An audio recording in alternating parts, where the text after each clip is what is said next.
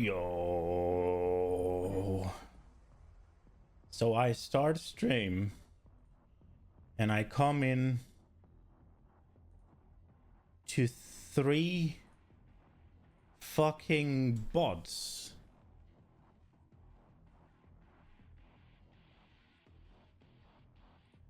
Trying to sell me shit and scam me.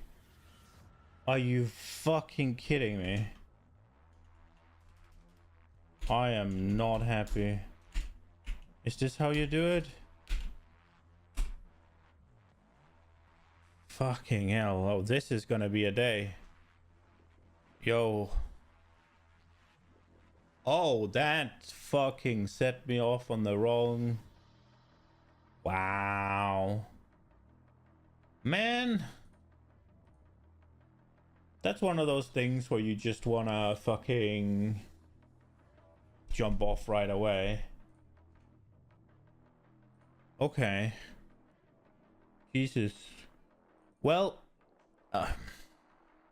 Okay. Wow. I was thinking we'd start with cooking on the Templar a little bit. I set very, very rudimental town up yesterday. I couldn't really get any good farmers, so that was actually all I wanted, but I ran out of gold, so that was great. I have one. But they also... They take like 1 map an hour, like half a map an hour to keep running all of the town, so that's good, I guess.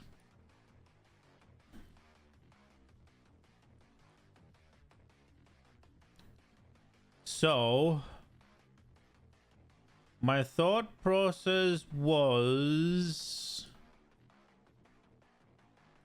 let's try and see what we can do different. So we have 88 points.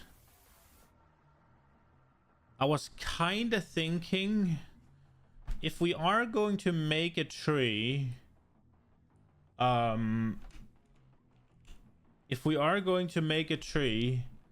that can support a, what's it called,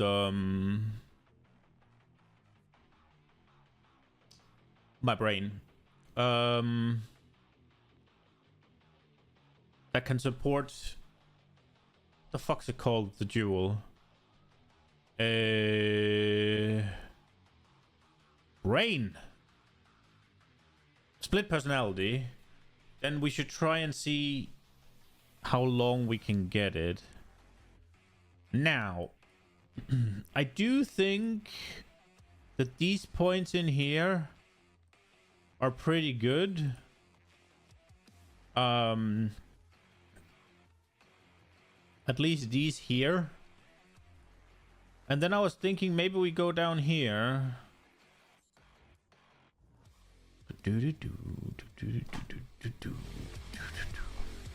And then it's a question of whether we take the... We probably take this, right? And then we go here. Get Iron Will. Wait, maybe we should actually import our character, because I want to see if it's feasible to swap to the Heavy Strike of Trathus right now without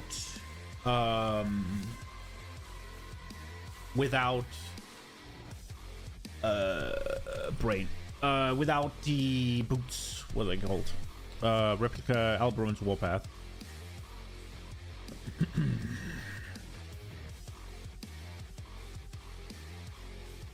It's gonna be pretty far to travel. The question is whether or not it's going to be too far. So let's get rid of all of it. We go again. Here, here, here, here, here. I think we'll go maybe the region. I wonder if this is good. We go here. Anything here? Armor, flat armor, and physical damage increase. Physical damage increase isn't going to do anything if we're going to do the Oberons. Wait, does that mean... Nah, these aren't... These are just flat increases, right? And we go here, we get this. I'm thinking we get this. Now, getting a bit of max rest would be nice. I wonder if I want to go in here. These are pretty good as well. But then how does that look? We want to get this, I think, and then we want to get probably int. The question is, can we afford to go down here? If we go here, then we'd probably go through here.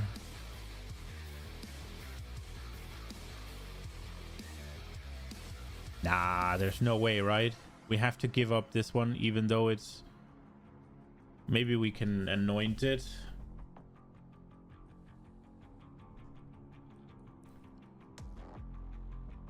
There's also this one.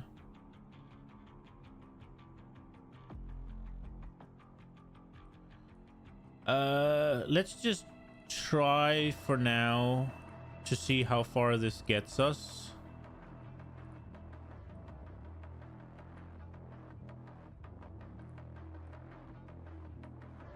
Like where we land in terms of points.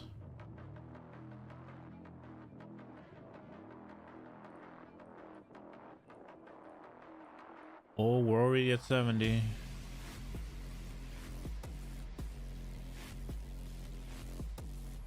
What the fuck?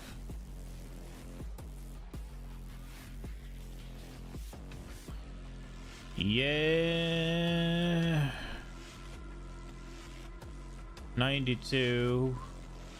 I mean, it's very doable though, like this, but we'll still have to go here. Although these are elemental damage.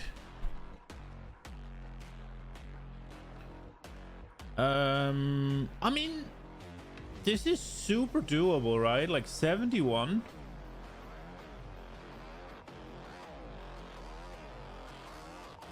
Where are we at in terms of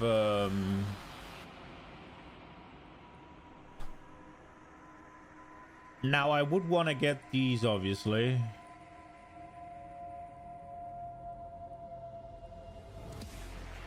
That's only 101 still.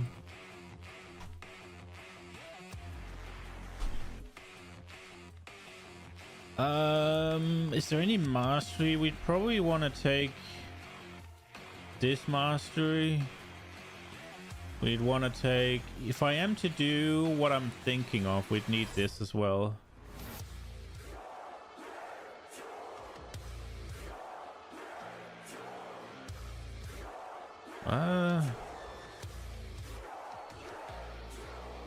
So in terms of just damage right now, we lost... we're down to 9k damage. Now the question is...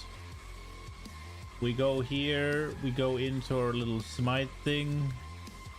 We take out living lightning, we take out smite.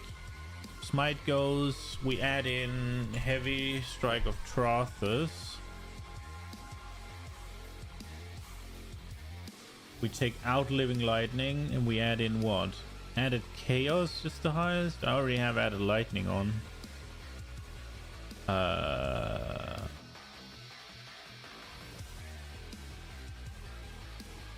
guess this needs to be 17 also. No usable weapon equipped. Right, we need a staff. Can we just... We'll just make a staff that is equivalent to that. Doesn't matter which staff it is, I don't know. So we need to hit 300 DPS.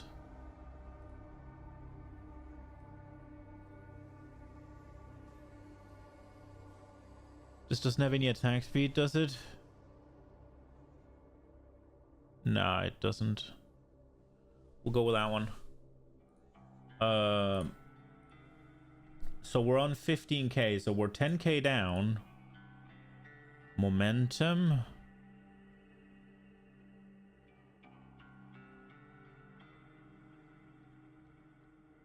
We have multi-strike on.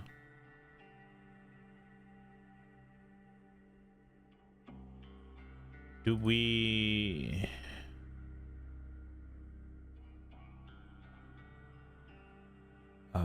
it has to be some, like... Lightning damage needs to go away anyways. So does added fire. Eventually.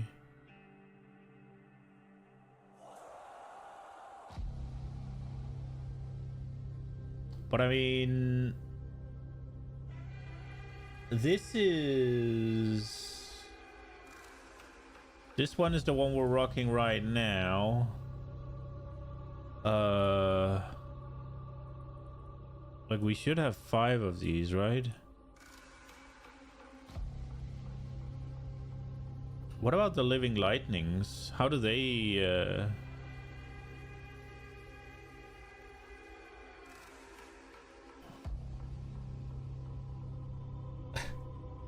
They don't have a damage. I guess they don't work, or...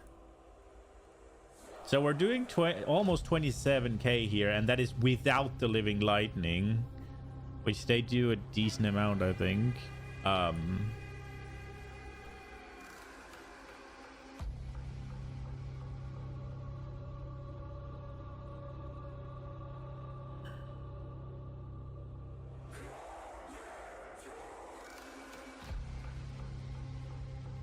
I mean, for now, I guess it will be something like elemental. I guess we could do volatility.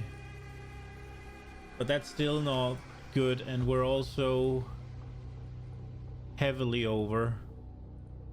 What happens? What's our strength at? 525. If we add these now... Replica... Alberon's Warpath... and we just throw them on, our damage goes giga down because these two stop working. Awaken, so added chaos damage, we'll go with that. And what is this? Support skill deal more chaos. I guess we'll do this one. Okay. Well, that's awakened. Isn't there just a regular one? That's put us to 17k.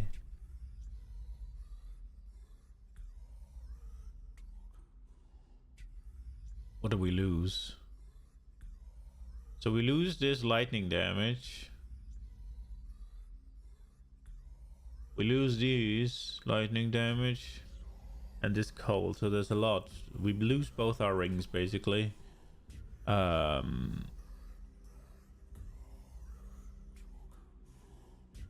how much is this one, actually?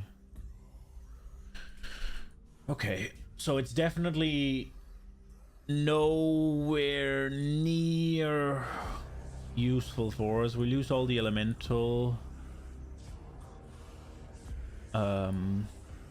All the elemental gains.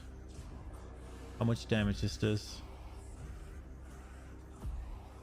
Okay, it's 10%.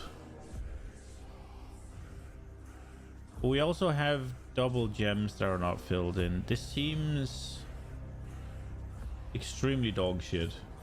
Crit's pretty good though. So if we get this...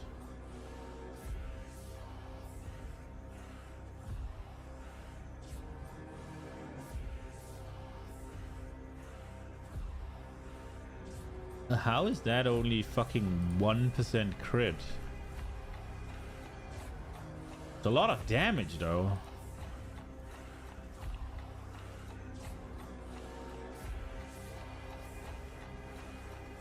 How is that only 1%?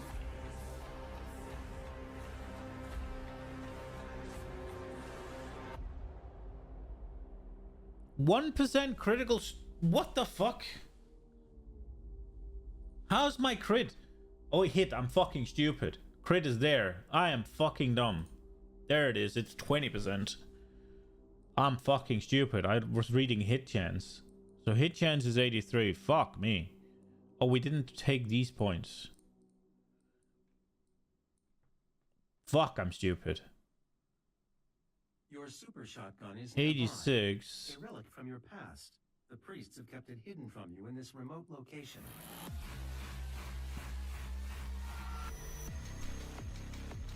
Okay. I mean, now it's better.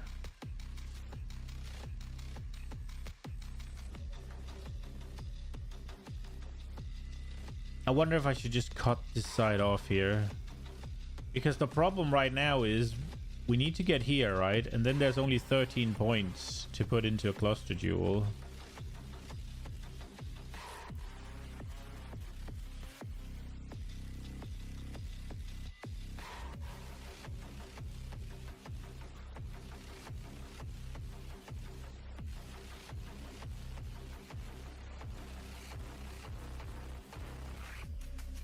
One, two to skip, but that's like, it's like not worth it, right? I don't think so. Maybe, I don't know.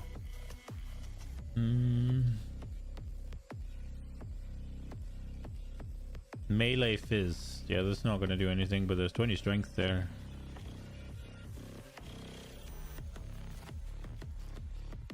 I will admit there is a part of me that wants to go here.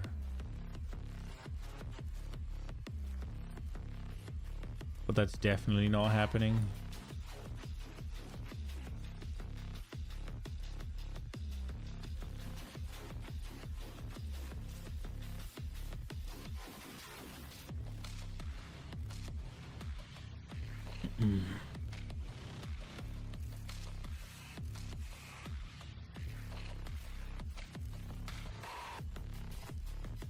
The question is if we can then...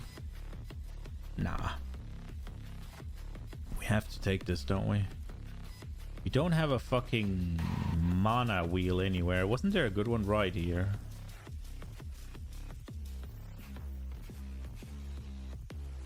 Yeah, if we're doing all of this, we need to take something out. Something's gotta go.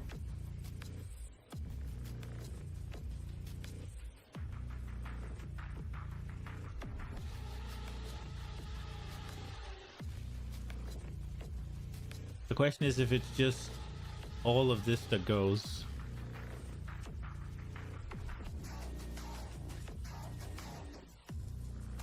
Okay, well, this wasn't as easy or even remotely as good as I expected it was going to be. I was hoping that without the Alberon's Warpath, we would be similar damage. But it's nowhere near. Now the question is, am I set up anywhere else for chaos? No, it's determination, precision, clarity, vitality. I guess elemental weakness is a thing. So that does something, obviously. Oh, Wrath. Is Wrath active? Ooh, it was. Wait, then maybe. Wait, I am using Wrath, am I not? Oh, I am. Is there like a... That makes sense. Wrath is a lot of fucking damage.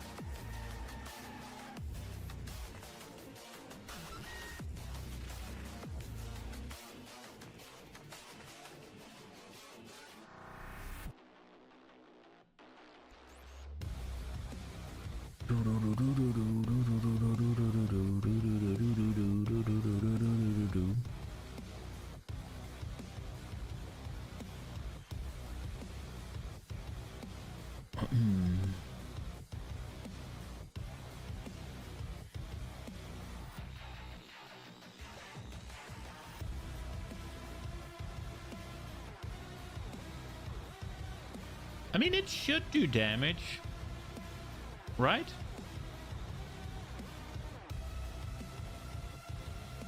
It should get there at least.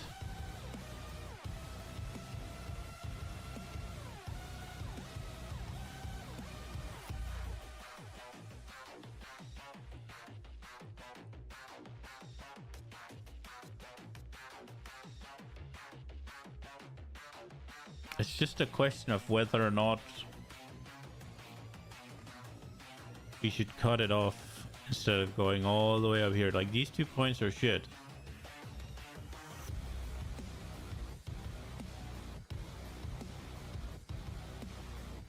But then the question becomes, should we go for this one instead?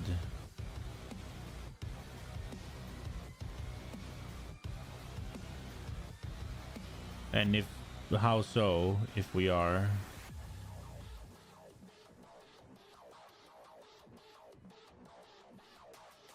Or this one here. I mean, what is this one? Energy shield.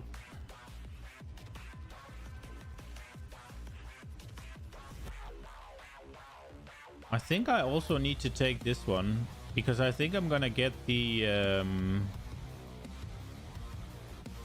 one here that makes or maybe not there, because maybe that transforms these to things I don't want.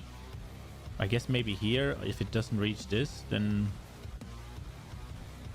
Because I want to get the keystone that where 50% of damage taken goes through energy shield.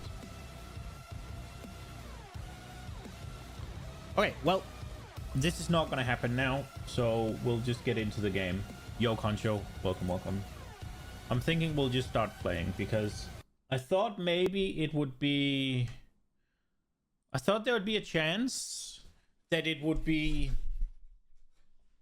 at least remotely close to the same damage, but it's fucking nowhere near. Nowhere near. So yeah, we gotta do a bit more to the old Templar before we can do anything.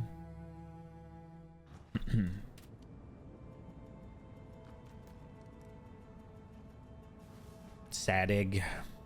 So let's... Oh, I didn't open a Wiccan PoE trade.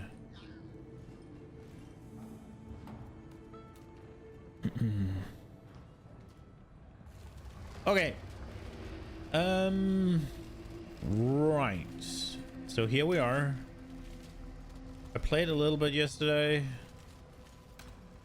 Didn't really get anything done, sadly. I guess I farmed some arena maps.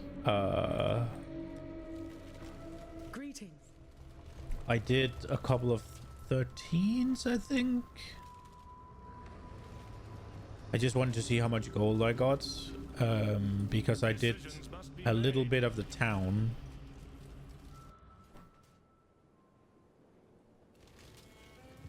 What now?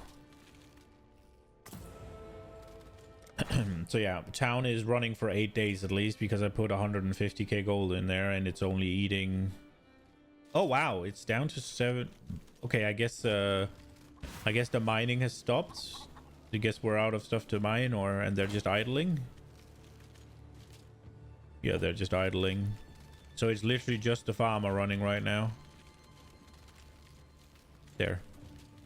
And I only got one. Got anything for us to disenchant? Oh, the disenchanters are stopped as well. I guess I ran out of dust.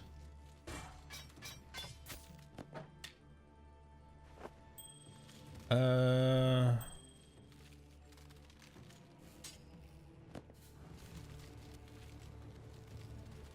it's you. Let's make some dust. Not bad, not bad. There we go. Good thing I picked up all the shit here.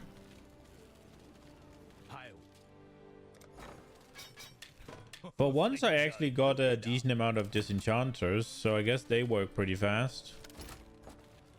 I guess these guys are idle as well. Goes the adventure. Yeah, these guys are idle as well. Yes, it was impossible to actually get farmers without everything attached to them. Like I could take the tier 3 guy, I guess. But yeah, I don't wanna re-roll anymore because I gotta build up a little bit so I can respec and stuff.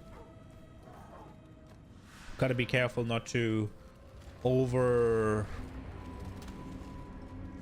it, because then I'll just be out of gold perma. I guess we'll run these. I think I did something wrong with my either it's the loot reductions from, well, everything they did, or I did something wrong on my tree this time around, because I've been struggling for maps this time. I don't usually struggle for maps, I don't think. Speaking of the devil, did they go with anything? Like they had the what we're working on. We're gonna do this next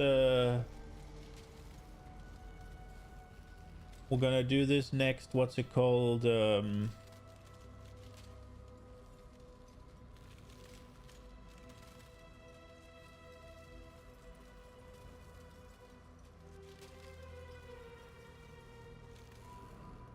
They said they were going to do something this week.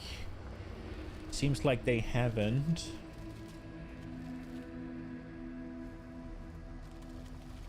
Not yet, I guess. They said that they were gonna address some loot and stuff here this week, but I guess it is Tuesday, so it might be oh, is this the one we're doing? I don't like this one. This is the one we have though. So I could use Orbs of Horizon, which I should. I could use Kirak, but he costs chaos, so I don't really want to do that.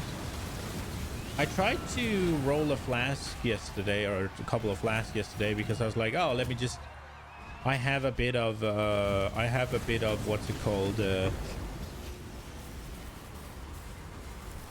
I have a bit of alteration orbs and stuff, and the what are they called? The annul orbs were giga cheap. It was 1 chaos for 1 annul orb. So I figured let me just try. And I rolled a flask, and I was like, fuck yeah, that's a pretty good flask. Last season that would have been closing in on a divine. I looked it up, 10 chaos. Ha! I don't know what happened to the flash price. I don't know if it's just because I thought that, okay, maybe it's just because there's not enough people that has access to Mage Blood yet, so it's only the really expensive one that's selling. So I looked at a perfect roll, and it was like a divine. Like last season, that would have been freaking, I don't know, 3 or 4, maybe even 6 or 7. And I just sat there like, what do I do then? Now I'm not sure if it might have just been that the meta of which flask you're using has changed.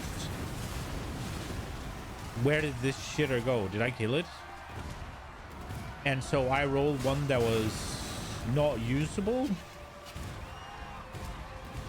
That could have been the case. But I did it. I got like 2, I think. 2 that would have been a divine-ish, and it was the same shit. So I don't know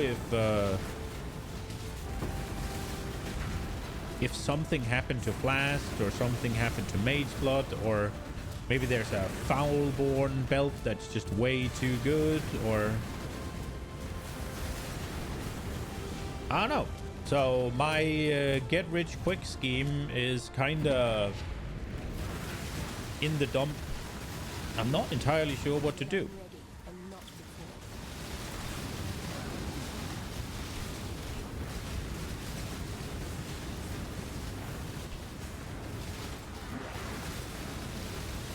So we're gonna have to figure something out if we're gonna want our currency.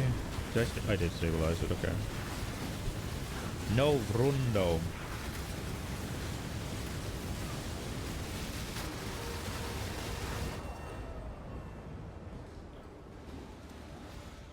Okay. Greeting. Is this any good?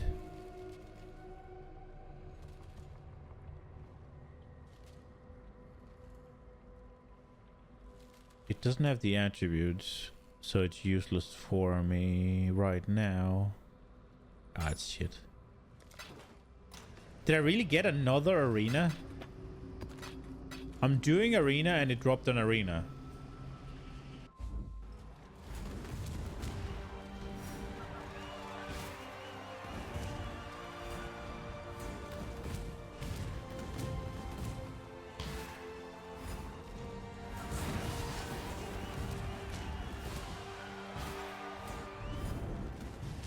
I need more mana.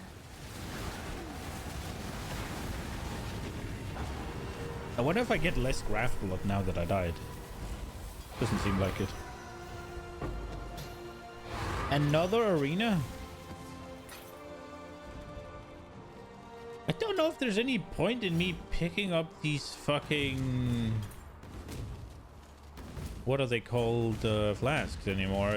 If they aren't gonna be worth anything, then what am I doing it for?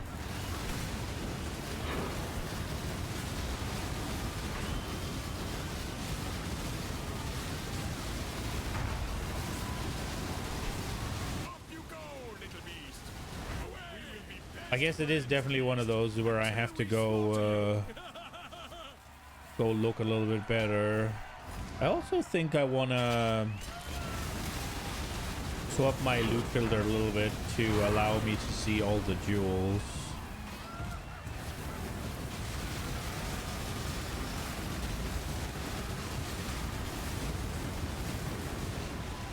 And maybe all the essences.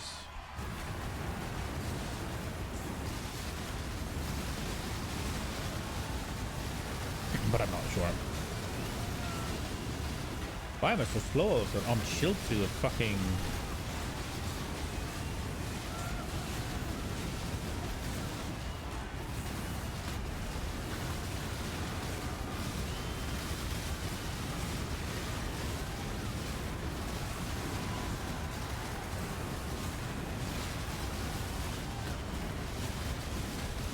Because supposedly I can't really rely on raw drops this time around because they nerfed a bunch of stuff.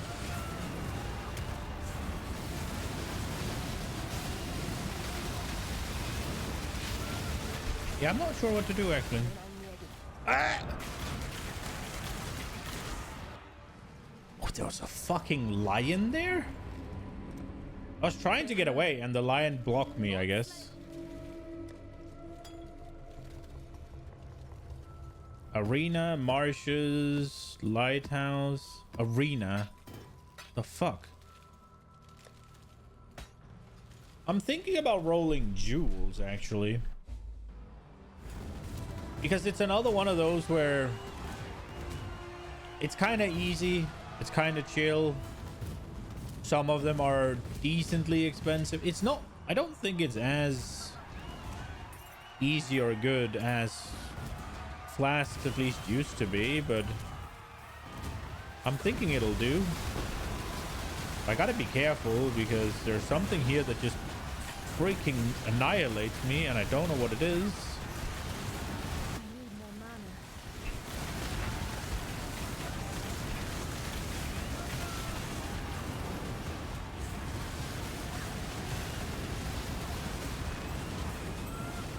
So we just lost the abyss, huh?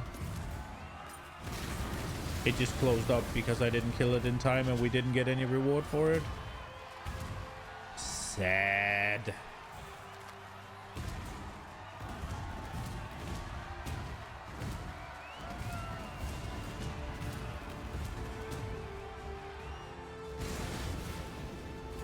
I need more damage. Wait, this is where I came from, wasn't it?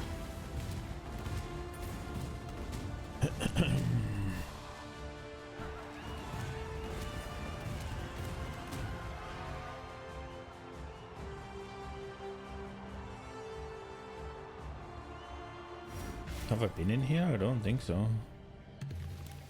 This way, Exile.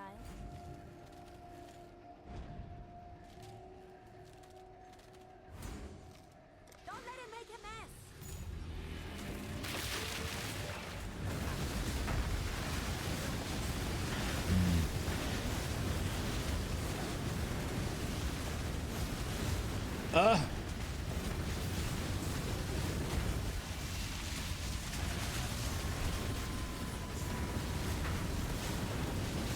What is that? Oh, it's hinder or something.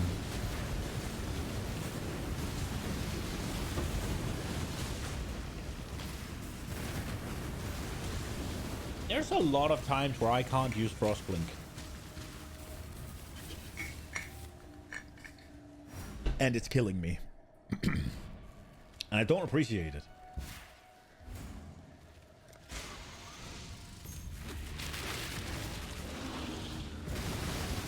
That water tastes a bit weird.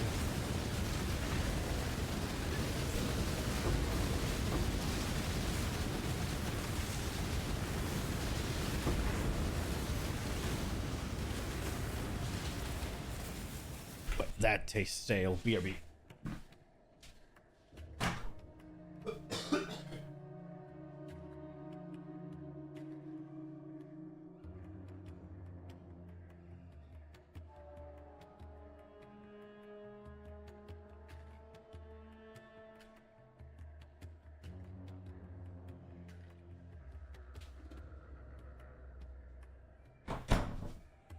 Good thing we have 2 of them.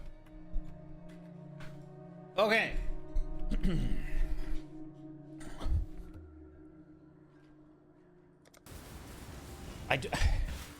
I'm playing this character. I'm trying to get it better, but I'm gonna be honest. Outside I need more mana. of just more damage and more numbers, I'm not entirely sure what to do on it.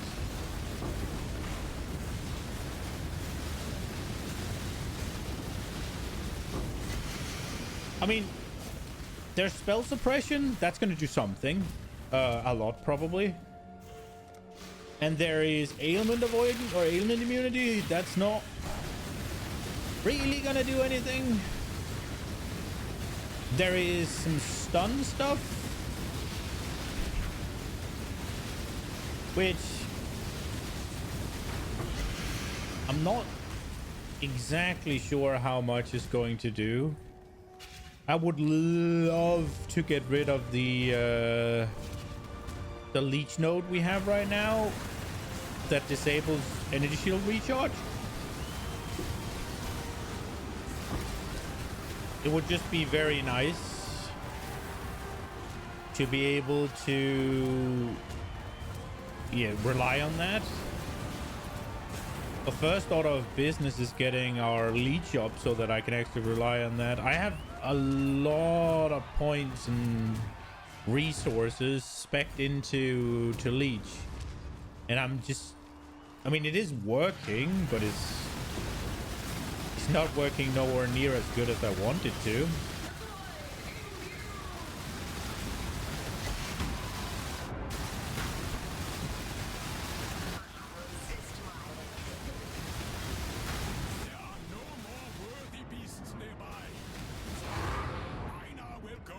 Jesus.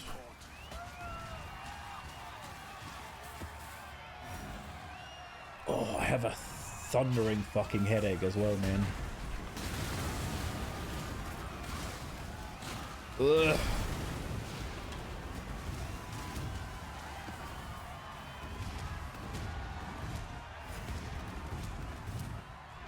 Was that it? Did we do everything? We did everything.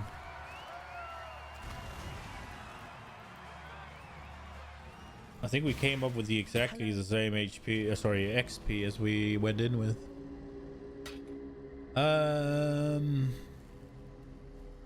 That's a decent chaos resist roll, but that's all it's got right now. The elemental resist is pretty good as well.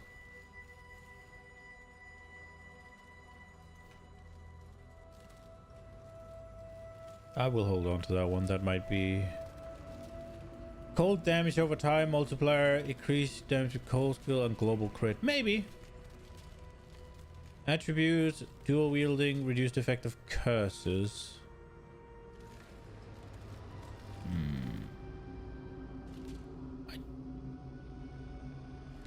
I don't think so.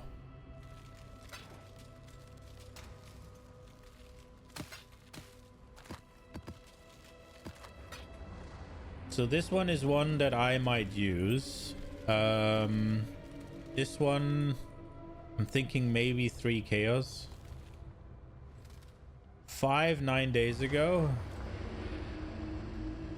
But are they... Because that could be... Let's see if it's a teleport to hideout guy.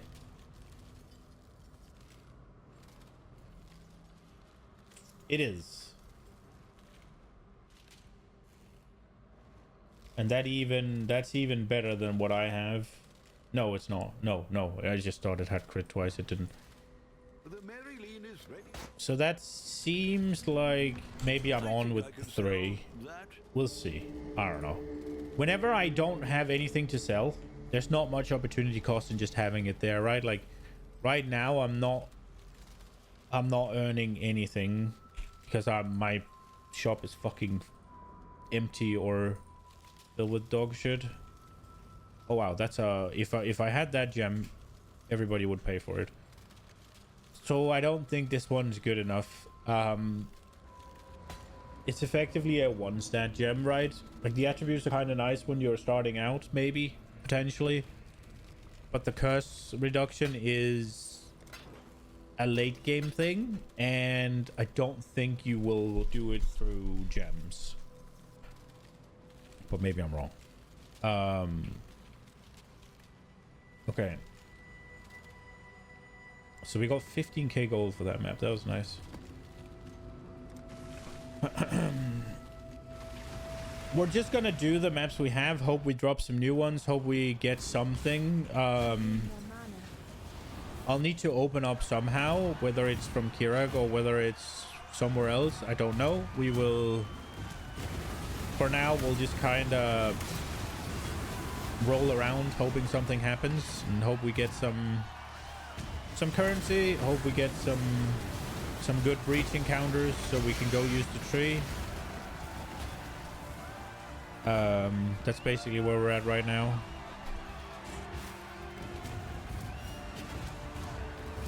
If I could get an upgrade to my wand, that would bring us forward a little bit. I think a lot of the issues we're having would be solved with just doubling our damage, right? Like, and I think I don't, as much as, oh yeah, just double your damage, right? I don't actually think doubling my damage is as crazy as it sounds.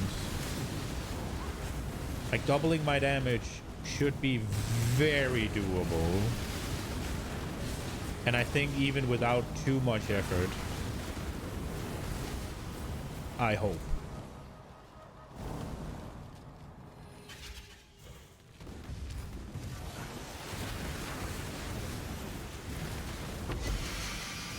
Ooh, interesting. I'm gonna be honest, I fucking love these womb gifts. It is one of these things where maybe I've just picked an avenue that doesn't really work. I'm doing too many things with too little budget at the moment, probably. And I should just downscale a little bit until we get better. When I'm ready and not before.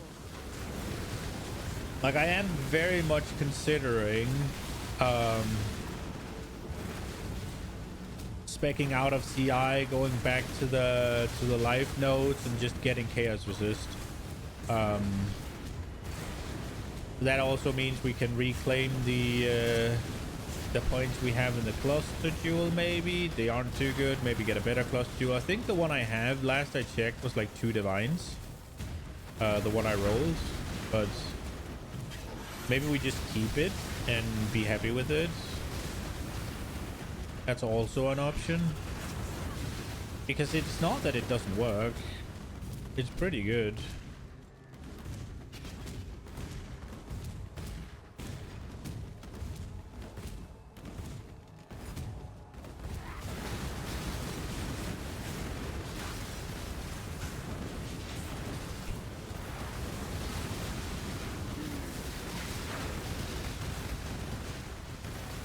I need more mana. But yeah, I am very tempted to give up the CI dream for now. Although I don't feel like it's been more squishy since I swapped to CI, if I'm being honest. But that might just be because I'm getting one-shot by all the same things that I did before. It just added a couple of things to get one-shot by, because obviously my HP is lower. But I don't get one-shot by the chaos shit that was getting absolutely clapped by before.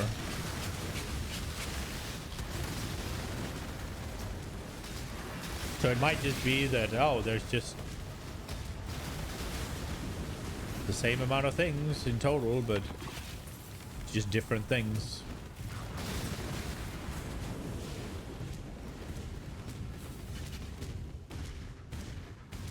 That's very possible, I guess. It is very much a piece of shit build, though. What I've clobbered together here.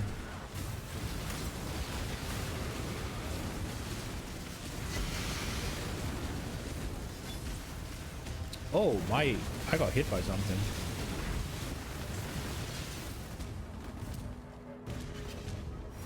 I'm just gonna admit, like, not having energy shield recharge is so annoying. It's really annoying.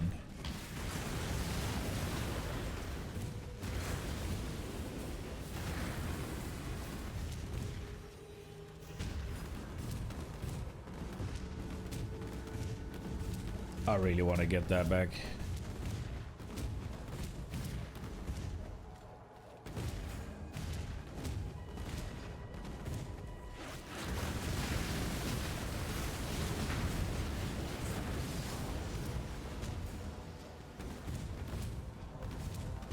Maybe if I could just if I double my lightning damage, I need to do other things as well, because otherwise freaking Trinity isn't working. Get it done. Cover me.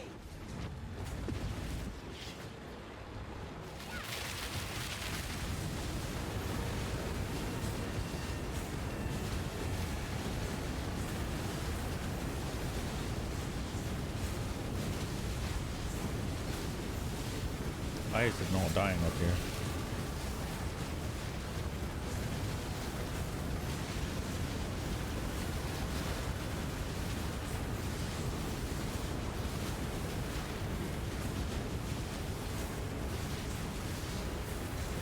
I wonder if...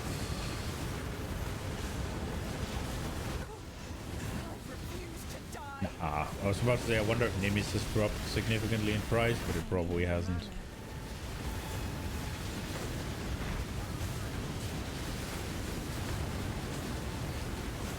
I would be surprised if it had. It's for the meta blaster right now, right? And from a fucking Uber boss, that thing's gonna be giga expensive the entire season, probably.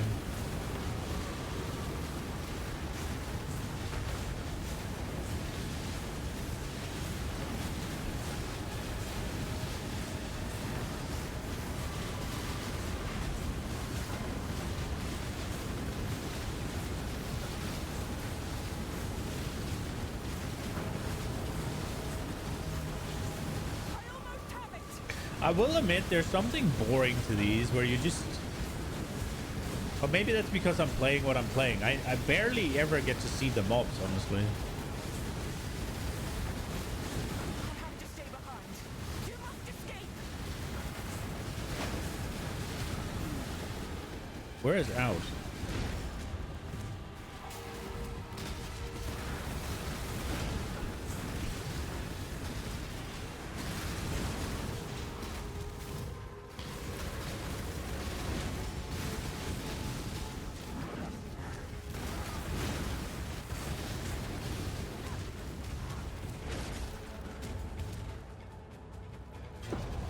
Let's go. How much graph got? 4,000.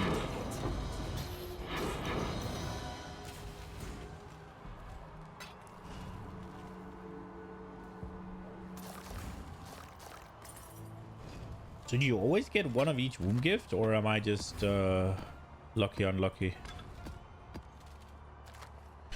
So there's double convoking wand and the sunfire circlet. I guess we'll pick them up because Much clutter. oh, I guess not. Maybe I can pick up one of them. Convoking wands is not what I want, but right now my wand has zero Hello. it has zero modifiers, or like zero implicits, I mean. So we might as well just look, because, you know, on the off chance that I roll something well. Okay, so let's see what we got for these Foulborn.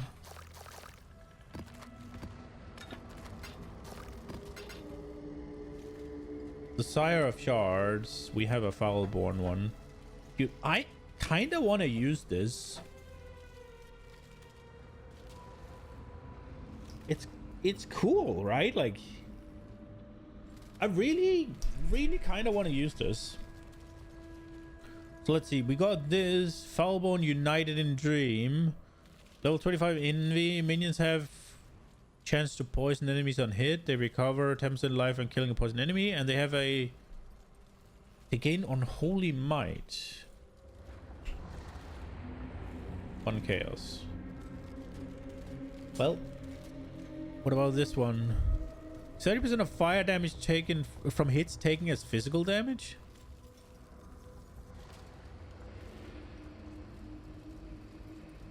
Armor is increased by overcapped fire resist.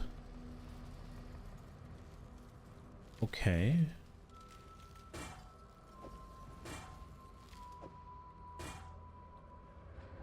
And then we got these two for dust. Right.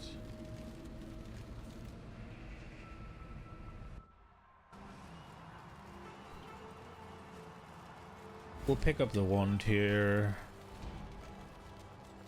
And I don't know where we came from. Didn't we come from down here? We'll go left. When I'm ready and not before. I need more mana.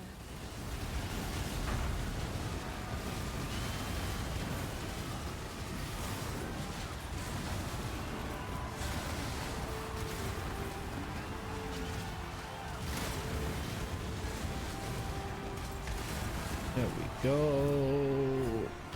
Oh, it's really nothing in here, huh? I'm not doing that. You might be moving back to stack decks. The maps aren't doing it for you anymore?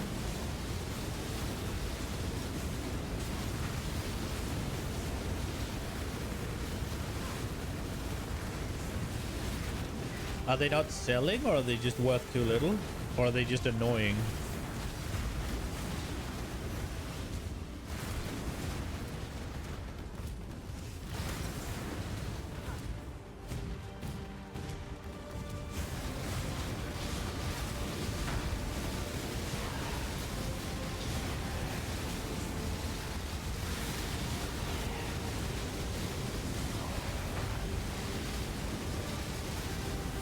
People aren't bulk buying them, which is the entire point. Do a full inventory of maps. And people are buying one.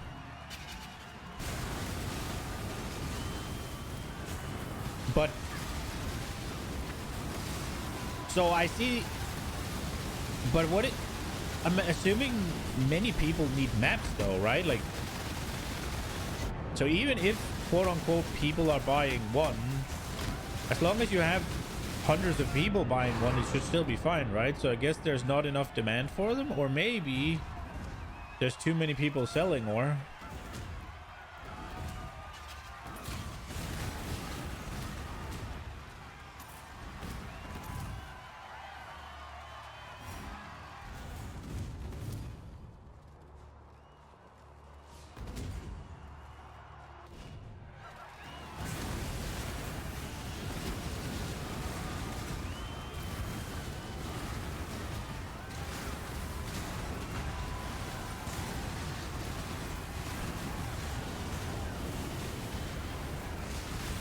You're not trying to landmine them, right?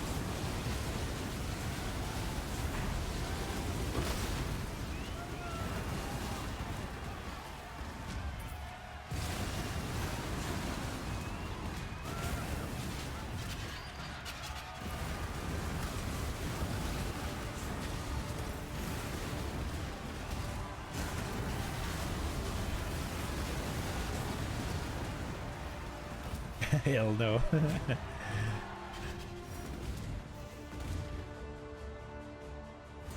I saw someone who each student you've put up at like 5C. I need more mana. 16 and a half to 40C.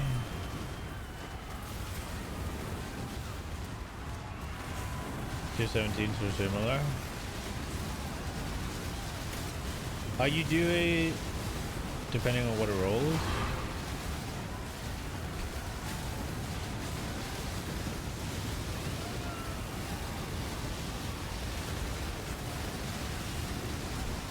When I'm ready and not before. It might just be that you have too much competition, I guess. Or I guess maybe people do that the old-fashioned way still.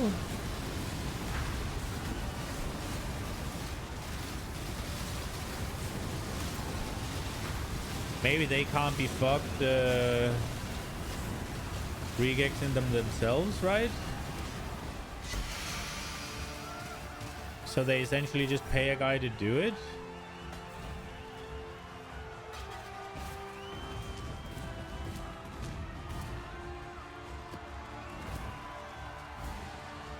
But that does seem weird. They should just take a regex to your freaking to your stash.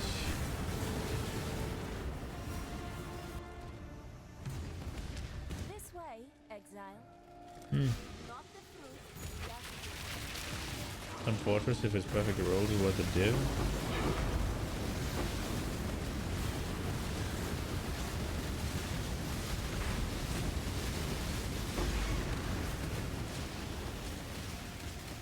People bought 7 maps overnight. I mean, overnight is a bad metric, right?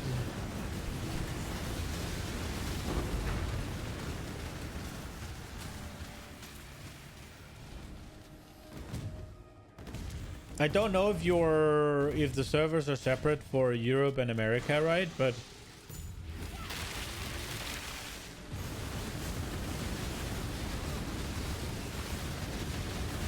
yeah, 24 hours is better. Is there a way you can look at 24 hours? I don't know. Oh, this one didn't wither? Ooh.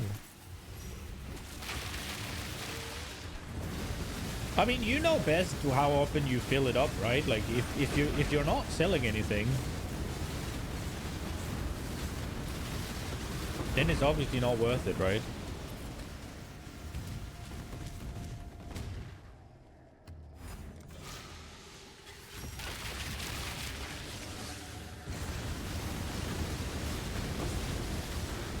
I need more mana.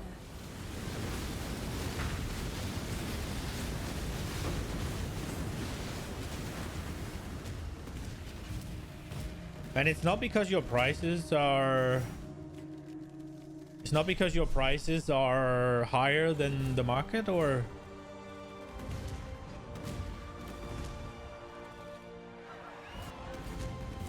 Yeah, this one's kind of hard to figure out if you've done everything, isn't it?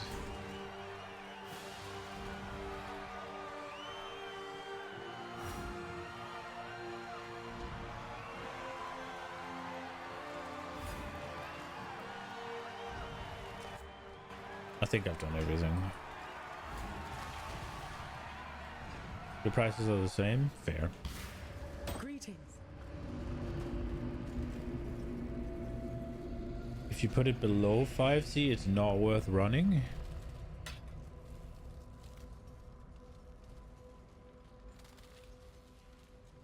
I mean, fair.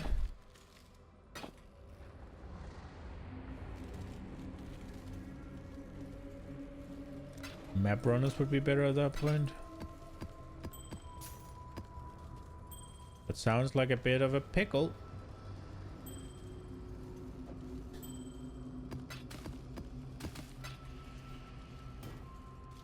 Attributes attacks people doing global crit and faster start of energy. Ah, there's no way that one's not good. Yeah, no. We could maybe roll that one. Map runners has already gotten you more divs for existing. That is sucky.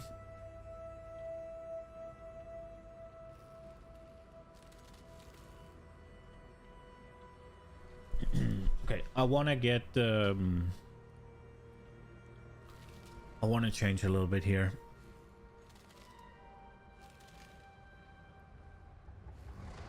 No, we'll leave the essences. What is incubators doing?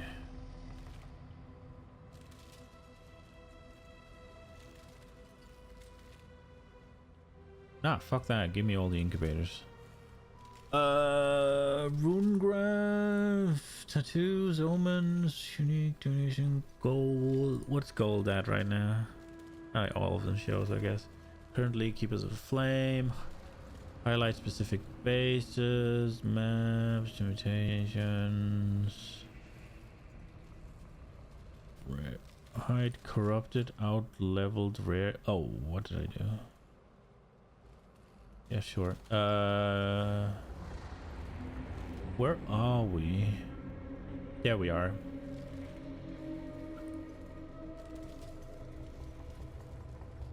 Magic plus corrupted mod. Oh yeah, gimme. Gimme. Let's try and see that. Quick save.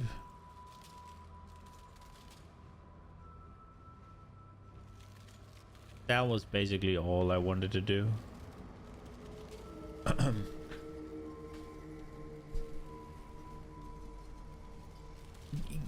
I have heard some talks about the PoE economy being kind of funky right now. I haven't really at all looked into it, but the whole flask situation I saw yesterday kind of seems to indicate it.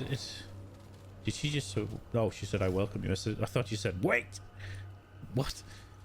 Let's see if we can get ourselves a wand. We got one shot at it, I guess. Yes, just like that. And it seems like we could not. Let's see. Oh, maybe. I mean, we lose all the cold damage. I guess I can... This might actually be better still though, right?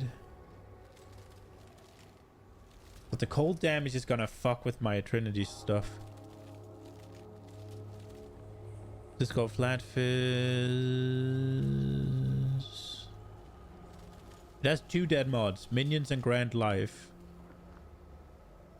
I guess if we swap out of the energy shield, but then we don't get attack speed, we can craft, I guess, cold or something on there. I guess I'm gonna have to look at those two. Let's get Path of Building open. I'm kind of curious.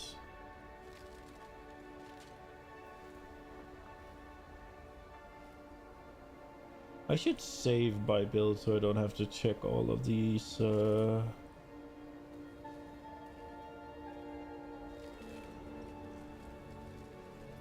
things every time.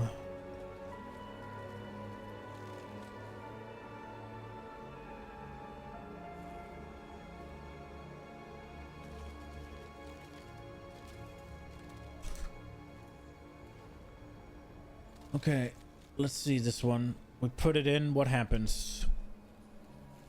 Damage goes down by 22%. Yibus. If we add attack speed on there,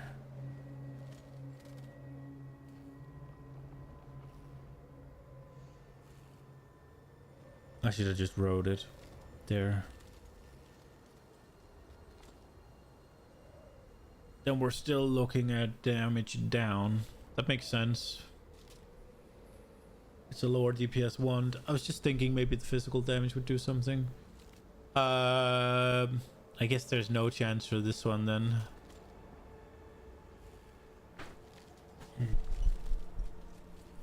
That sucks, man. Tier 1 lightning, tier 2 crit, tier 3 lightning, and fucking tier whatever hive is. I think I'll hold on to it. This one can go eat a dick, I guess. I'll see you again. But we do need to spend some more of this graft blood. Are we just gonna send a bunch of the unique ones? We could. We could send some of the graft, see if we can get something better. She is pleased. I'm just gonna send a bunch of them and then figure it out later.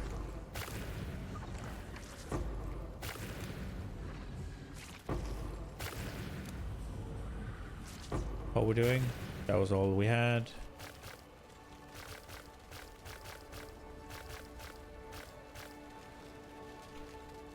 Okay. So I'm kind of interested in keeping the Wreathed in Lightning, if I'm being honest. There's this one. These are all Wreathed in Lightning. So 29. This is a level 30. So we got 3 to 20 lightning. What are we using right now? I can't compare. Okay. So it's 2 more lightning damage. Crit against shocked enemies. We don't have that. We have increased chance to find lavish. We got chance to shock. And we got chance to shock. Growing wound gives. Increased damage. And chance to shock. Okay, so maybe we could make this into something good. Then we're looking at the Grey Wind Howls. What about this one? This one is the field. Spell skills have increased area of effect. Minions deal increased damage. Spell skills. Graft blood stored. What do we have here? Violent Desire. While you have rage, will provide a buff to you, which grants chance to inflict an additional impale. Okay. 12% increased max life.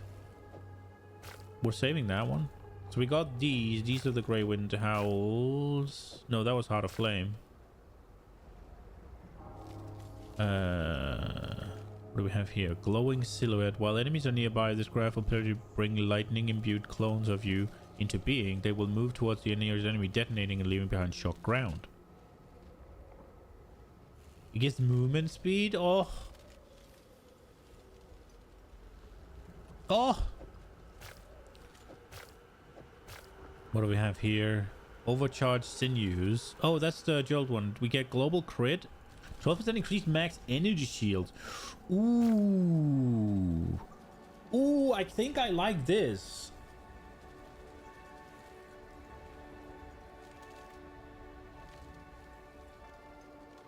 So getting 1% increased damage taken is obviously bad, but maximum attack damage, that sounds really good.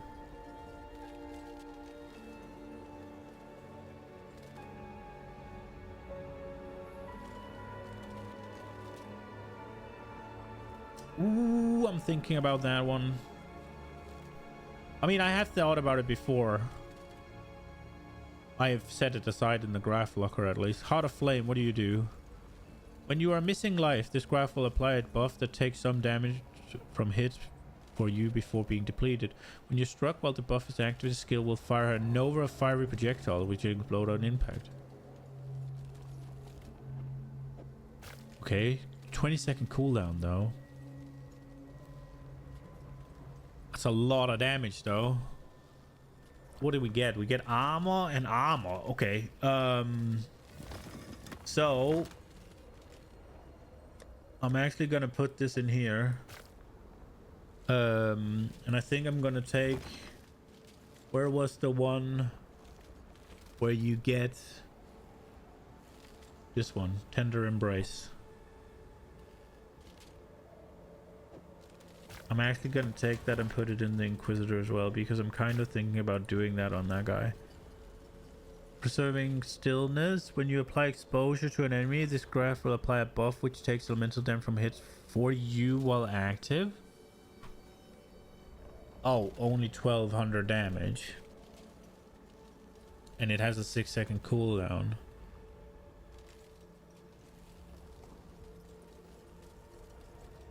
You get elemental resistance, you get projectile speed. Preserving stillness is kind of interesting though. Maybe do something with it. What are we looking at? Call the Pyre. This one will throw away, I think. 42% increased attack damage and 16% increased damage, elemental damage with the attack skills.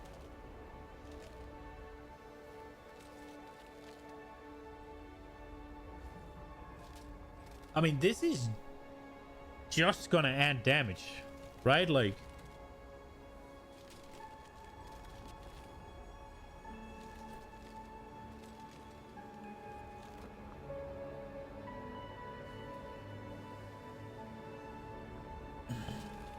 okay, this one goes. What did I say to this one? The Grey Wind Howls. Graph blood stored. Duration on ailments. Fire damage. 9 physical damage gained as extra element. That's kind of shit. This one has fucking... Oh, 7. Oh, okay. Looks like Dunes is not popular. Looks like it's Silo that's popular. Oh, so you're farming the wrong map. Fair. Sometimes maybe good. Oh,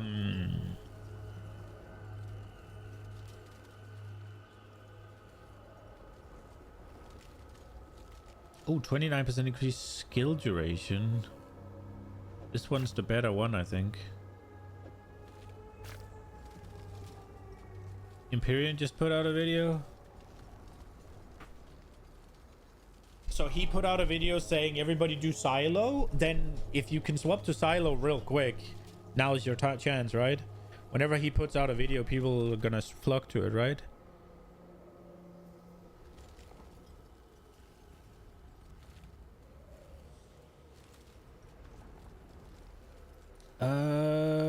I think I'm gonna sell these 5. And we got a Return to Dust. Target a rare, call force hands. Right, what do we get? We got reduced stun threshold and they crush. Ooh, that's interesting. Fight for Rayclast.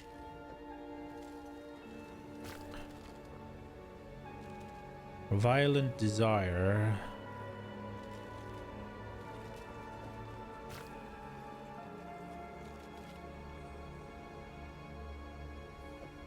I like this one. Maybe we do some... Maybe we do like a champion Cyclone Impale build. I was playing that a little bit last season. I couldn't really get it to work. But that seems like fun. It's a 60-second cooldown, but 27% increase. Does that mean it's like a? Does that mean it's a 12-second cooldown? So you'll have like 4 seconds downtime.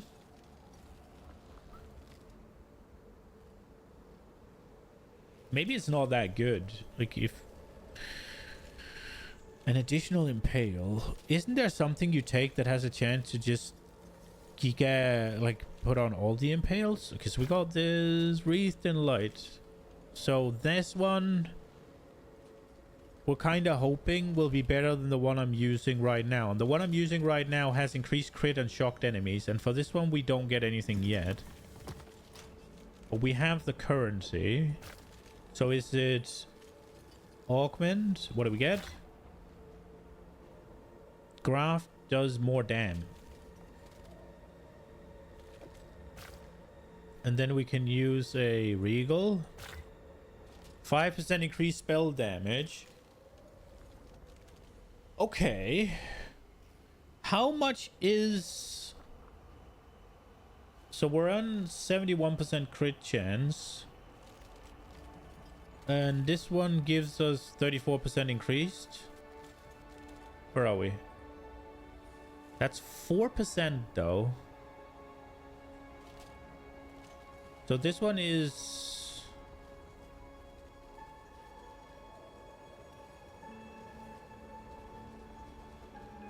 It's 5% damage, okay.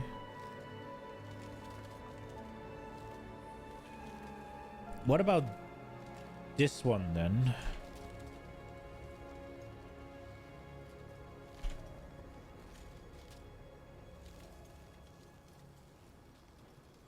Leathery Envy.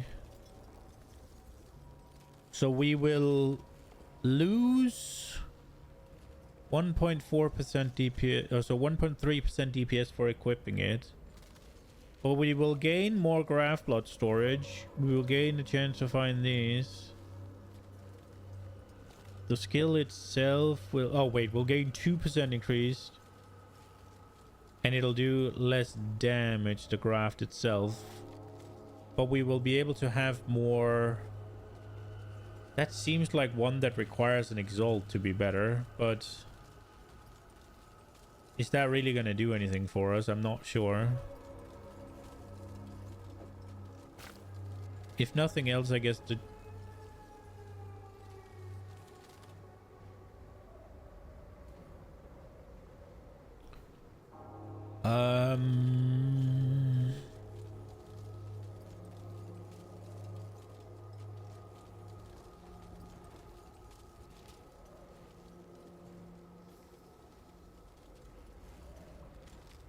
Preserving stillness is defensive, though.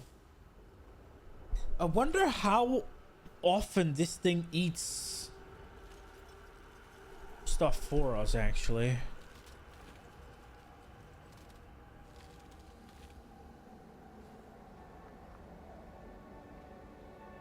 Oh, Violent Desire here. That was a seller. Beware of the enemy. So Call the Pyre. If we just use that, how much damage is that gonna add? So it's gonna add 2% here, or it's gonna add 4.1% on that one. And that is without Call the Pyre damage.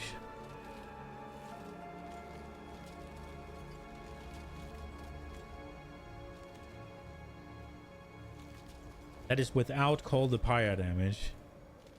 Now this also means that we're just basically losing an effect.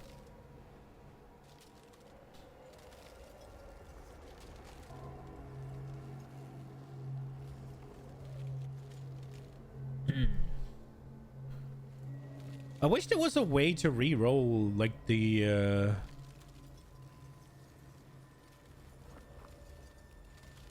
what is this? Well, enemies are nearby. They will put lightning be close. Detonate and leave behind shock ground. Nah, we're not doing that. We're not doing that one. Preserving stillness. Some defense would be nice, I guess. The Grey Wind Howl is exactly what we're doing right now. And then there's Innovating Grasp. But that's spell skills have. So I feel like I'm not getting anything out of the implicit. So I'm probably not want to do that. Sapping them would be a nice defensive though, but it's a thing you gotta use again.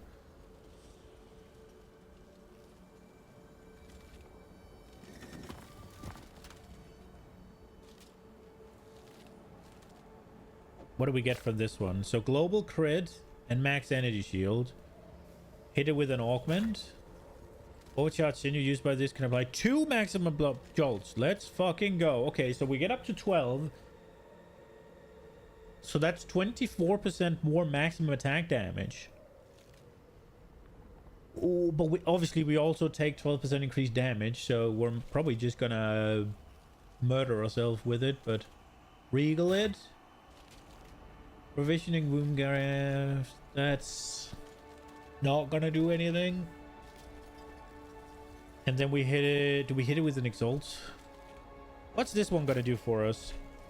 It's probably not supported in POB.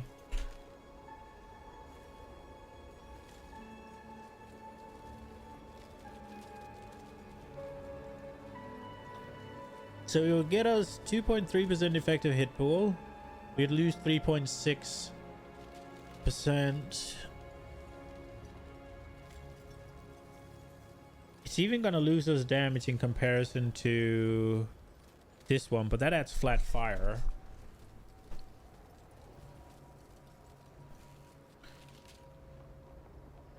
I just want to see. So I'm thinking we'll swap it for this one because I'm kind of annoyed with putting down the thing, at least in mapping. I never get to use it. And then plus 24%. Wait, 24, not plus. 24% more maximum attack damage. Can I just do this? What did that do? So the jolt on its own is like 60k damage increase.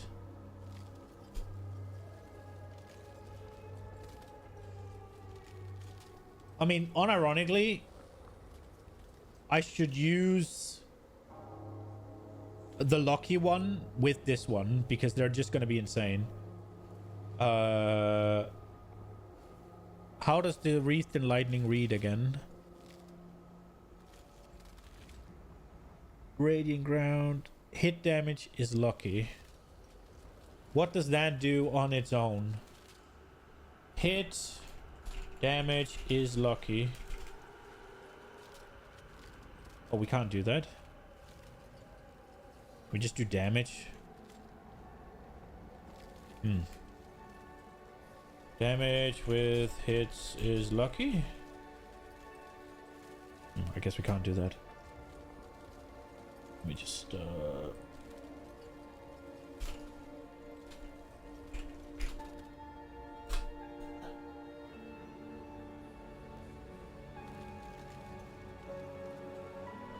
your damage with hits is lucky. Oh, okay. What does that do? Oh, that alone is more.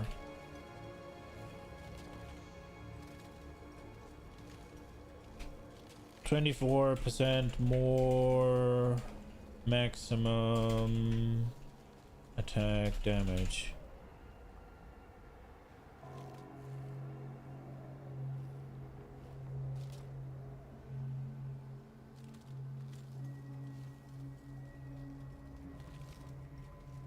So this one is 60k. This one's more. No, wait.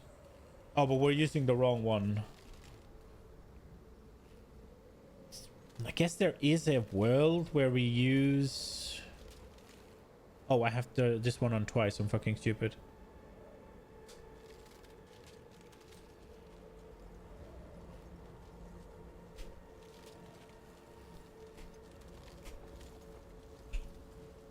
So this one's basically exactly 60k.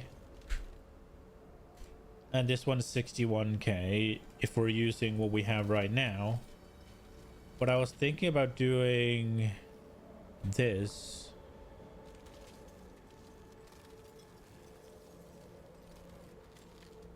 This is to 40.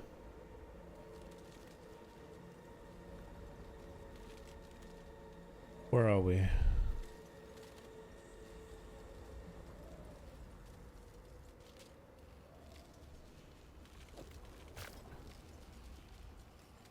So 1% increased damage taken.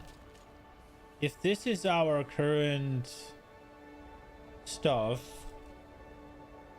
12% increased damage taken.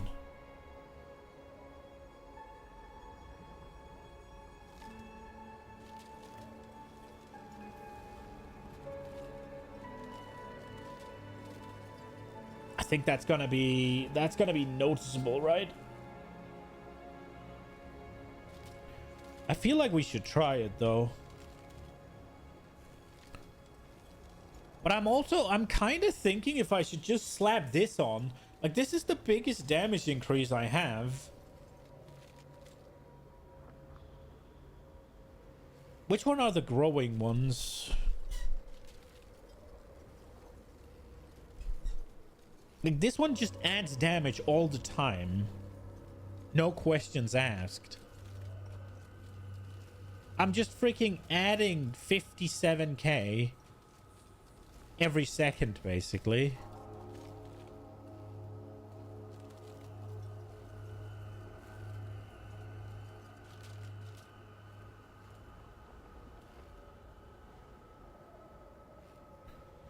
But it would mean... Oh? Feel free to meditate here as long as you wish. It would mean getting rid of this. Which I don't really want to do. But I'm not sure how much it actually does for us.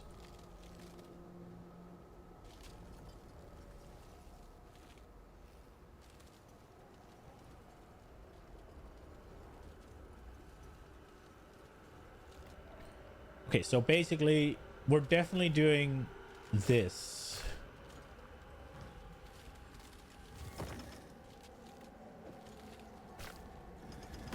Now whether or not this one stays is a different matter.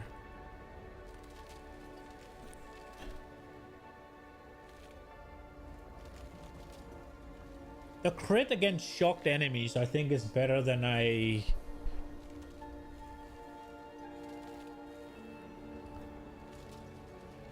do have half a mind to just send this.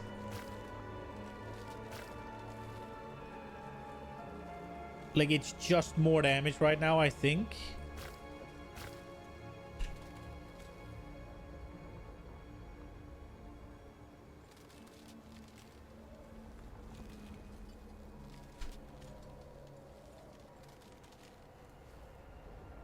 Yeah, it is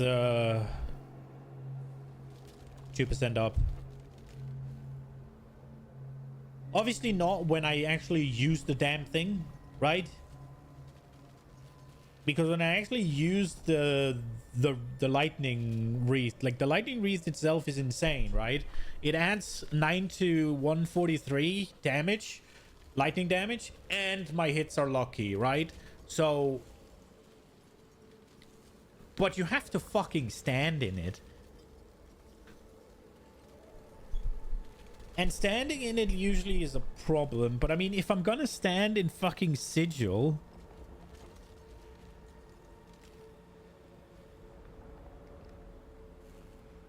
then I should bloody stand in that as well.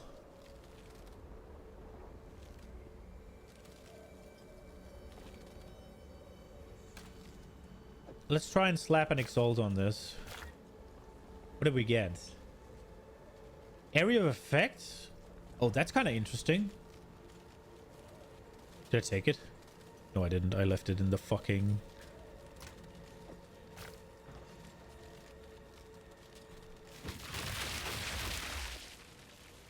Okay, and then we try this one. Oh, that's the wrong one. Try this one.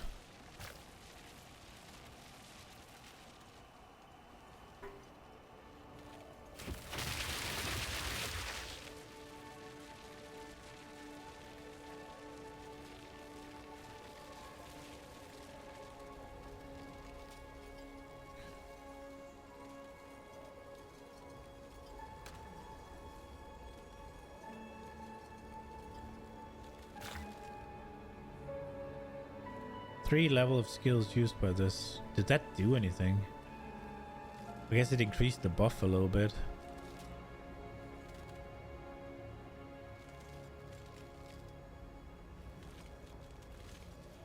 Preserving stillness.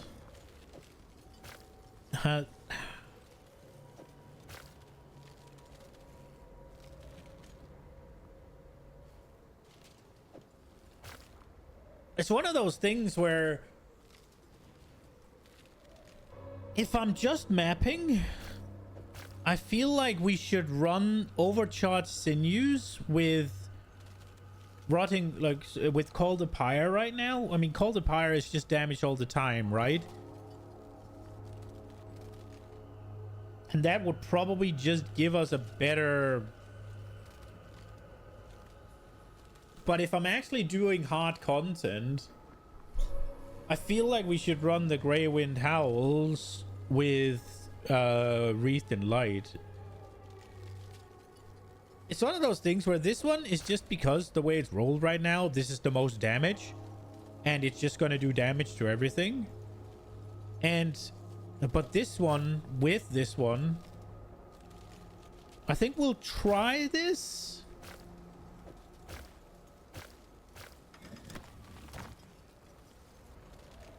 And we'll see if I get absolutely bitch slapped. We'll swap it out.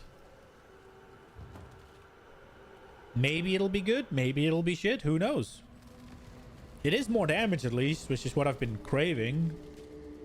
We did go down in crit a little bit. Let's give it a go.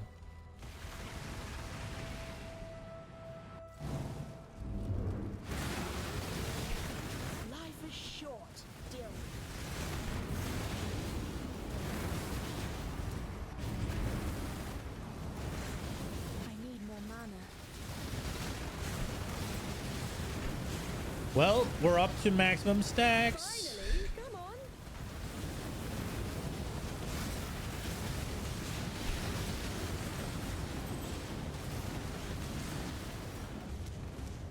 Oh, we're losing stacks.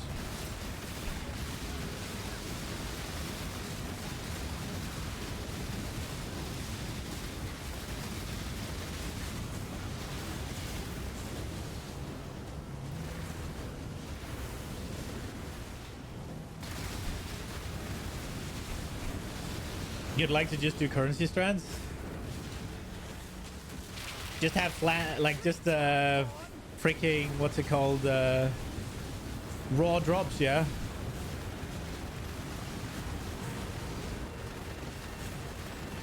Dude, that is honestly just the shit, right? Like, none of that freaking, you have to sell shit. You just drop raw currency and be happy. Almost got it.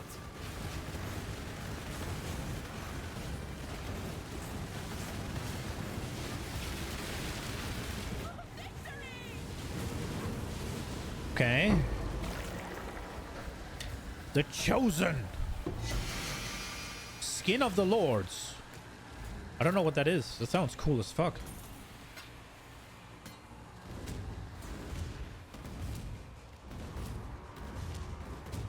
Wait, why am I in a spot that has 4 doors? All right, Gwenin, let's see what you got. What do we have here? Corrupted experience. Extra chaos, that one's free. I always love a good risk. Drop an additional oh wait, I want to start with this, then go to this, then go to this. There's a lot of monsters here.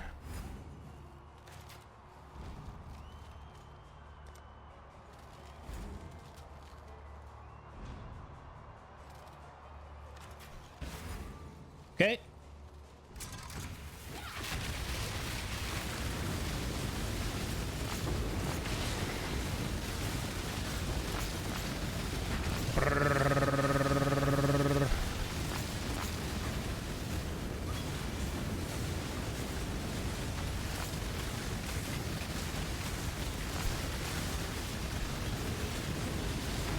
I don't know what things I gave them, but we did it.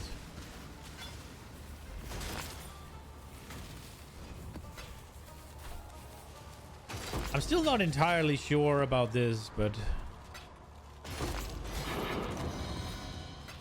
I think it's really good if I can make it work. If I can stay alive, right?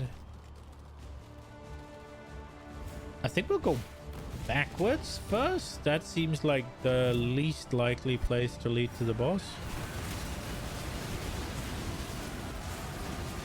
I need more mana. Okay, so I'm no longer And not before. shock immune. And I've actually shocked myself.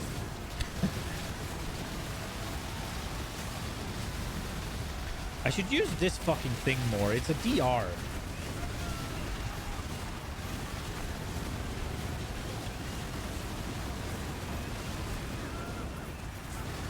And its damage as well.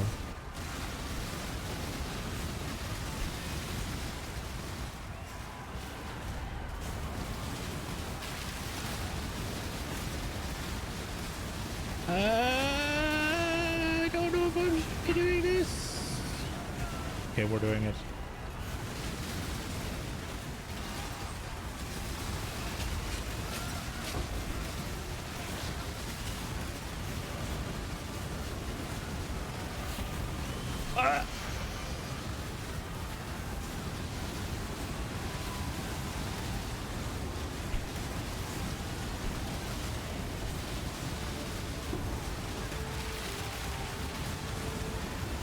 Ooh. Okay. Something was hurting.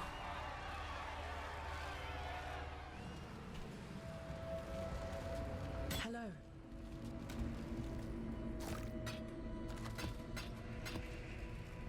Okay, let's see.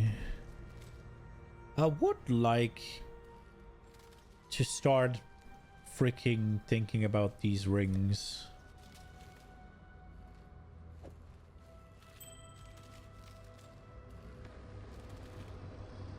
How much is a fracturing orb?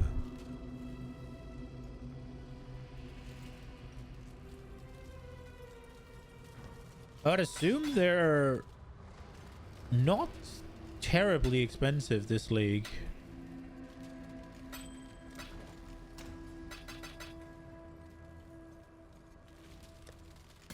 Or maybe they are. Ahoy there. Oh, Yeah, because maybe you get so many fractures that nobody farms for them, so that's why they're expensive, I guess. We'll see. I'm just curious now. How much are you in chaos? Okay, they are.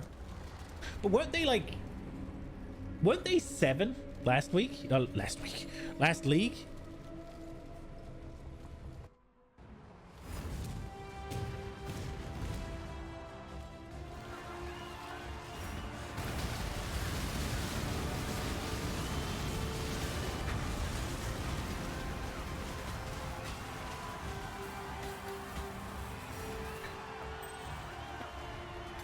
Didn't I ask it to freaking do this?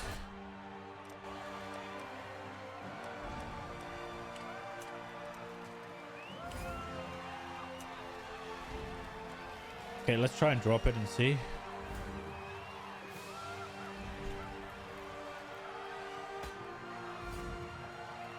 Okay. We'll have to go back and check that. I think I asked it to show the jewels. I guess I didn't save. Maybe I fucked it up. I did the quick save thing.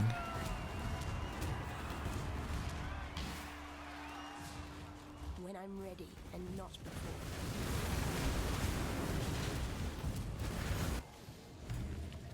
This way, Kill it, Exile. Quickly.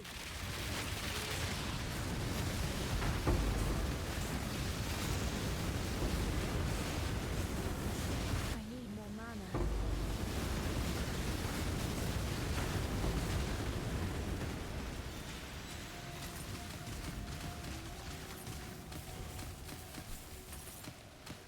Nice.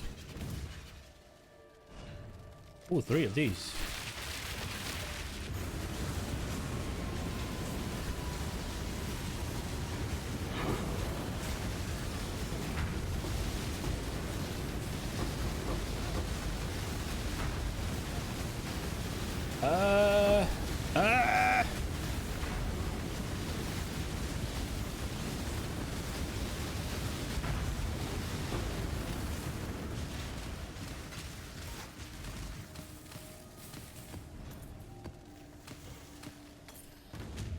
Damage is questionable.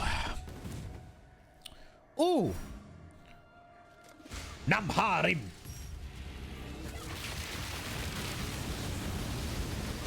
Oh, he's gonna murder me with the 12% increased damage taken, isn't he?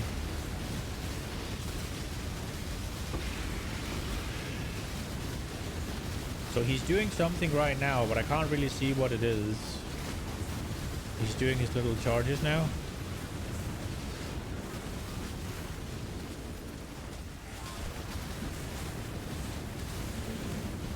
Oh no. Oh no. We did it. Where's the man? I don't know if I'm hitting him right now, so we'll go closer.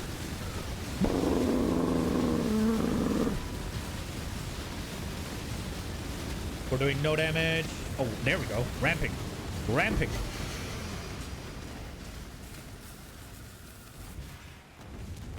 Oh, I wonder if my... I should check if my... Surely my fucking... What's it called?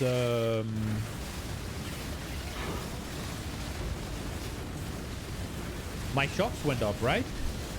No, they're still 27. What the fuck? Really? Oh, I wonder if volatility went up in importance.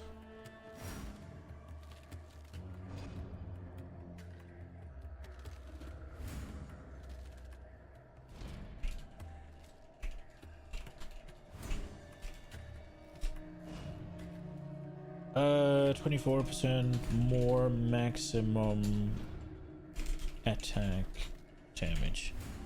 It either went up because now I have even more, or it went down because it's a source of more attack damage, right? Like, if you already got something, it doesn't multiply with it, so the importance goes down, right?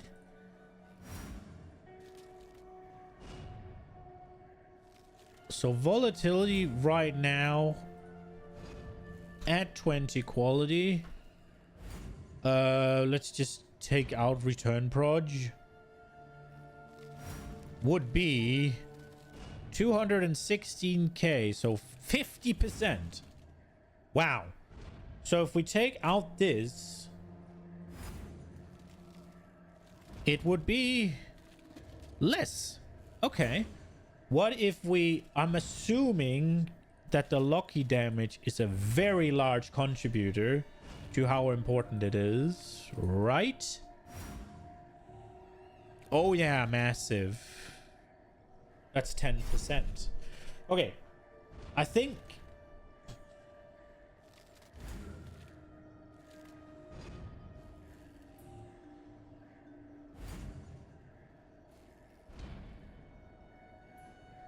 volatility might be...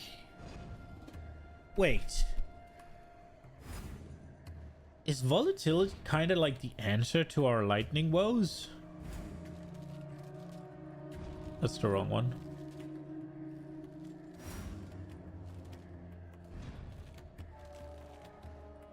Because if we take it out... Lightning is 13 to 28. Right about now. I guess we should go up in these.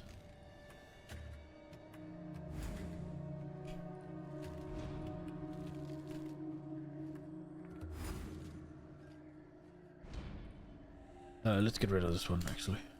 It's just gonna mess it up a little bit. So cold goes he... Yo, and without volatility? How... Wait, with volatility? Lightning go... Oh, yeah, that makes it way easier.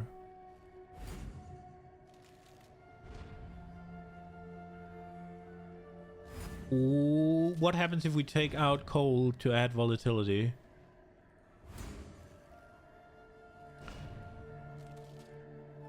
Ah.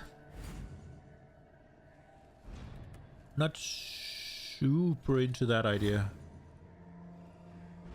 Wait, so we'll get return proj on. This one is 17%, and this one is... Wait, what?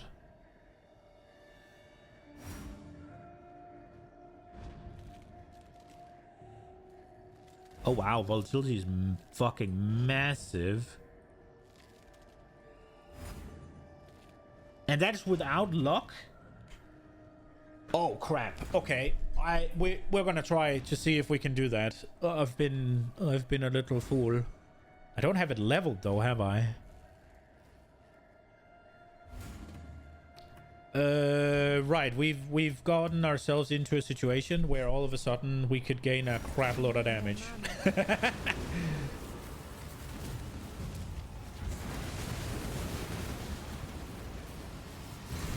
You know that thing I said about doubling our damage would be pretty trivial?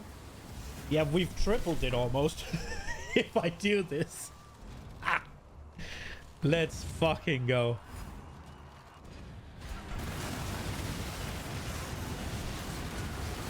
And I think it should still keep Trinity rolling. We just need to swap our sources of flat fire for flat cold and we'd be ballin'.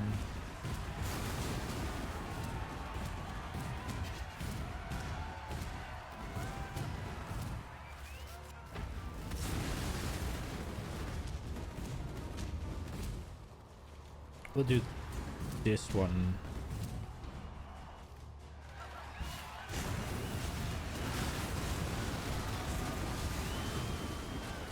It is kind of a commit though, because I don't have it leveled. So we're probably going to take a bit of an L to begin with. I don't have it leveled. I don't have it quoted. So we'll take the L to start with. And then it'll hopefully get better really quickly. I'm not doing this. We'll go up because I think this is where the boss is.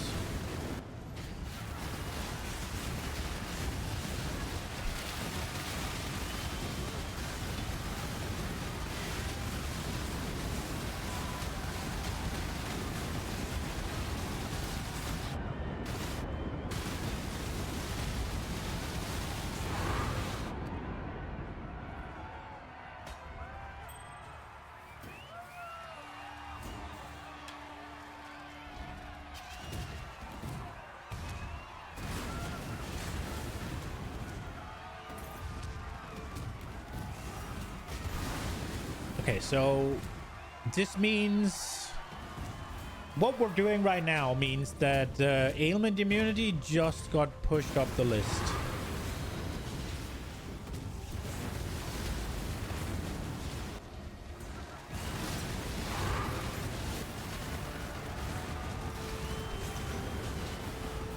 Why am I getting arena maps from arena? Is it because it's the only whatever tier I'm in I've unlocked and it's just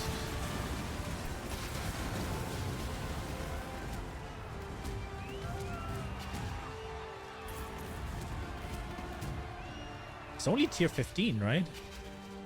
Or is it tier 14 even? Okay, let's get this shit sorted. We got a massive upgrade waiting for us. Chance to block while dual wielding attributes, mine and area damage. Maybe. Ooh, Chaos tier 1. With Dex tier 1. With a tier 3 flat fizz.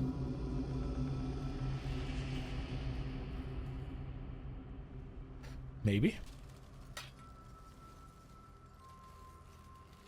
I could see myself using that.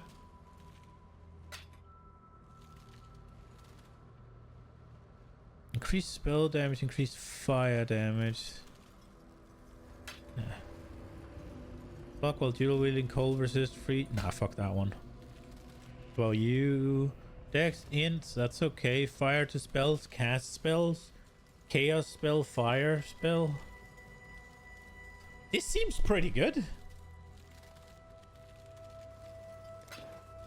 It doesn't have life on, but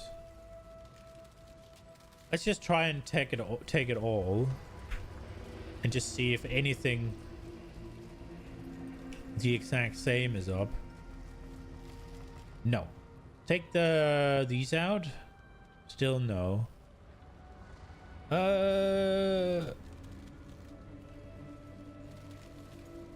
This is very specific.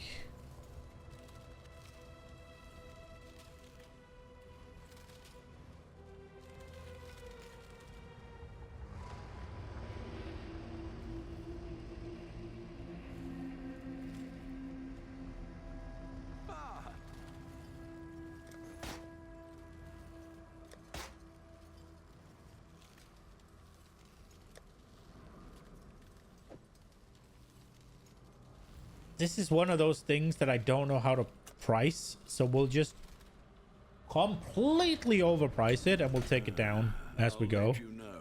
If I get 5 divine for it, I won't be sad, even if I underpriced it. Well, maybe if I get it like that, but... Double tier 1 fizz. 10 chaos. Hello, many of the black. Farewell. Go away. Mary Lean We'll go 8.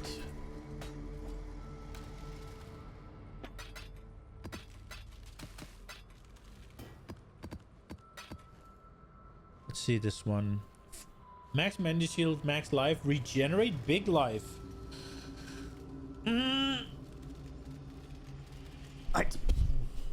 I mean, big cold resist, big regeneration, and big energy shield.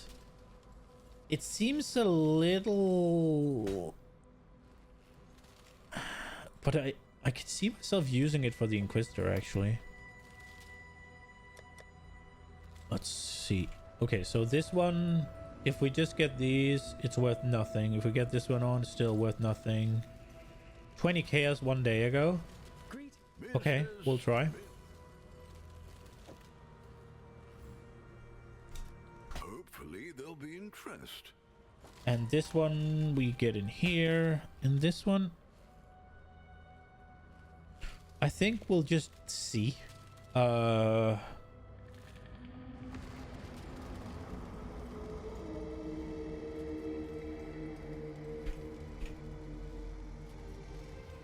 Take the accuracy off. 80 chaos? They must have something else on there. Hello. What are we shipping today?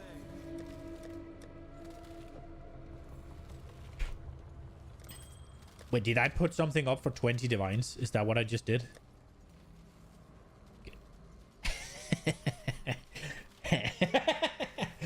Yeah, that's meant to be chaos. And I can't change it.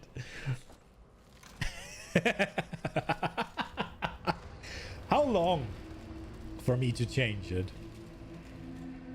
Oh, right, volatility. Okay, so...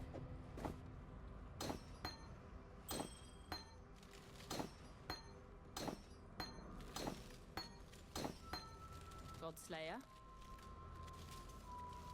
I think we are just gonna send it. Voila. It may be bad at first, but we'll give it a go.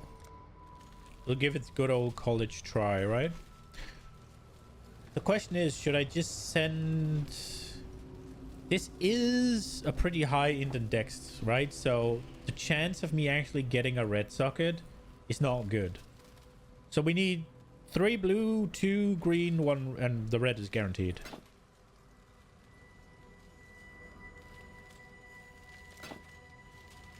That was the wrong way. Oh, come on!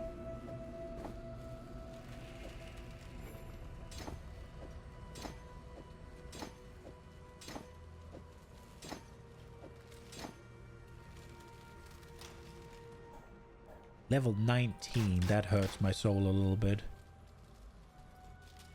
Ah, whatever. It's no. Okay. Oh, I'm in the wrong set.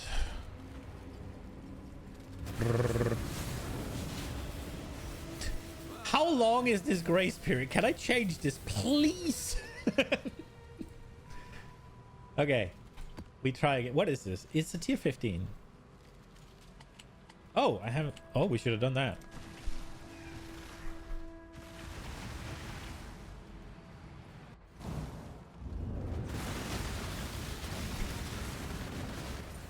No!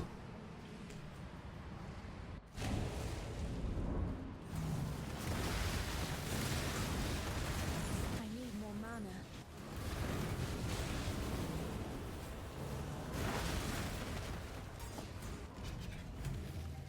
This way, Exile. Not the fruit, just the juice.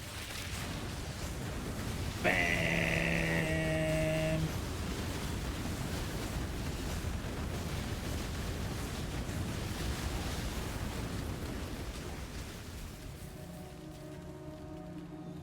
Ooh, 3.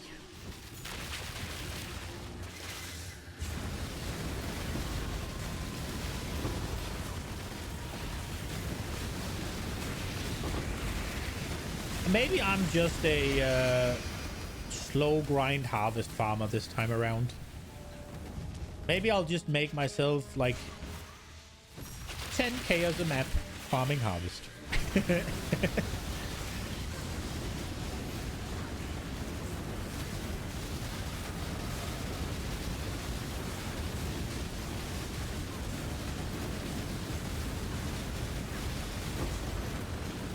He did all chaos damage.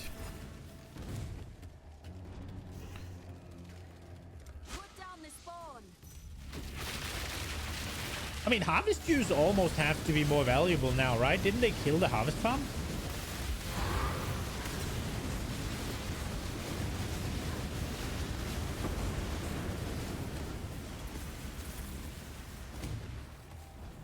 Or was the harvest farm the one they didn't touch?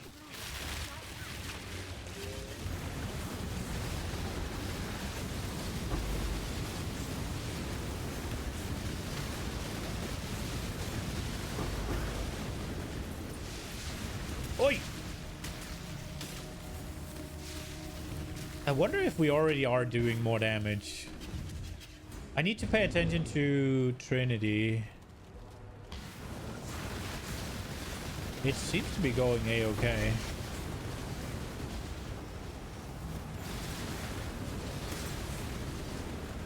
I need to pay attention to it when I'm standing in the wreath and stuff.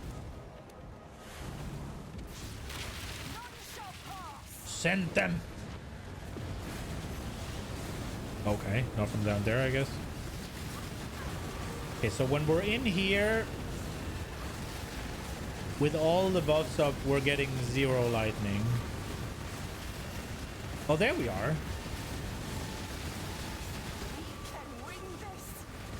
So I guess whenever we're... So the lightning should start going down, yeah. So I need to step out of the... that's a little bit awkward. We need to...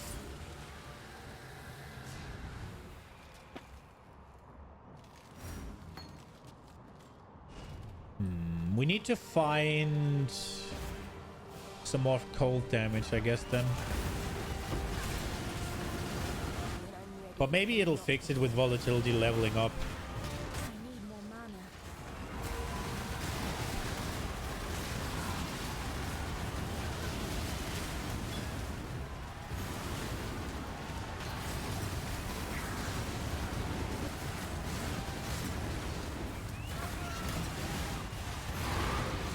I wonder, is volatility just always the play when you're doing primarily lightning damage? Nah, right? Has to be when you get flat lightning. Because if you convert fizz to lightning, then it shouldn't be as volatile, right? Oh! Oh!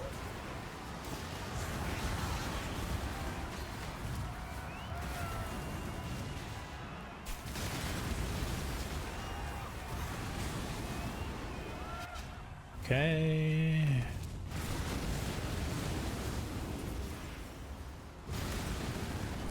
So it should be 58 less minimum, right? Yeah, so it should go higher. Doesn't it go to, didn't it go to 61 or 69, sorry? Nice.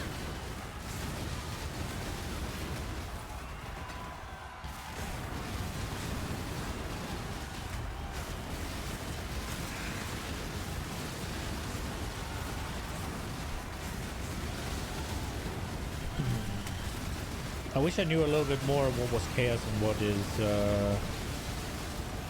so I know what I can stand in. So it isn't just, oh, I happened to stand in it and it did nothing, but it's a decision I make.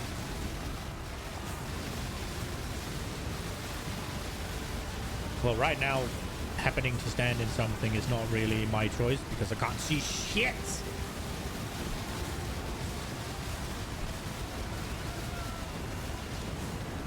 Oh, we got a depths. Ah, that's kind of danger.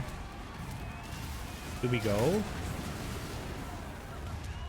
Our newfound glory. I guess we have to go because I don't know how to find my way back here. Maybe we won't die as we always do. Maybe we've gotten so much more damage that he just flops. Because we can't even make the rares flop, so maybe the boss will.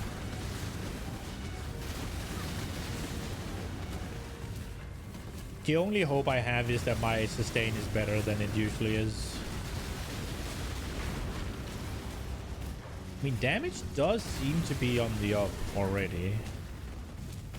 Now, obviously, it's not leveled yet, so it could just be that I'm just hopium. It could also just be that these things don't have modifiers on.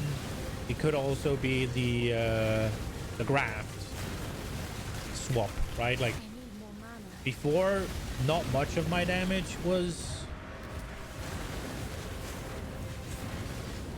coming from me just existing, whereas now I actually have a graft that gives me damage without me needing to activate it. Who is it? Ulaman. I don't remember what... Oh, he does the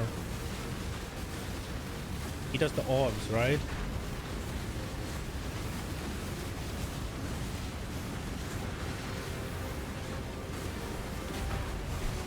Yeah, that one.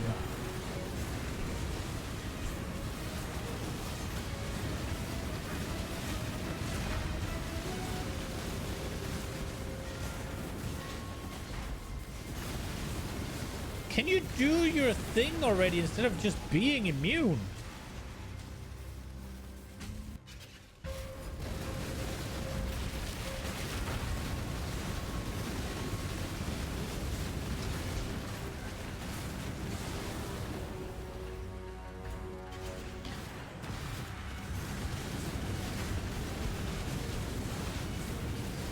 Well, I was hoping we could fight there, but I'm practicing for the new Ubers. The bullet hell is gonna mean nothing to me.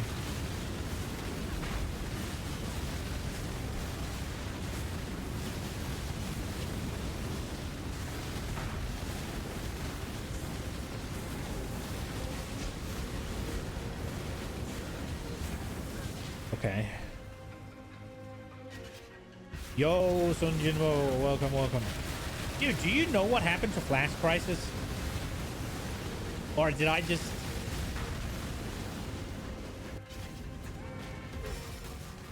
Like, you must know.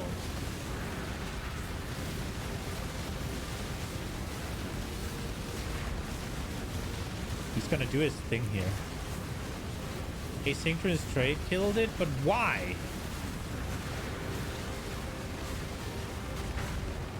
Is there just too many people doing it, or like...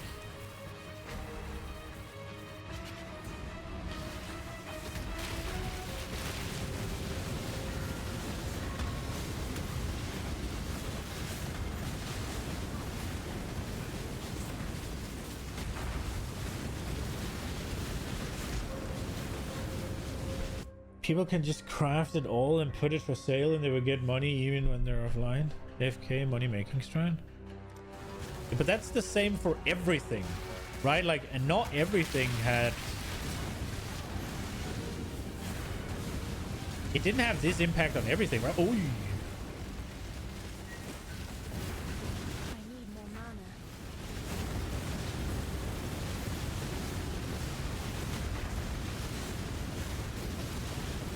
I made a flash. I was like, oh, let me just try and get a little bit of currency because I'm... Oh, shit. Fuck. He spawned in my ass and did the thing.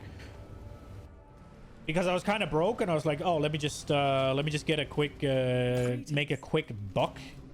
And I made a flask and I was like, oh shit, this would have been like a divine last league. And I went to look how much, like 10 chaos. Huh? So I thought maybe it was just, oh, maybe they just don't, maybe this flask is just this type, or these things have just kind of rotated out and we're doing something else. So I did another one. I was like 13 or 15 chaos, like, huh? And then I looked, even the perfect flasks, like even the perfect ones, were like a divine, where they would have before been, what's it called, 7 or 8.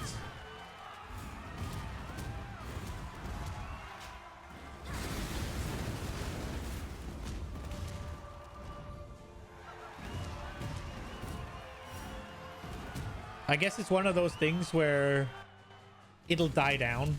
People are going to stop doing it when the prices are like this, and they'll slowly come up again.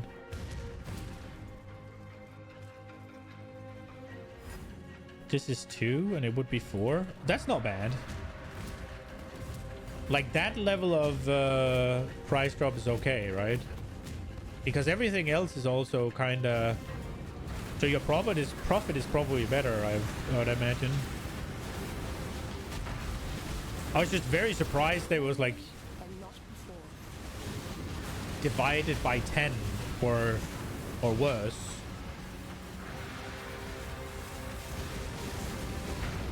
Oh, I fucking popped that where I don't need to pop it. It's kind of annoying that he's standing in the geysers right now.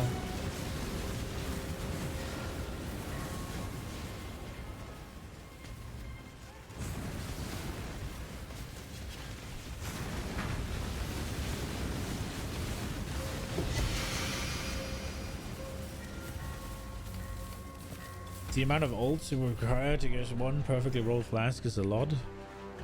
Yeah, but like from 4 divines down to 2, right? That means it wasn't that attractive before, and it still is probably the same. But like, what I was talking about was like 7 or 8 down to 1, right? Like that's worse.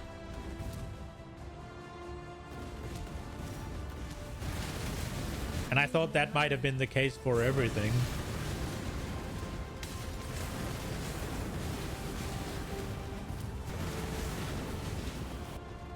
But yeah, if it's only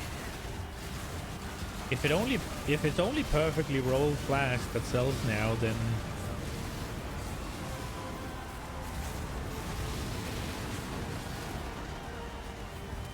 I'm guessing it'll come down. Like the amount of people doing it when it's this bad is gonna go down, right?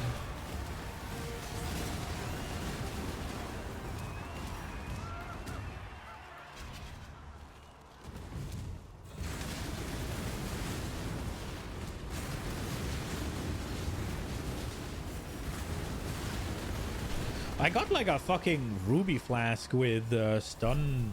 Like it would have been stun immunity if you just, what's it called? It would have been stun immunity on a mage blood, right? But yeah, 10 chaos. And then I checked I think I got I don't remember what the other one was. I think it was a movement speed one. It was a quicksilver one.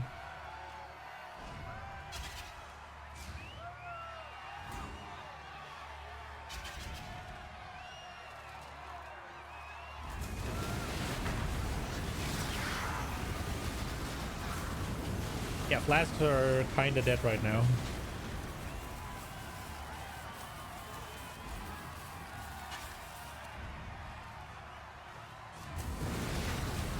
Oh, wow. 49% shock. That was a bad pick.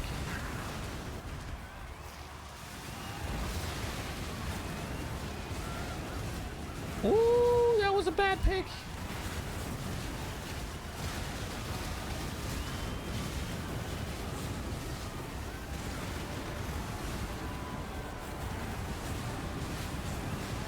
More people playing the league and a lot more doing stuff they would usually do.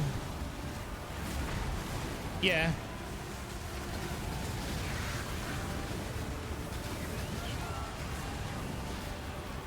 Map loot is shit.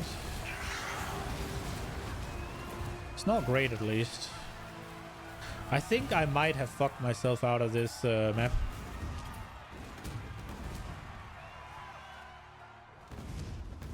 Unless you're running tier 17 strong boxes. That's really sad.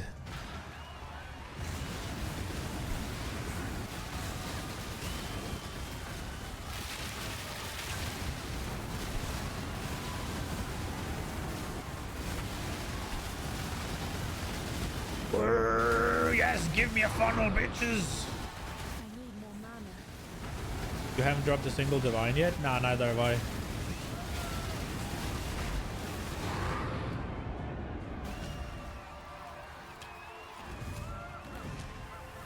Biggest thing was 2 chaos. Oh, I've gotten a divine from the tree, and I've gotten 20 chaos from the tree.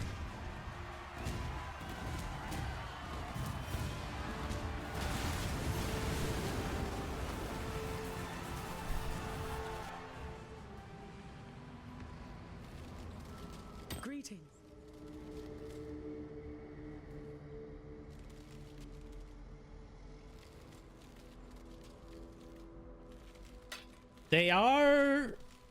They said they're gonna do something. Last week they said, what's it called? They had that what we're working on post, right? Which hopefully is gonna be soon, where they said they were taking a look at the map loot.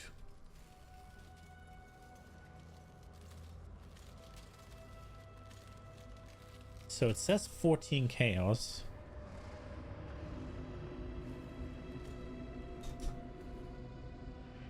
So 15 chaos for an 80.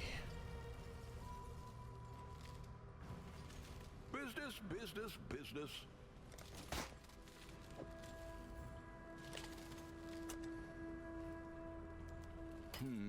Let's change this one real quick.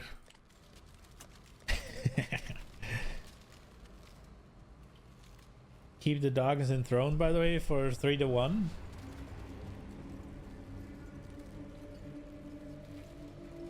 I guess that's the thing. That's how you eventually got your 98. Right now, I just want to make some chaos, if I'm being honest. Right now, I just want some currency. I sold 3 yesterday, or the other day, for like 5 chaos a piece.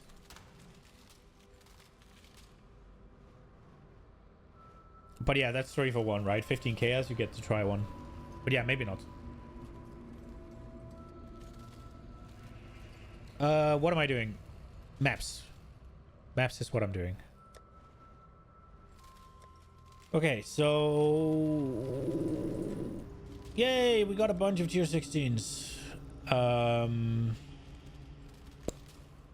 We gonna get anything out of running them, though? That's the question. I wanna progress.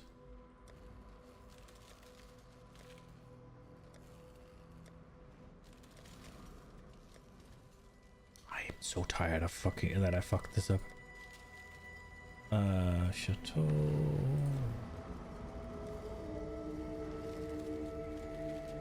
Long day. Oh.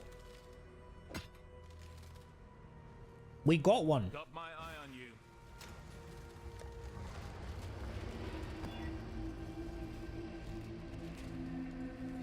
Let's do that real quick. Yay! +1 point coming in hot.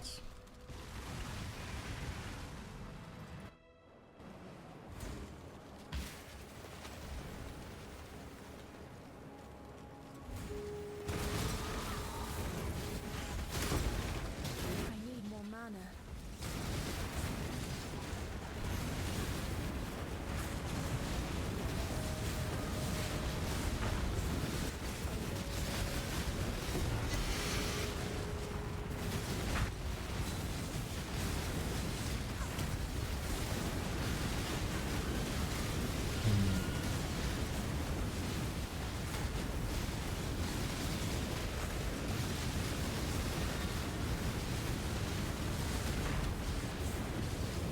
It's gonna be interesting to see what they do to fix it. Hopefully they'll do something. They'll have something tomorrow.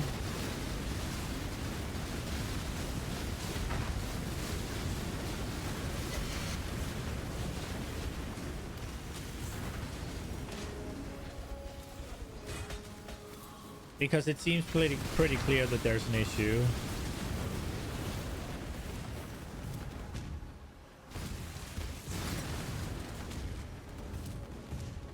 Look, there it is. It's already sold.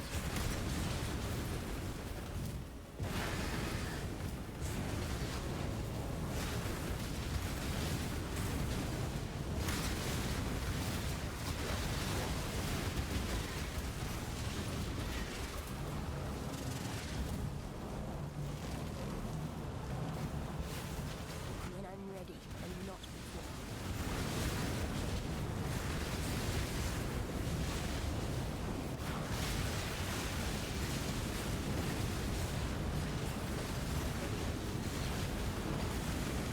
I mean, 80% is also enough to pretty trivially get shock avoidance, right?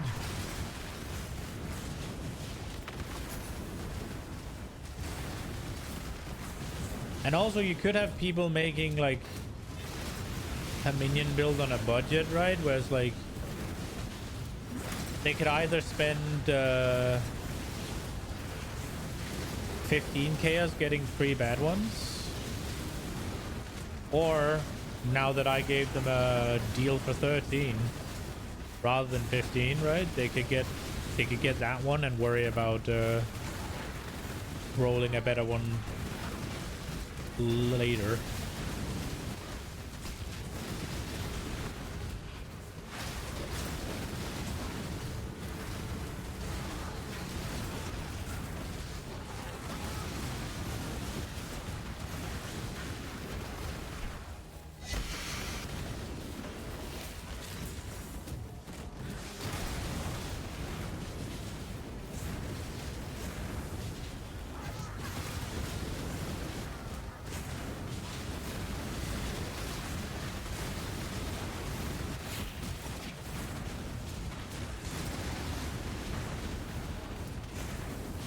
I need more mana.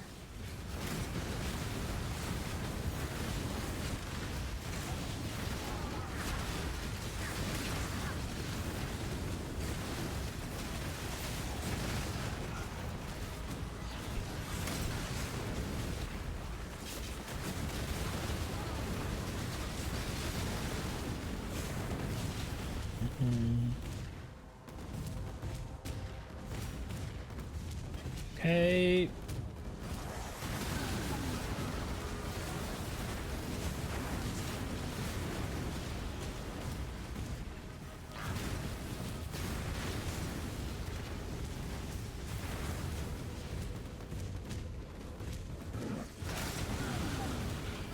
I wonder if you'd sell more if you took something that a lot of people would need, right? Like, let's say, well, let me finish my thought before, because that's just, oh, would you sell more if you've made things people need? Yeah, obviously, that's not what I meant. What I meant was, I wonder if you'd sell more of your, like, random shit if you stocked your shop up with something that a lot of people would be coming to go for, right? Like, let's take maps. Everybody needs maps every once in a while, right? So let's say you stock up a bunch of maps or flasks or whatever, and you get a lot of people coming in to buy, say, maps or whatever. And then you have other things in your little shop where, oh, then I have a jewel tab, for instance, and people will be like, oh, let me check if he has a jewel I need. Or if they just be like, yeah, I'm gonna go get the one I need, and then I'm gonna fuck out and I'm gonna search for whatever I need next. I wonder if people actually browse. I would assume some people do. The question is if it's worth it, because then you could have something like, okay, so if maps are all 5C, right? You just go and buy a bunch of 5C maps, slap it in your thing, and then all of a sudden you have another avenue of customers coming in. Now, whether or not that, but you're obviously you're not making profits on the maps. In fact, you're making a little bit of a loss if you count gold, right? I wonder if that's worth it. If that would have a positive effect.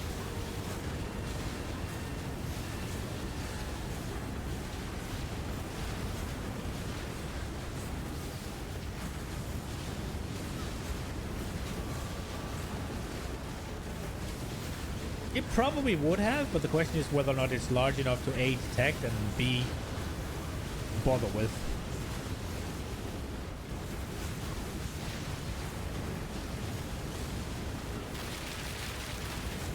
I mean, do you guys browse? I need more mana. Like, when you go to buy something, do you check if they have like a... I mean, obviously, if they just have a fucking dump tab where they just throw everything in, it's like, eh. But if they have, like, say, a neatly organized one with, like, headers that make sense, and you know where to look.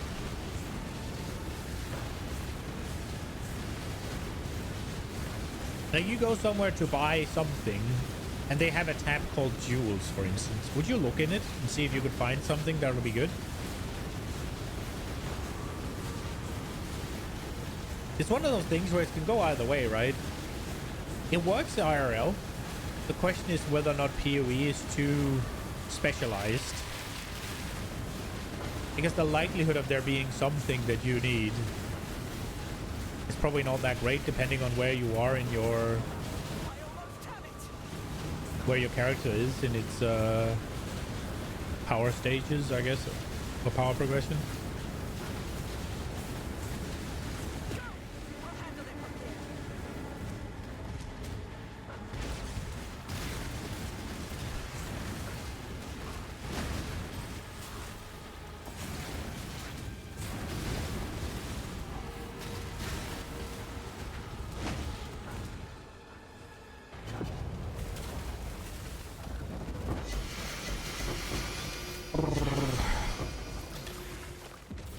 You did it! I did indeed.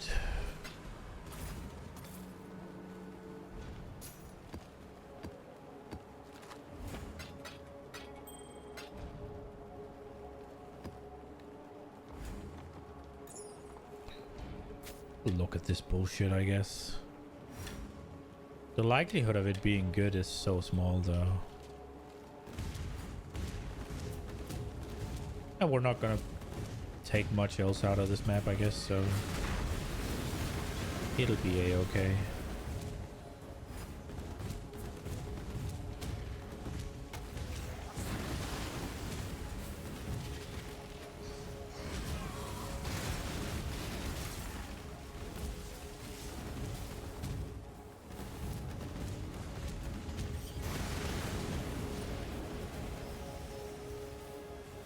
Can I be bothered going in there? No.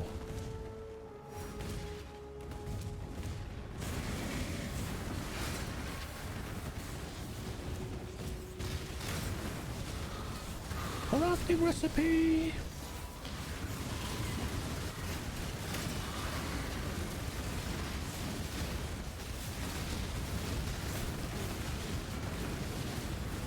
Oh, hello.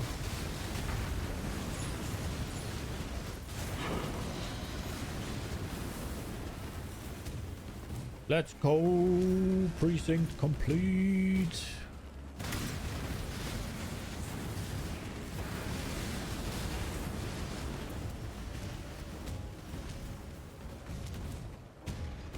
What are we up to now with this? What am I doing with my points right now? Oh shit, I don't actually know. There is this thing.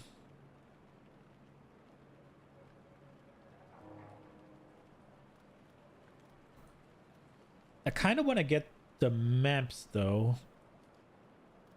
Kind of want to get Guardian maps and stuff. It would be nice to get the Maven as well. I need more mana. I guess maybe not the Maven. I should have had her early. I should have bum rushed her, actually. I'm kind of stupid. Because right now we're doing a bunch of different maps. We're soon going to be going into just do one map mode, I guess.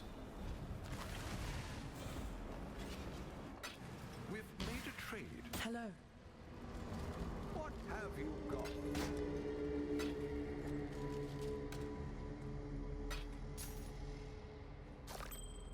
Oops.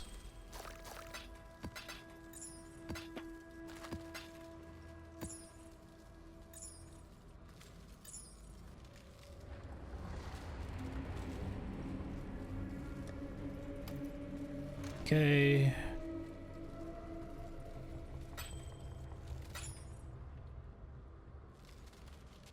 Ah, fuck that.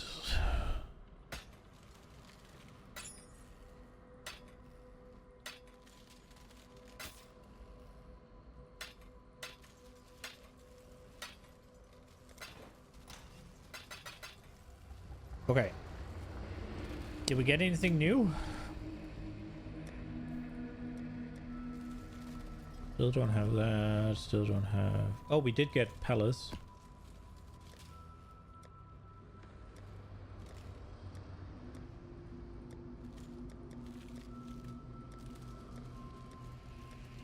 I wonder, should I bomb rush Maiden? Should I unspec and get like here?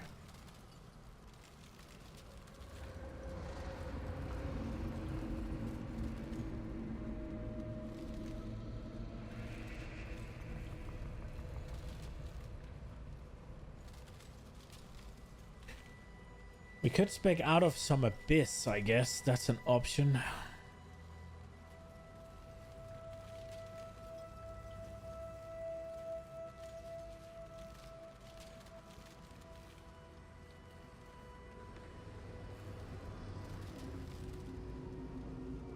We could go out of harvest and go into beyond as well. How are we doing on harvest currency actually?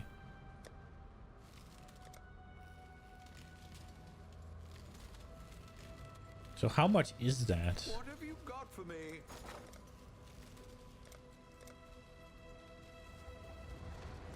It's not essence. Where is it? Life force. 1 chaos for 58?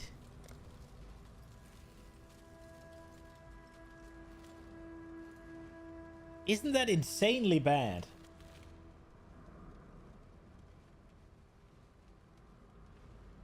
Wasn't it like 16 or something?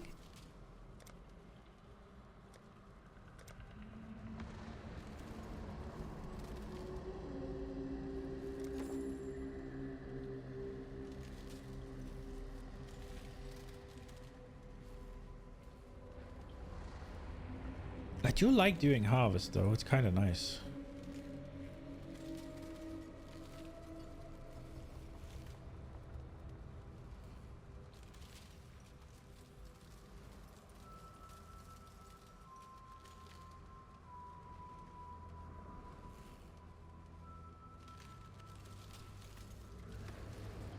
I mean, summoning extra bosses is obviously going to be more difficult, but it also just means that I kind of just do more damage.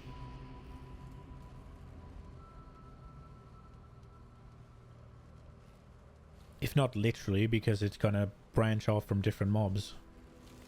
What would I get rid of, though?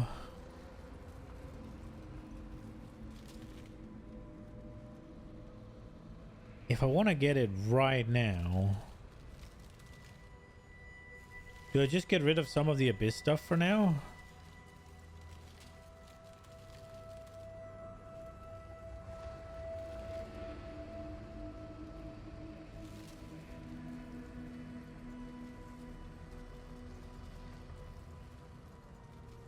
The Abyss is giving me the Darkness Enthroned pretty often. That is a bit of free fucking...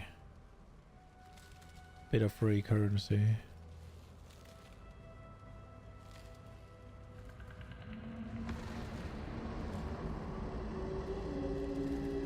Beyond doesn't seem as good this time, but I guess you could get Abyss with Beyond and then also have Breach in there.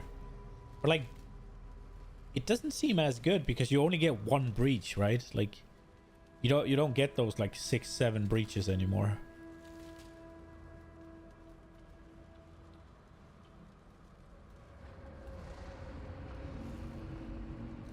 Guess we could get rid of this. But I need the maps.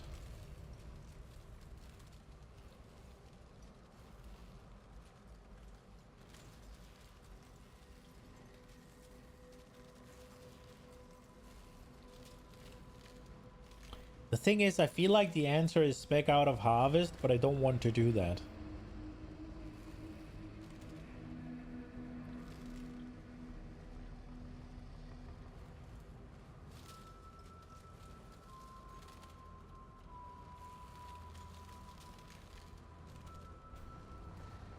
I don't want to do that.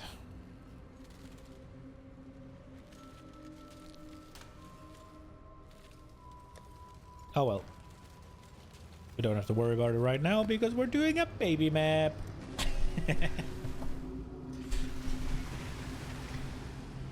Give me your point, map. How many points have I actually acquired? I'm 30 off, okay. I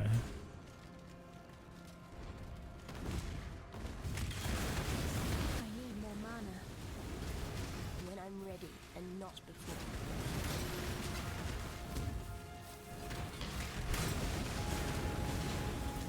I actually didn't even check what the freaking modifiers were.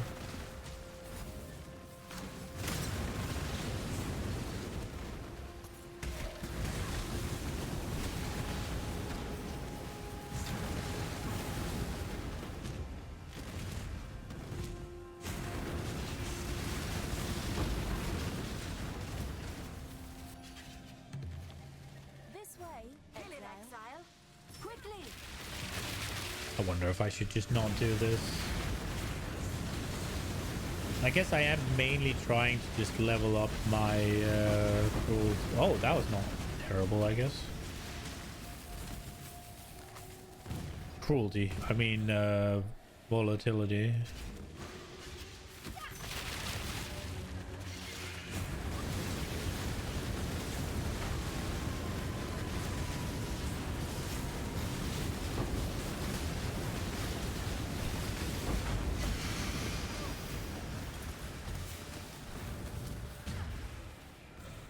We'll go with this one, I guess.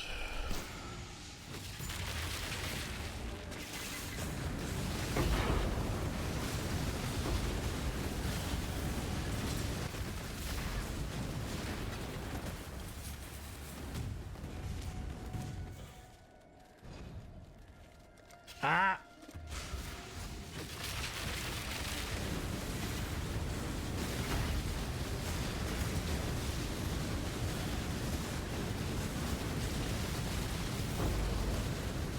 I wonder how far away those changes they're talking about is, because they were saying they want to do some scarab changes and they want to do some buffs to the general rewards of maps. At least that's how I understood the blog. I think that's what it's literally said though. But it's gonna be interesting to see what they do. And the question also is when they do it.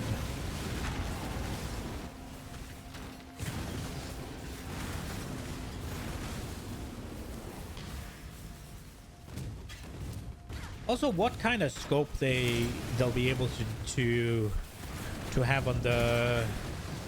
on it, right? Like, can they actually make new scarabs and put them in? I guess retire or change the older ones.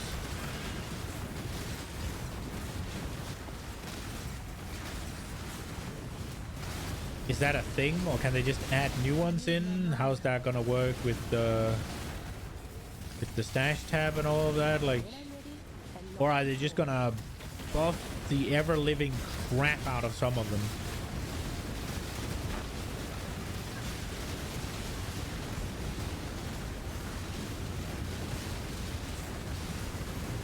They probably can change them, right? Because they'll have the same ID.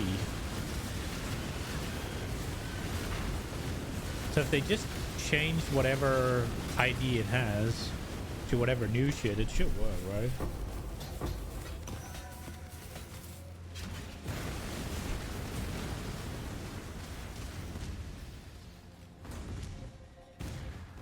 I'm excited. I think it's gonna be... It has a chance to be cool at least.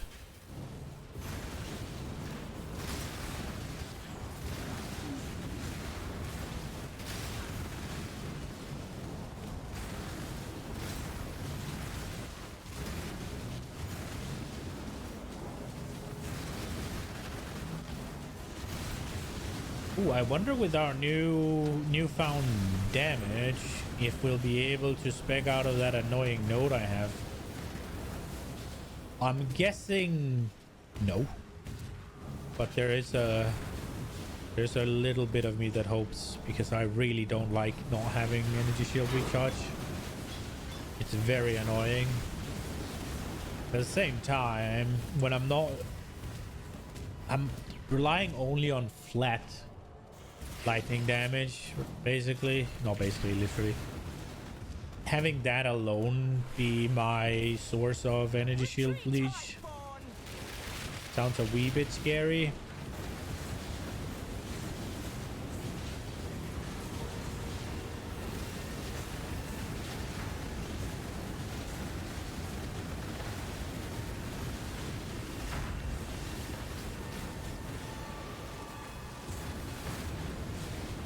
This one's gonna suck. There's only one spawner active for some reason, and I've uncovered all of them. But I guess maybe they don't know how to get there? Oh, maybe I fucked it here. He doesn't get killed that quickly, does he?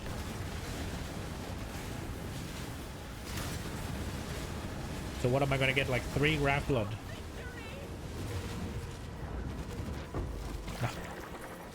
178, I guess, is something.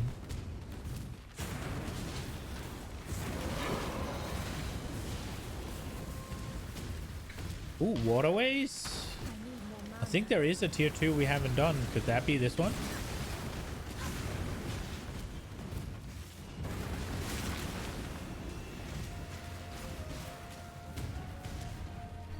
What level is our volatility right now? It's up to 15. It's barely getting anything, if anything, from these, I guess. When I'm ready and not before.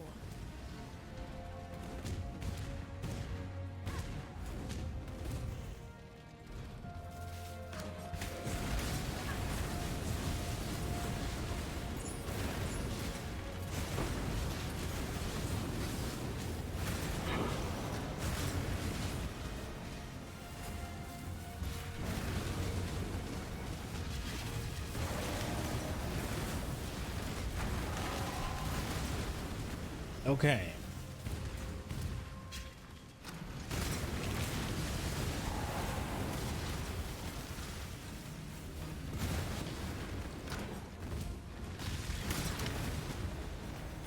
Crafting recipe, I saw it. Bigly.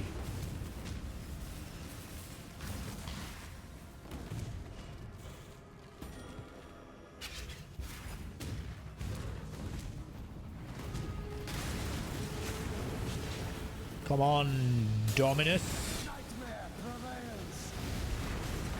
Bot's chosen, I guess.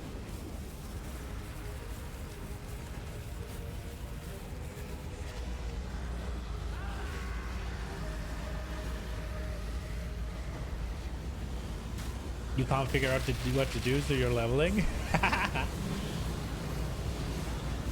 Yeah, I mean, if there's something you want to try, right? You're Righteous Fire Witch? Okay.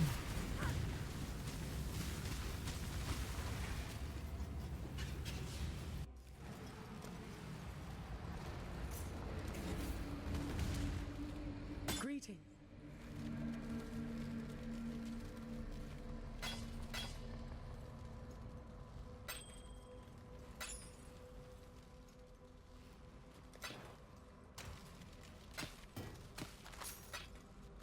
Are you gonna do the Chaos Righteous Fire chest with the Occultist? That sounds kind of cool. Avoid bleeding. Nah. Okay.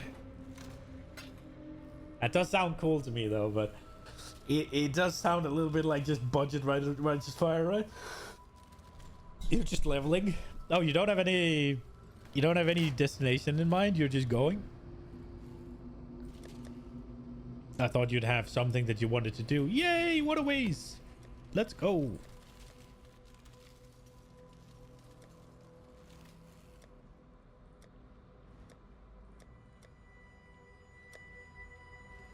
You want to be a golemancer? Oh, okay. Yeah, that makes sense.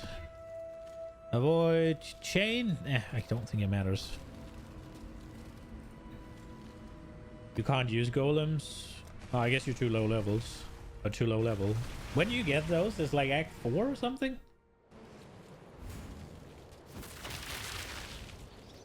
Ugh.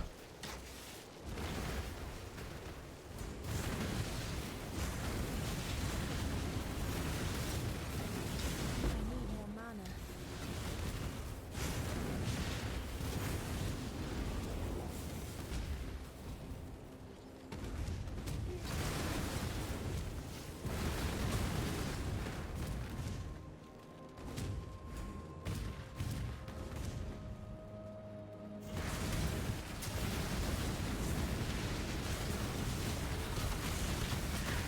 I nearly fucking died here.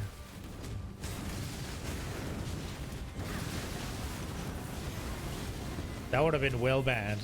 We should actually do something that gives us experience if we're at the risk of dying.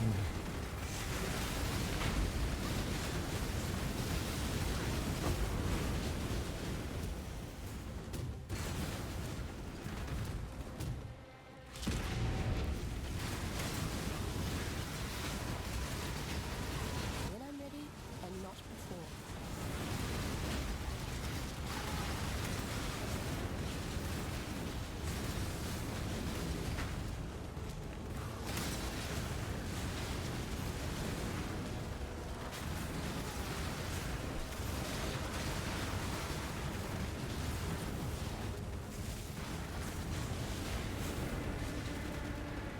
No run, but I guess that's okay.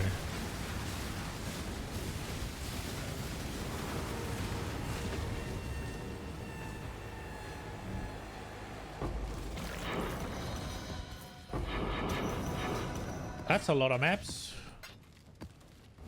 Why don't I get those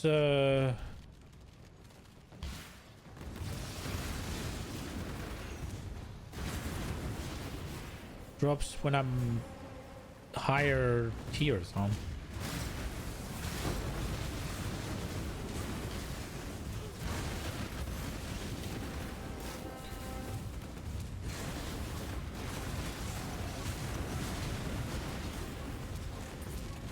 It's kind of weird that there's so many piles of gold on the...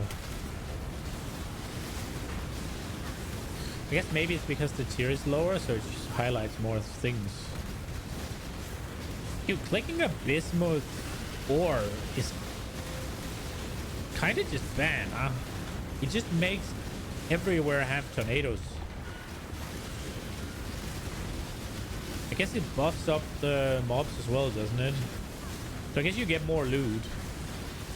So that's a trade-off, I guess.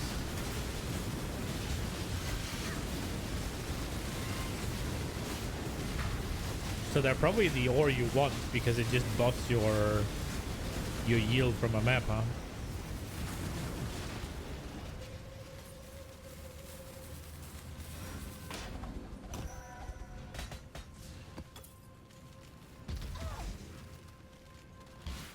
They hurt.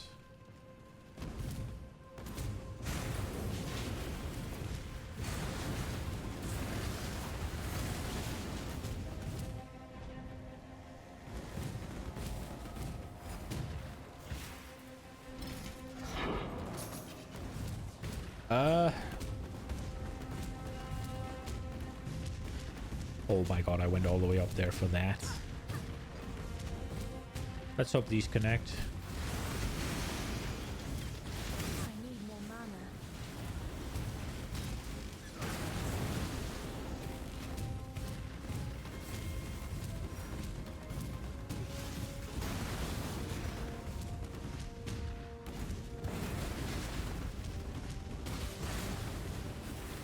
I didn't even see, was my sulfide filled up? It was, wasn't it?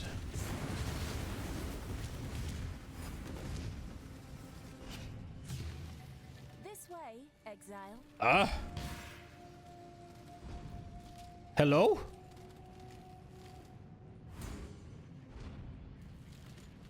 I welcome. Oh, I had... Okay, I accidentally hit Z. I was like, what? Put down the spawn.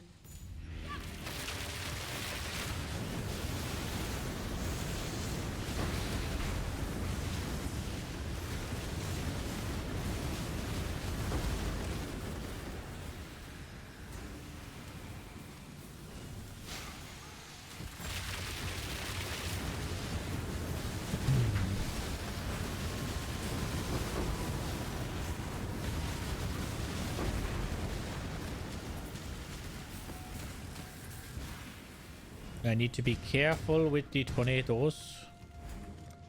I'm a little bit too used to... Oh, that didn't wield, really? That one was the one that didn't wield?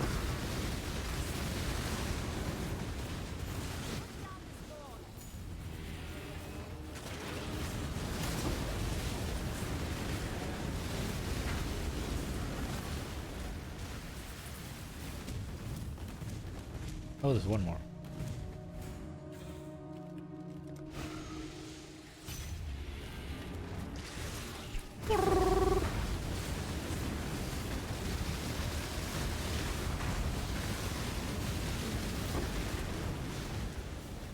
There we go. Moving on.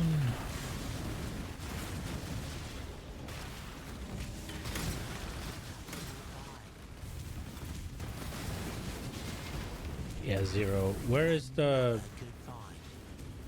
Didn't you usually get like a little meter or something that shows how full it is?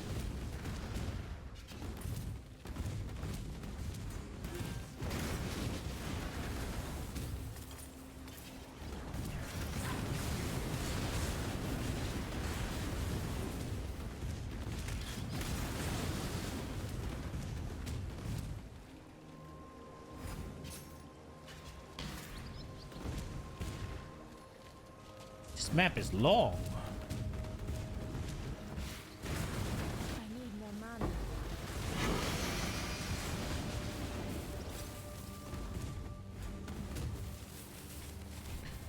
Okay. We got there.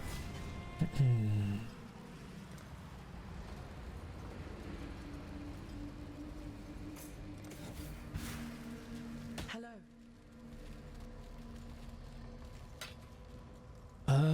Lightning damage, accuracy, evasion, and armor. Ah.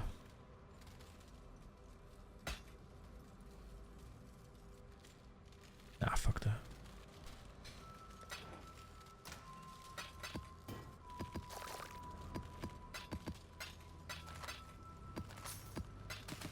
I'm getting tired of having this in my inventory, but I also have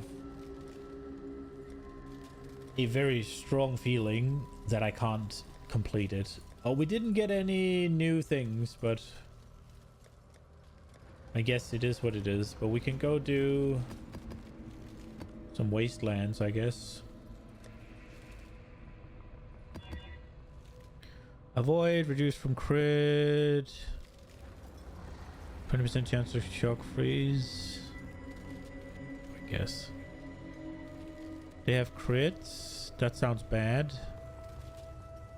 Shock ground. That seems okay, I guess. Reflect and cannot be leached. That is undoable for me. Cursed temporal change. I'm never doing temporal change. It's so annoying.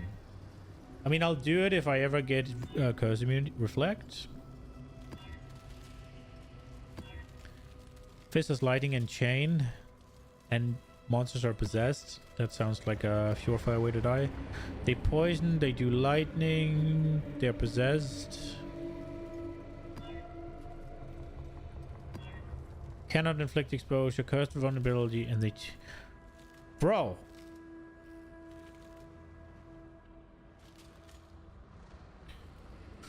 Chain is bad because I have freaking golems. That's just a lot of extra damage I take. 2 bosses, consecrated ground. We'll deal with it. We'll deal with it. It's gonna suck, but we'll deal with it. Okay, let's see if we can level up. I guess if we do this, we're gonna get one for that as well. So I guess we'll just do Maven.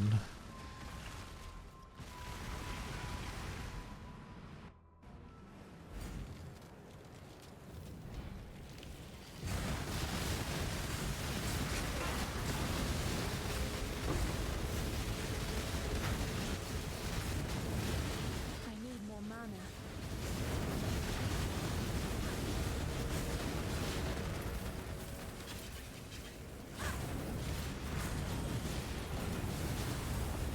I'm a little bit wary that I've been playing low level shit.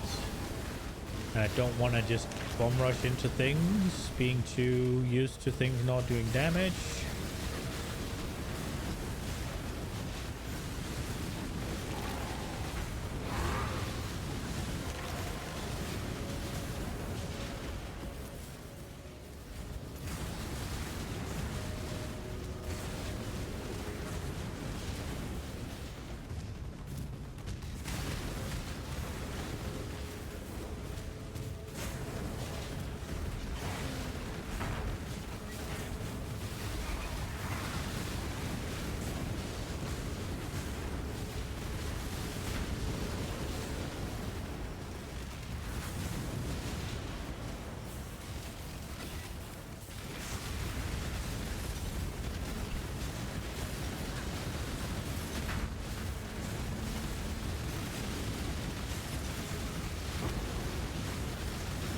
He did something that hurt earlier.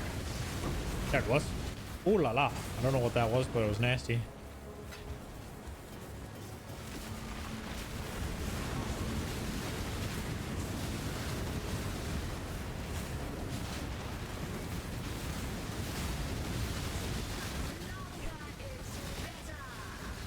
Wait, longer is better? Maybe. That's not fair. Ah! When I'm ready and not before. What are we doing here? I somehow found the boss while I was about to do an abyss.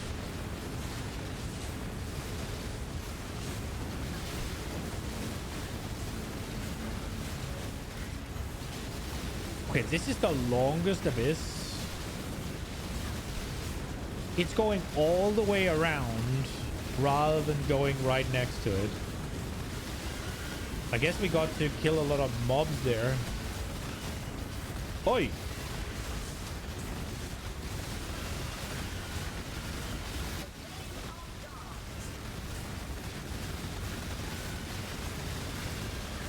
Bro. I don't want to die here. I want to get experience. No! So those are not chaos damage. Gotcha. Hello. I was trying to get away, but I think maybe Frostblink was not on cooldown, or was on cooldown, or I pressed it too late.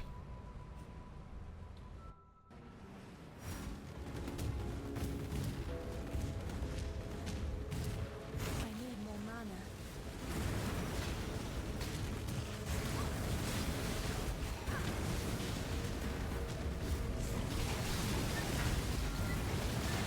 I should be better at putting down my sigil in those situations. I would have done a decent chunk more damage, and they would have done like 20% less damage to me.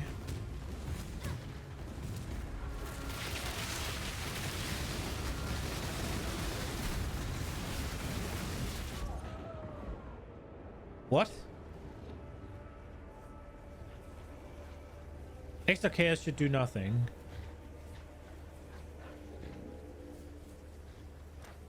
And they didn't explode. I don't know what happened there. Did I just get chomped? There's no way.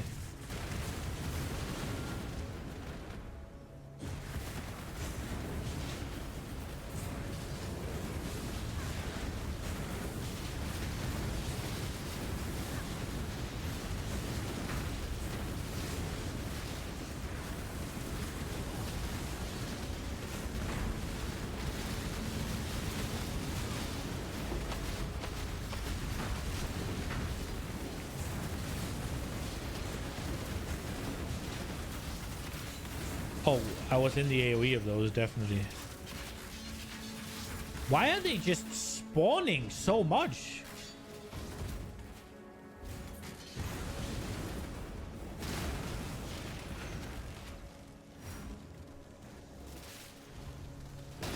Where's the guy that spawns them?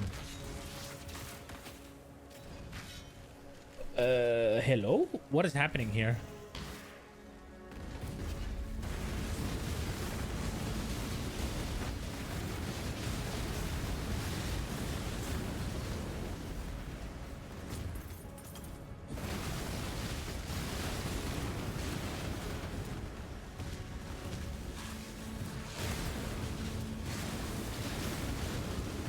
Where's the rare?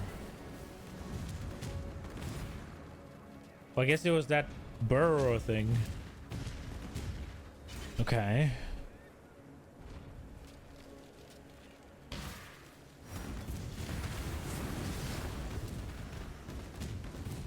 Well, so much for almost leveling.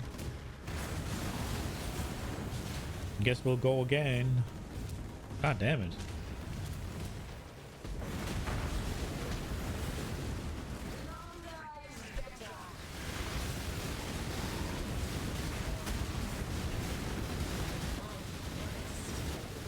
When I'm ready and not before.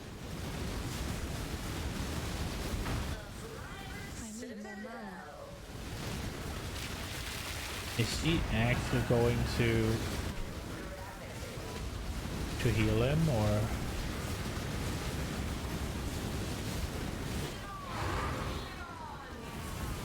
No living on.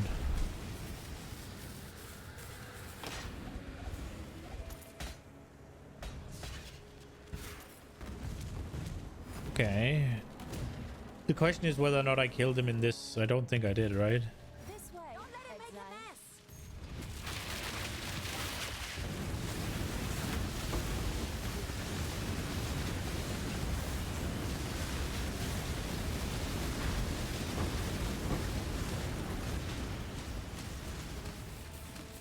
Okay.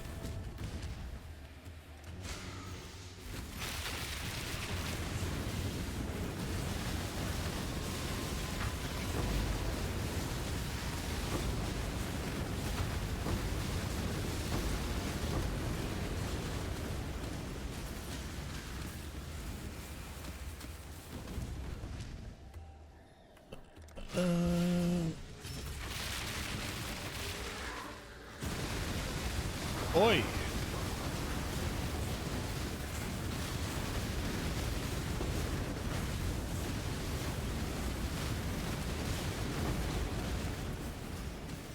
Okay.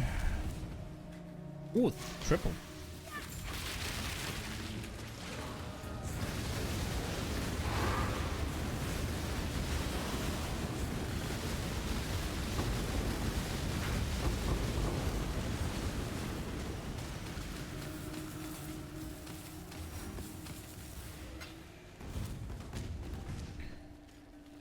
What level is this?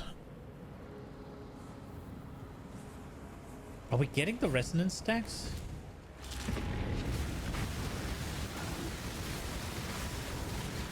I mean, we are now. I'm just wondering if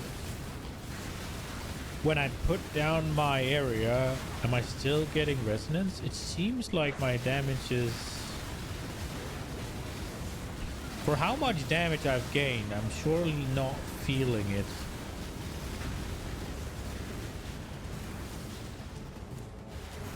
As much as I would expect.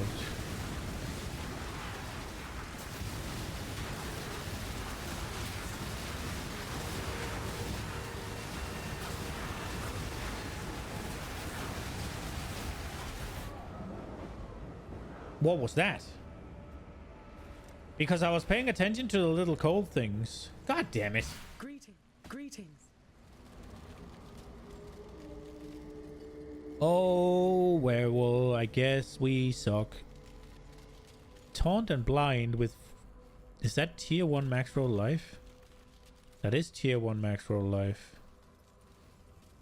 I mean, surely just this being a A minion boy will do something, right? 2 chaos only. Really? A divine? Ain't no fucking way. Ahoy there!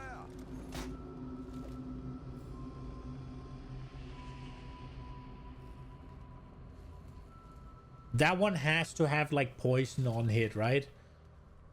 Let's just set it for this and we can lower it. What do we have here? We have energy shield, we have avoid being frozen, avoid being shocked, and damage to staff attack. So the shock is pretty good. It's also rolled very high, and the energy shield is pretty good. I could use this. The chance to being frozen is not that great. A divine. There's no way.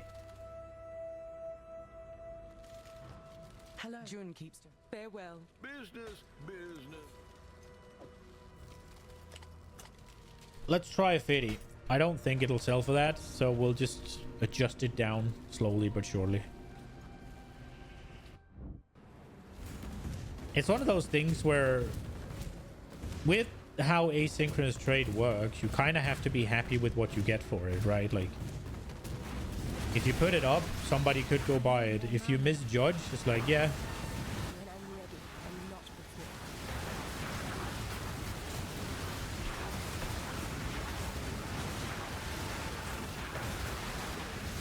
before. Oops, clumsy me.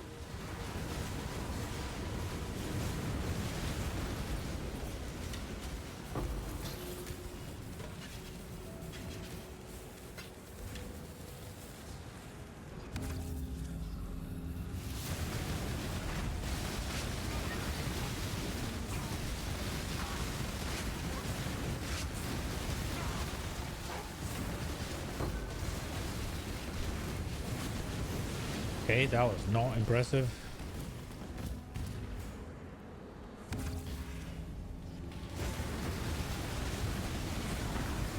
Oh, it hits me anyways.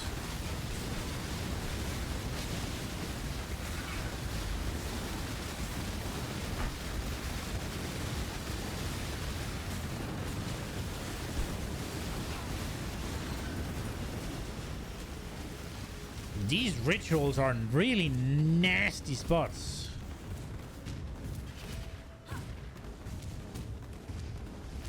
Well, I guess we're back to the same amount of experience as we went in with.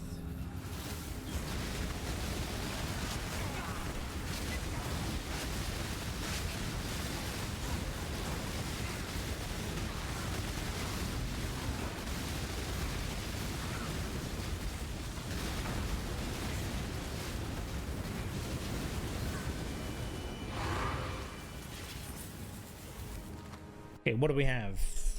So we got some deferred shit. Mind damage, critical strike chance, and max life. Okay.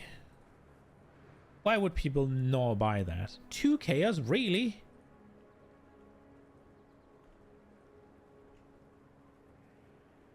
A divine. Are they all max rolled? No, they're not. I'm getting this. I think that'll do something.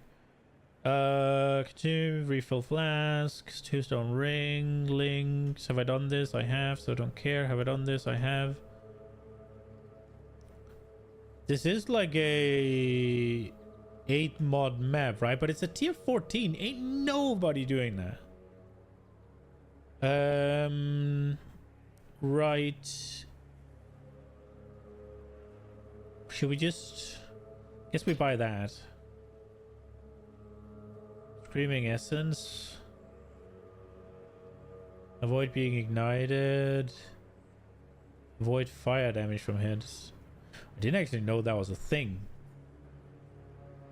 This one seems rather useless.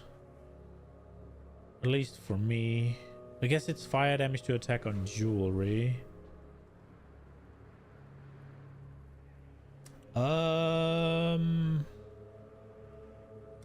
Let's defer that just because we can. How much would deferring all of this be? Most of my shit. There we go. We do that.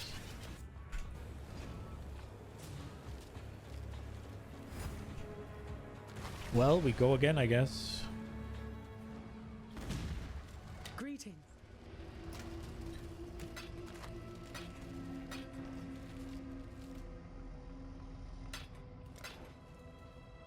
Okay, let's try and check this jewel that's on the market for a divine and see what we're lacking.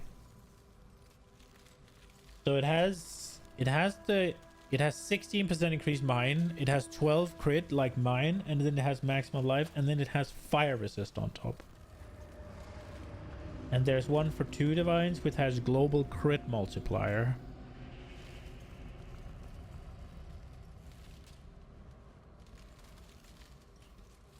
It's been up for 6 days though.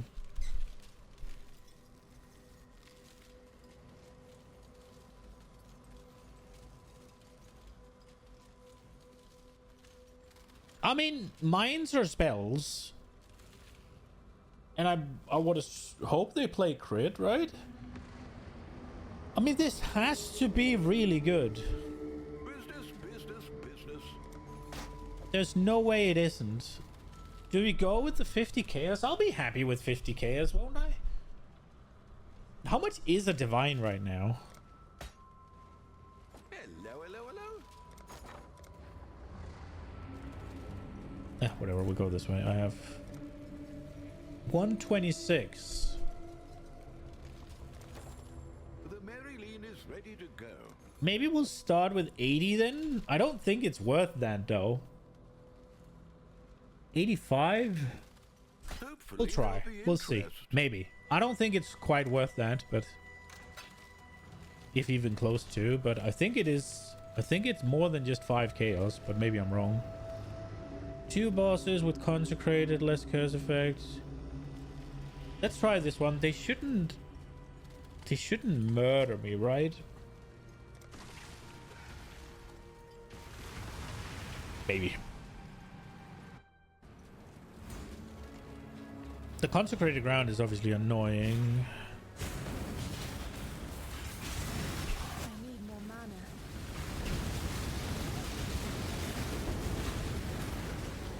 If push comes to shove, I can swap the mark node.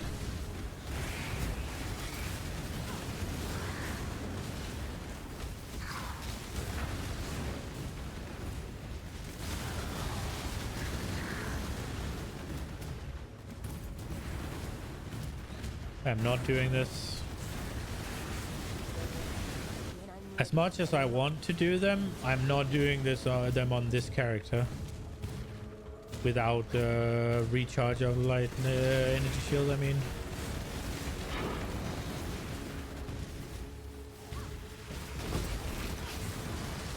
We got ritual again.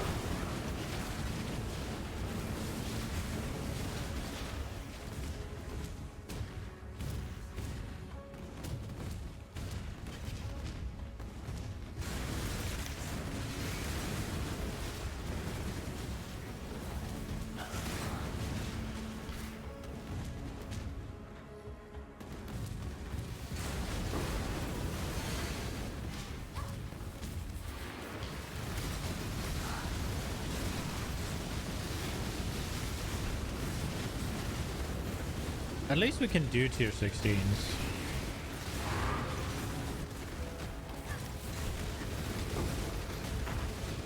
Is this a 16, right? I think it is, right?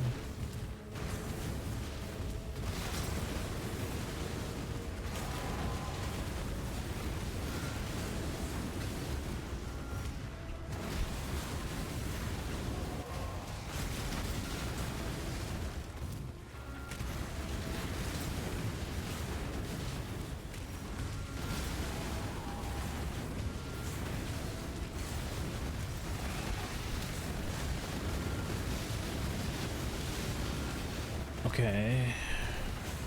Oh, I'm getting hungry.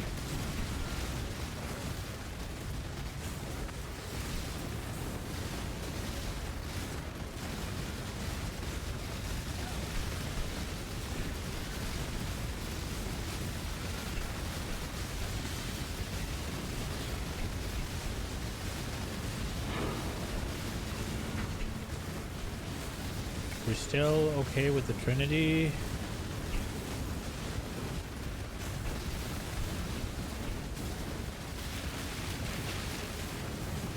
Oh, move further.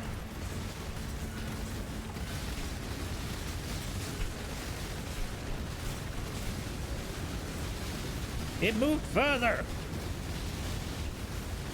The fuck are all of these mobs?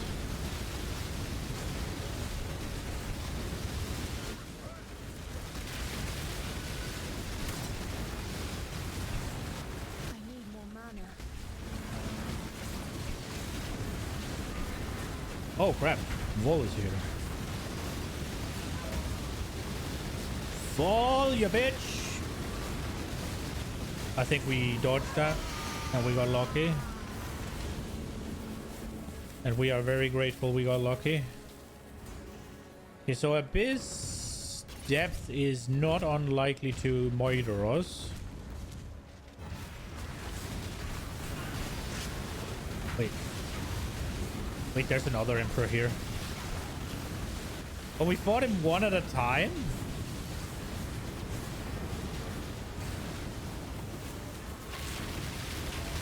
I wonder if we can get him in here.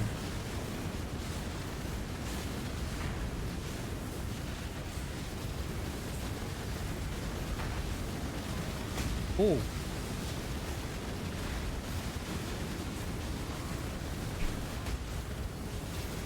Can you move or?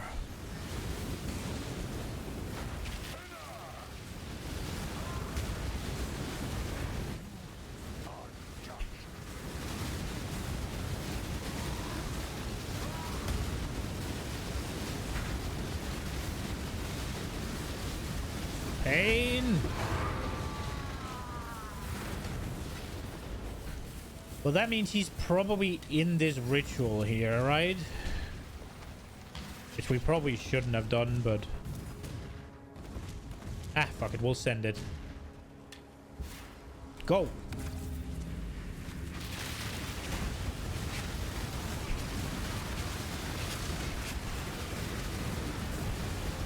Oh, he hurts.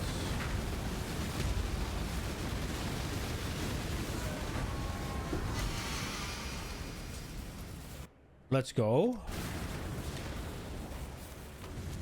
I think we did biggest diggest thingest here. Maybe we can level up in the harvest. I'm just trying to minimize the risk of losing experience. I'm hoping there's enough experience in here to level me.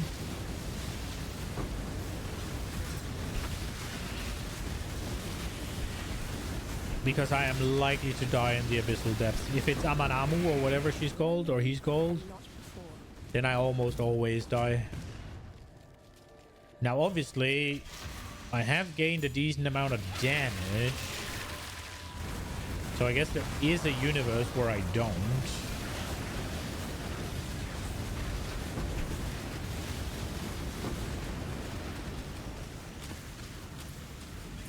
We're definitely not leveling in here, that's for sure.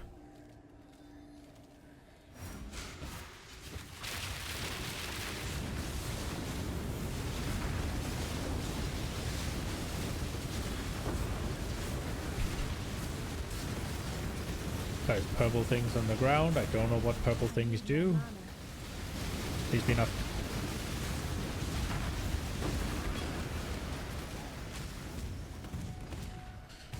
Okay, we definitely still need more damage though, but let's do the breach.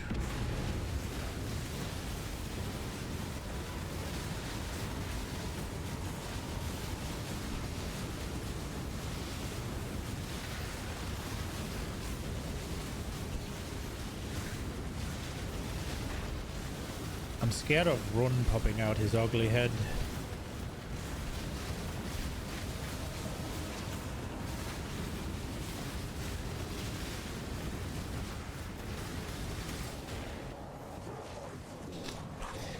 There he is.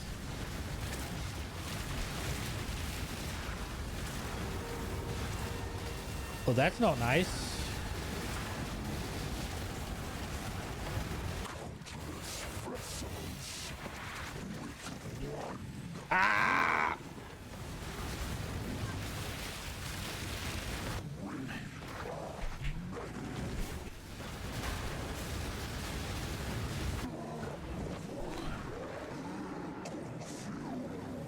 I forgot how much I hate doing consecrated ground maps.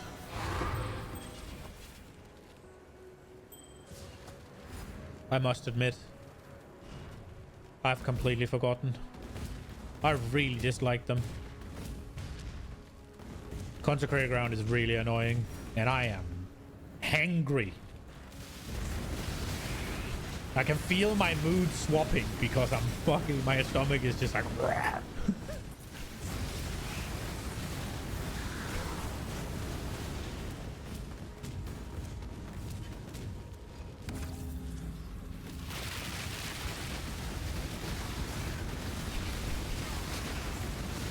I don't really see where things are happening.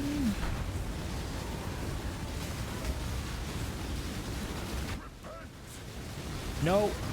Fall. Let's go. We're not really getting any experience.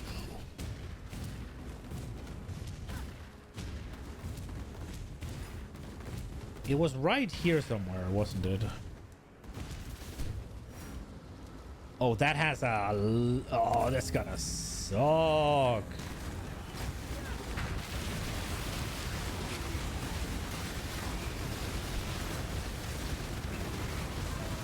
Oh, he's standing in a good place right now. Meta. Okay. Too much clutter. Too much clutter. Well, that's a lie. Okay, let's see. Okay, what are we looking at? We're looking at a minion ring with increased mana regen tier 5. Fractured. Great. Probably not picking that. We have a perfect Sanguimancer demon. Lose the percentage of life when casting spells. Upon reaching 20% life, stop casting to recover full life. Heals nearby enemies for 10% of life spent. While on low life, nearby allies gain spell damage. Okay. I guess that's not good. That seemed good to me, but... Damage over time, fire damage. Block while holding a shield. A chaos. Okay. Damage while holding shield. Block attack damage while holding a shield. Attack speed, one-handed melee, and burning damage. 5. What if we up the ante on these a little bit? 14 chaos 4 days ago.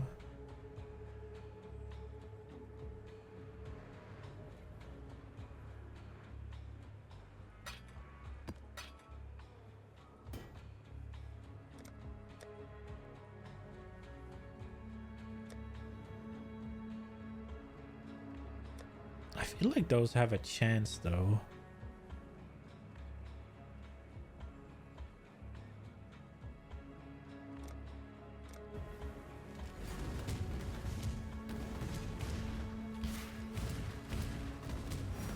Okay, well, I guess we're going to go lose some experience in the abyssal depths.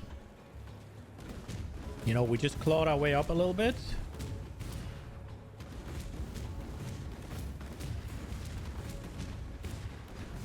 Time to go send it.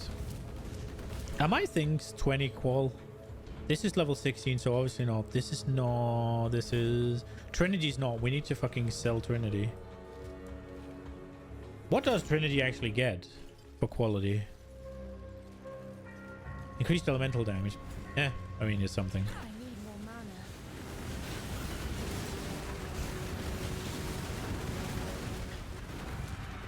Why did he heal? Oi!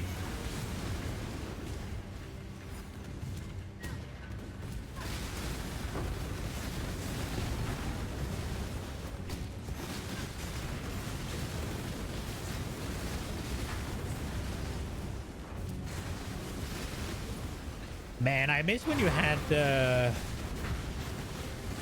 hordes follow your little trail. That scarab was cool. It was a little bit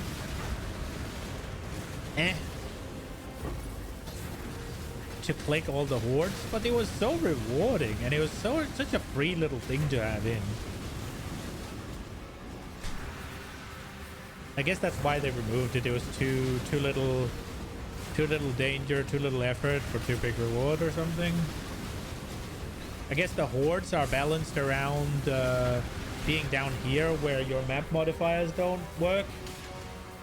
So they're balanced around giving you something every once in a while. Whereas when you then put them up into the map, they're all of a sudden they're buffed. So they're just completely overpowered. And it's Amanamu.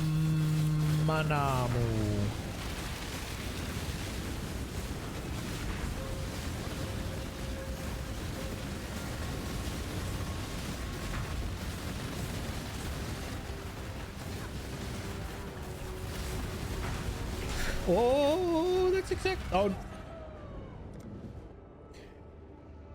Then there's just a fucking minefield waiting for me.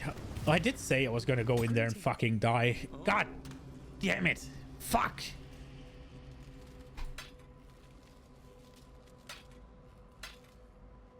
Bro, if I would just listen to myself every once in a while, whenever I know I'm doing something stupid, we would be level 100. But no.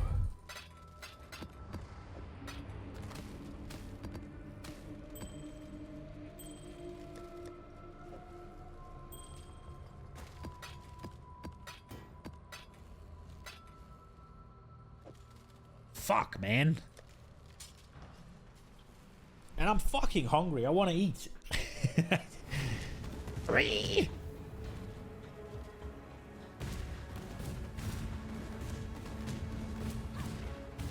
Oh, that reminds me. I actually have something that needs to go into the oven.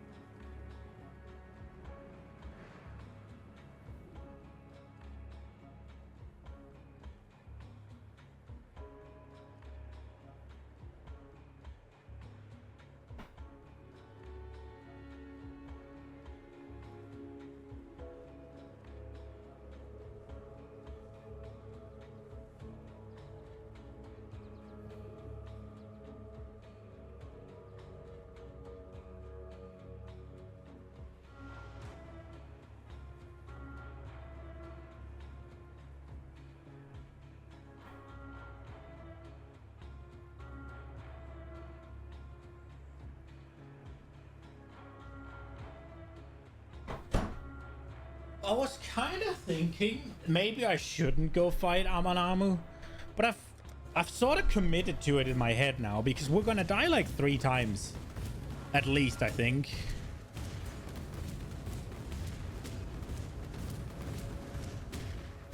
And I think that's if we're lucky. Like now, there's a very big risk whenever I have to re-engage a fight. I don't know if it's just me, but whenever I have to re-engage a fight, I am extremely likely to just insta-die.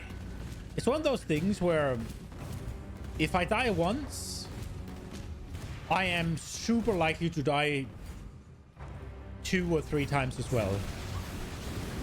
Because it just takes a bit for me to get into it. And then how do you deal with those little shit things? Do you just have more HP?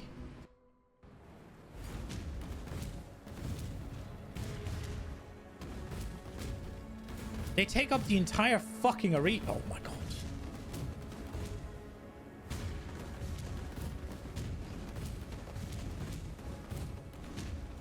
We were really close to leveling.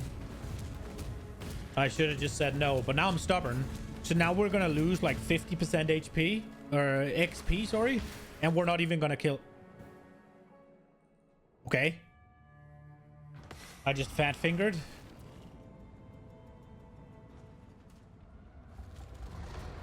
I guess I saved ourselves one death.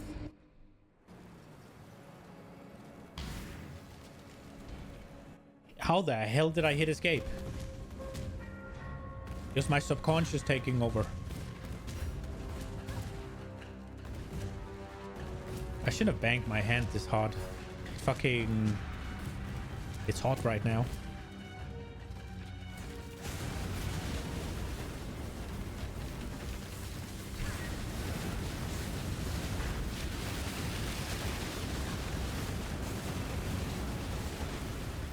That was just the first phase.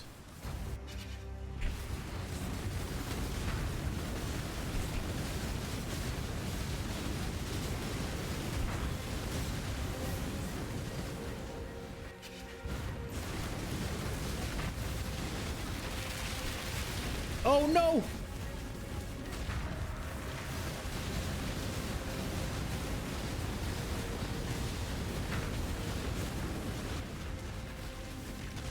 Bro.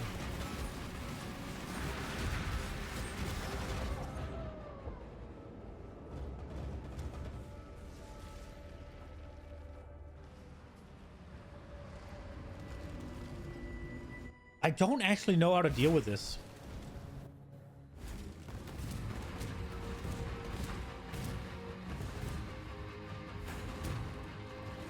Like, they just do so much damage. And they're fucking everywhere. And they last so long. And I have to move because I can't face tank whatever the freaking this thing is.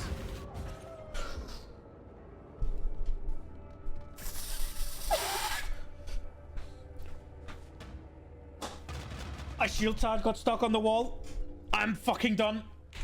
No, I'm eating now. Fuck this.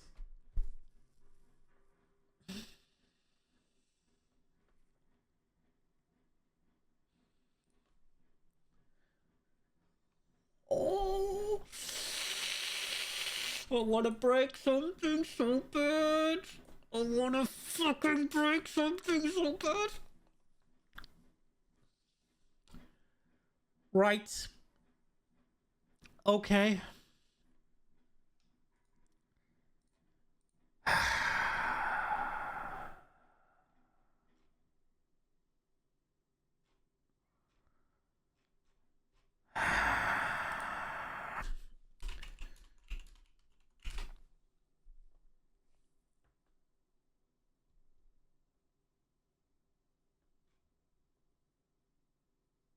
There was a PoE 2 announcement.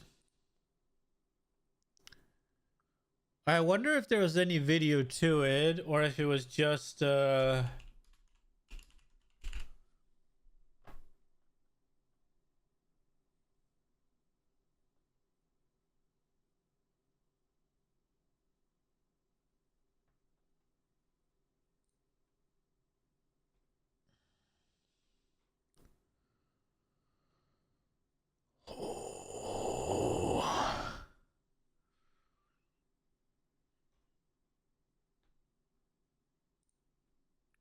it's just we're now in the third month of the rise of the Abyssal League. Maybe wondering when to expect next week release. We're still on track of the 4-month schedule. Currently planning to launch on for content in early December. Early December. So live stream and release date comes soon. Okay. Well, that was that, I guess. Oh, I'm fucking angry. Oh, I'm fucking angry. Oh. It is...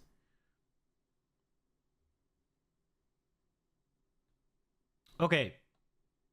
Dreamcore has a video. Let's watch that. And then...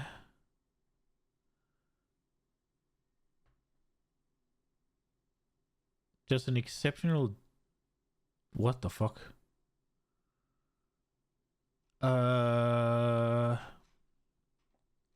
Something with damage tech on the Foulborn stuff. So that might be really cool. And then if that is not enough, that is not enough to get us through the the lunch, I guess we'll go back to what we were watching yesterday. Surely soon. Releasing the new batch of Foulborn unique items any moment now, right guys? Now regardless of that, I want to do another video discussing more of these items because I think they're absolutely awesome, and I hope that by the end of this league they find a way to go core into the game in some way. But let's just get straight into it, beginning with... They have to go core, man. They're so cool. I'll be so sad. The tree, just take away the currency and take away the... Well, at least reduce the gear printing power of it, but take away the currency, I guess. Or maybe just... I mean, I guess you have to have the currency, right? Because if the grafts are intended to go core, right? The Foulborn uniques has to go core, IMO.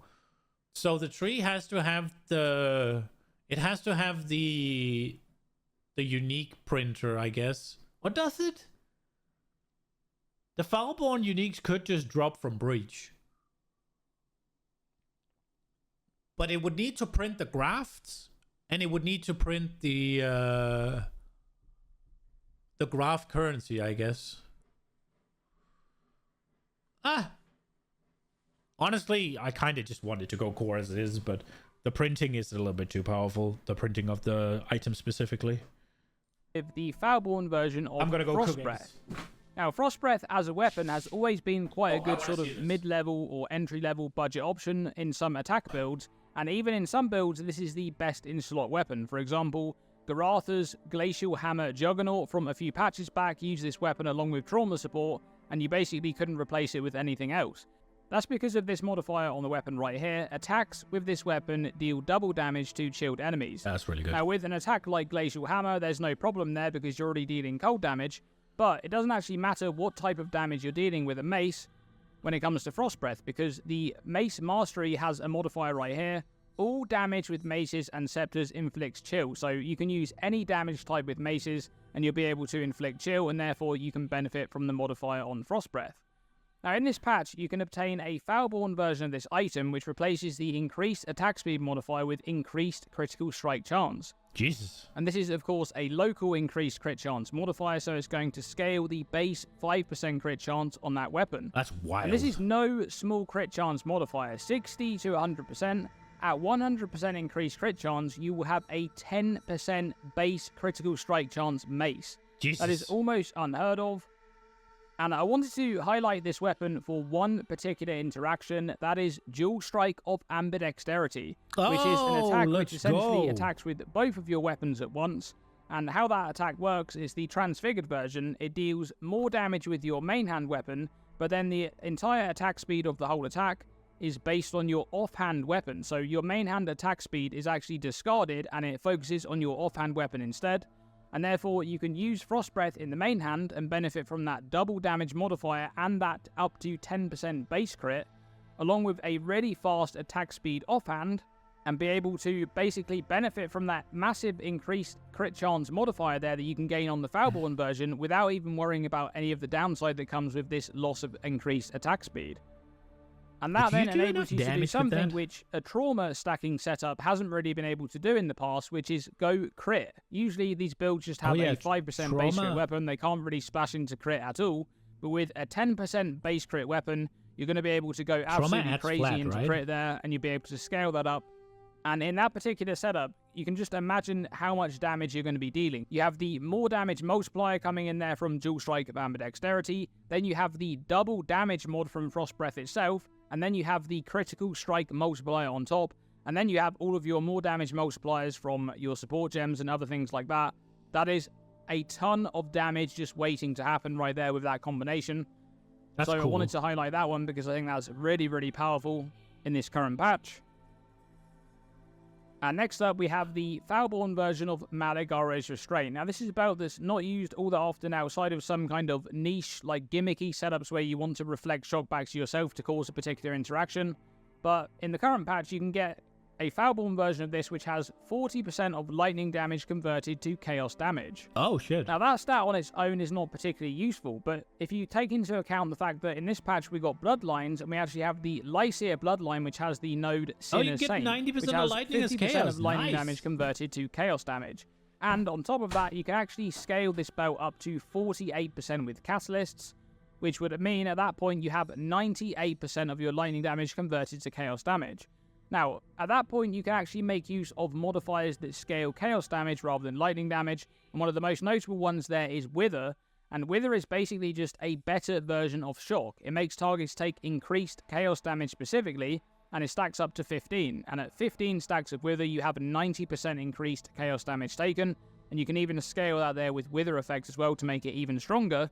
And on top of that, you can also benefit from the fact that usually monsters have lower chaos resistance compared to elemental resistance. For example, pinnacle bosses have 50% elemental resistances, but they only have 30% chaos resistance. So along with the Despair Curse, along with that Wither application, you're going to be able to deal a lot more damage converting your damage to chaos than you would have been able to do with lightning damage. And you can do this with any lightning damage based skill, whether it's a spell or an attack or anything like that. And there's also the other modifiers really on cool. Magic Arrows here, which basically makes you stronger when you have Shock applied to you. However, keep in mind that if you're converting 98% of your damage to Chaos, you're basically not going to be shocking unless you shock with that 2% of lightning damage. So if you do shock, it's likely to be a very small shock, in which case you can benefit from these modifiers here, the 60% increased damage while shocked and the 15% increased movement speed while shocked, without having much of any increased damage taken on yourself. Alternatively, you can use something like Void Manipulation support so that you don't deal any elemental damage, therefore you wouldn't be able to shock.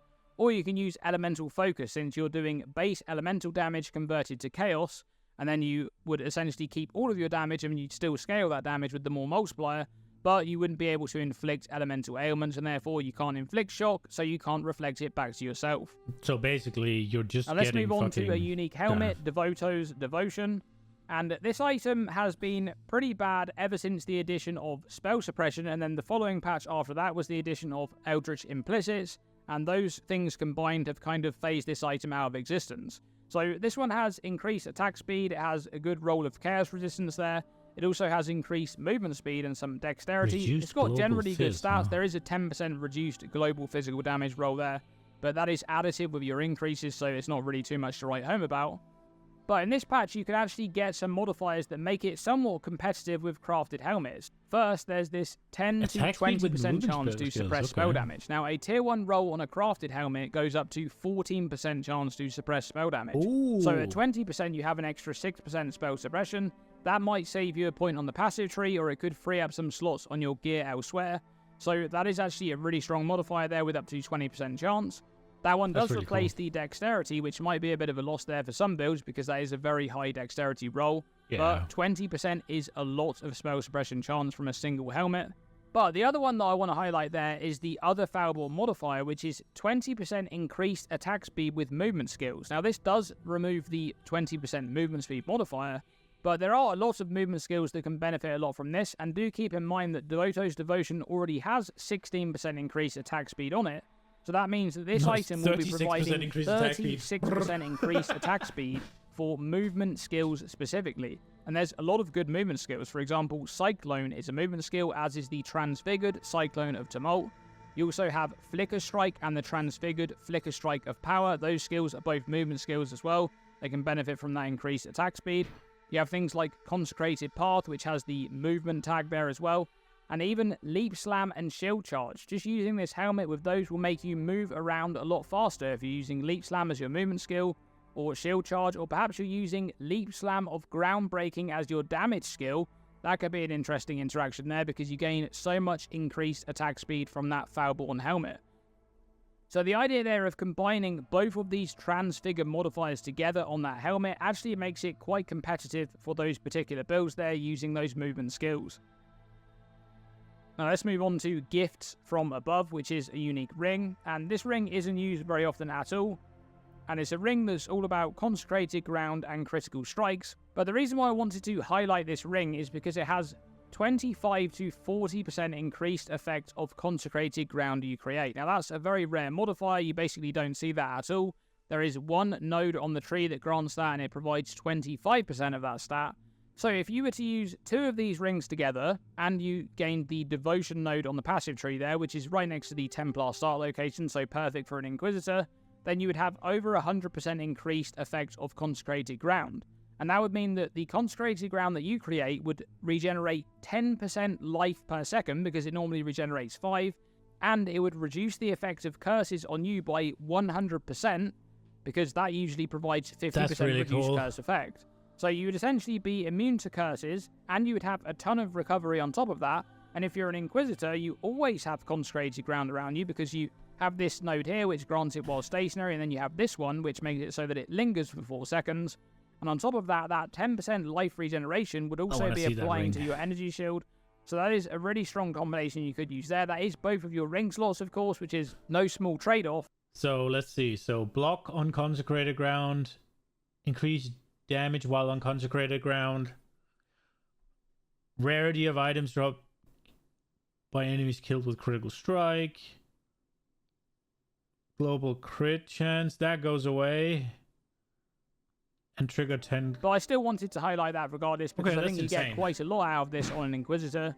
And do keep in mind there that the other modifiers on that ring, the 50% increased damage while on consecrated ground and the 5% chance to block attack damage, those would not scale with consecrated ground effect, because they're not worded correctly. For that, they would need to be worded, for example, consecrated ground you create also grants 50% increased damage, but that's not how they're worded, so they will not scale with that stat.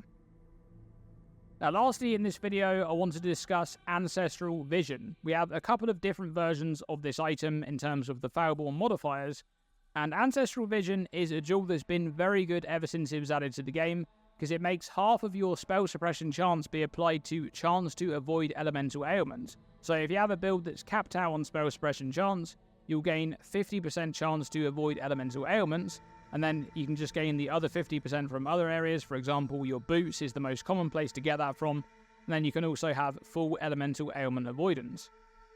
Now in this patch, you can have that modifier replaced by a modifier that grants chance to suppress spell damage, also applies to chance to defend with 200% of armor at 100% of their value. See, this 100% number here is actually... I was thinking about using this to get suppress chance, or to get suppress.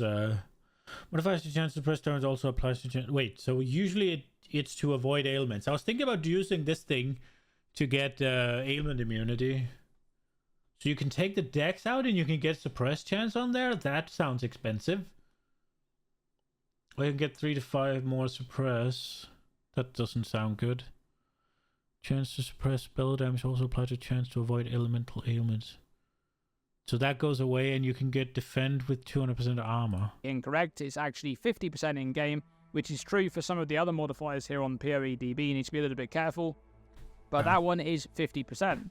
So how this modifier works is, let's say you roll successfully with this modifier to defend with 200% of armor. That means that the incoming hit would be mitigated as though you had double armor.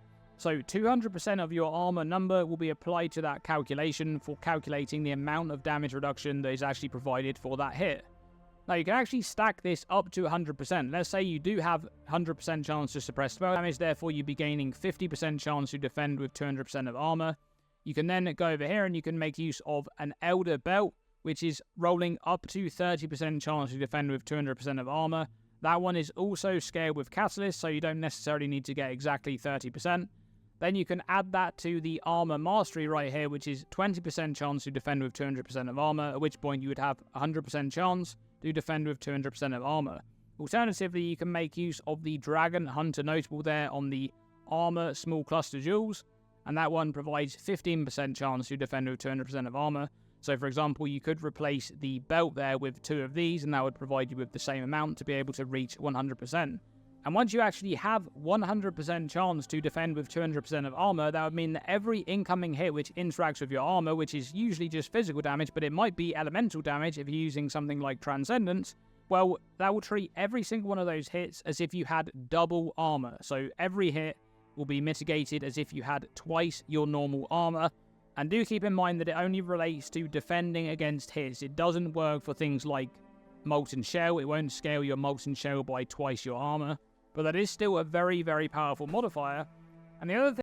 If I had unlimited currency in PoE 1, like if I could do the whole thing I did last league with scaling, or like with just selling flask and shit, I would abso-fucking-lutely make an armor stacking character that converted what's it called, that made all of its armor work against elemental damage and all of that with this thing.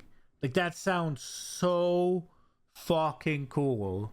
It also sounds a lot like you're immortal until you fight something that does chaos damage or something that does ailments of some sort. It sounds like everything is just fucking not touching you until something just absolutely smashes your ass. I should not clap that loudly into the mic, I'm sorry. The thing I wanted to highlight here on Ancestral Vision is the other Foulborn modifiers, particularly this one right here. 5 to 10% chance to suppress spell damage.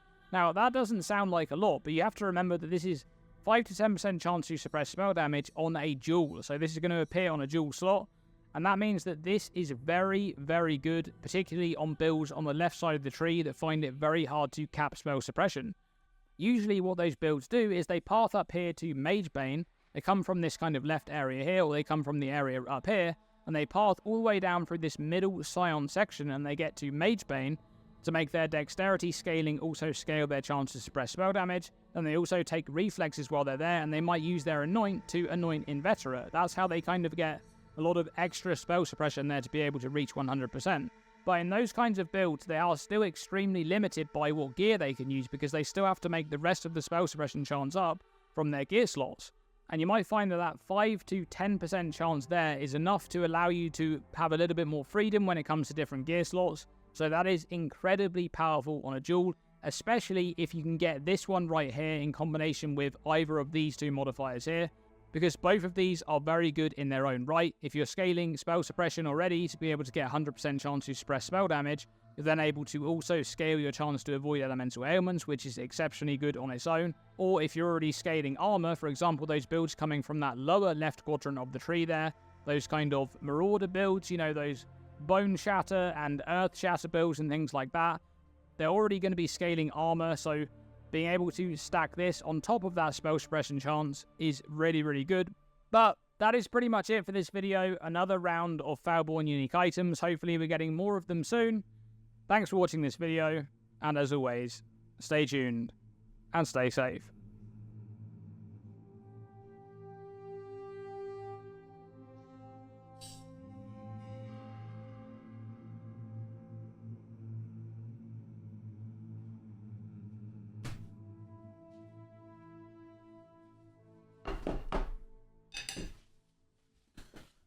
All right, that shit was cool. I think we're gonna continue with the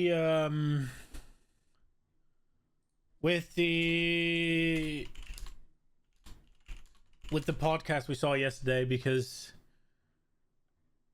oh, am I on the wrong account right now? What?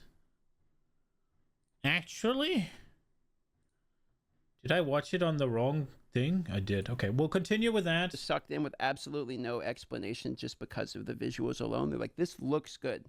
You know what I mean? Yeah. So they're willing. What are we talking about? You're going to get people that are at least willing to try it as much, and so they can at least have an attempt to get their hooks in them. Whereas PoE 1, it's like, no, you have to endure X amount of hours until you kind of get it. And Chris Wilson said many years ago that the way they win players or market shares is by getting the player to get to maps. Once the player has reached maps, they own their soul.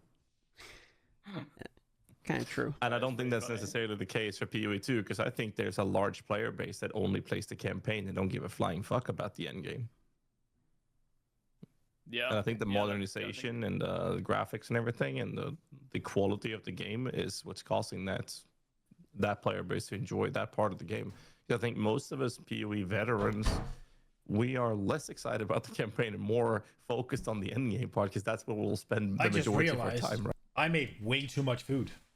Like, I had a slice of pizza that needs to be eaten, and I made the same amount of food as I would eat without the pizza and also the pizza.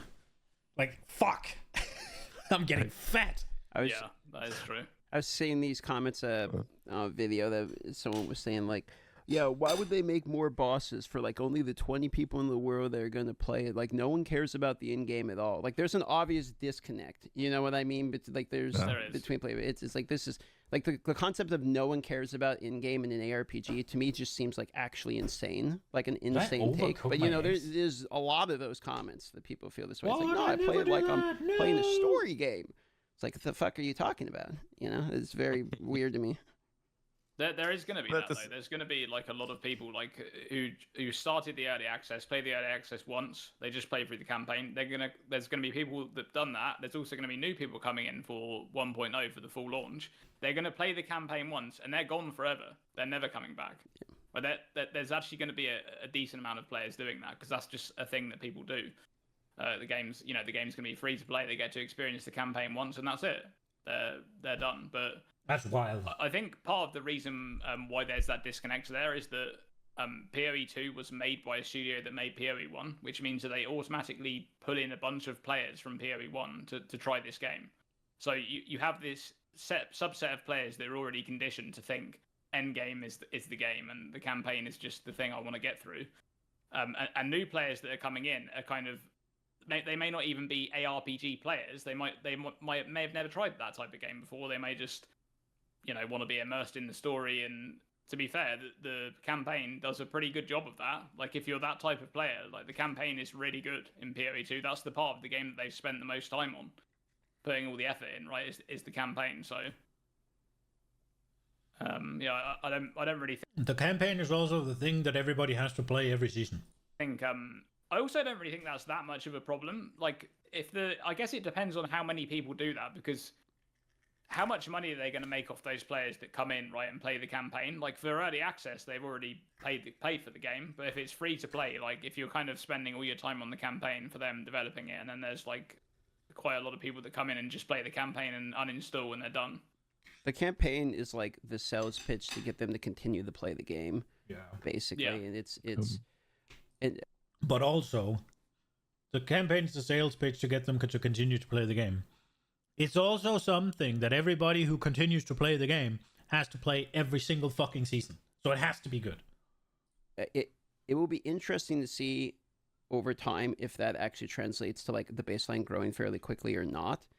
But I feel like the PoE 2 camp. I mean, I was watching this video the other day by Blaze where he's kind of talking about this, but it's like he was only a PoE 2 guy and then played PoE 1. And for him, like the PoE 1 campaign was a slog. But like for people that play PoE, so long, that probably you'd think it'd be reversed. But for him, it's like he enjoyed the PoE 2 campaign, way more. So I'm kind of curious to see like how much does the campaign not being a part that pushes people away, which I feel like in PoE 1, like just playing the game till you get to in game. It's like people are like, okay, no, you need to get through the campaign, get the in game. Then you'll love the game, but in PoE 2, like it's almost immediately enjoyable. Everyone says Act 1's like the best act other than Act 4 now, right? So I wonder if that's actually going to translate to a higher baseline, like over time. Like if the baseline's actually going to grow, or if it's just like people, like you say, play the campaign and then quit, or how much of that conversion actually happens. I kind of wish we had data numbers on what the conversion actually looks like for that, but I guess we won't get that till 1.0. Yeah. That is interesting to think of. I don't know. I don't know how many of the players, like especially with a 1.0 launch, I guess you would see that in the numbers, right? The 1.0 launch is going to be really interesting to see how many players actually log in for that launch. Yeah, and then the league after that, how many people are going to log in, right? Because that's going to be, in a way, that's going to be similar to early access and then the patch after that, because you're going to have those players, like I just said, that are just going to play campaign and not come back. So like the people who come back for the next patch, they're the people that want to play the game for like the end game, or like, I mean, I guess there's going to be a few that come back and play campaign again, but I'm curious. Jonathan said, that they're aiming to release the game in December. If they make the campaign good enough, I could absolutely see some people just come back every season and play the campaign, because they're putting the league mechanic into the campaign, so you still get a new experience. December, and if they fail to meet that, they will likely release it in March. Do you guys think, with what we've seen and know so far, that a launch in December is still a possibility? 0%.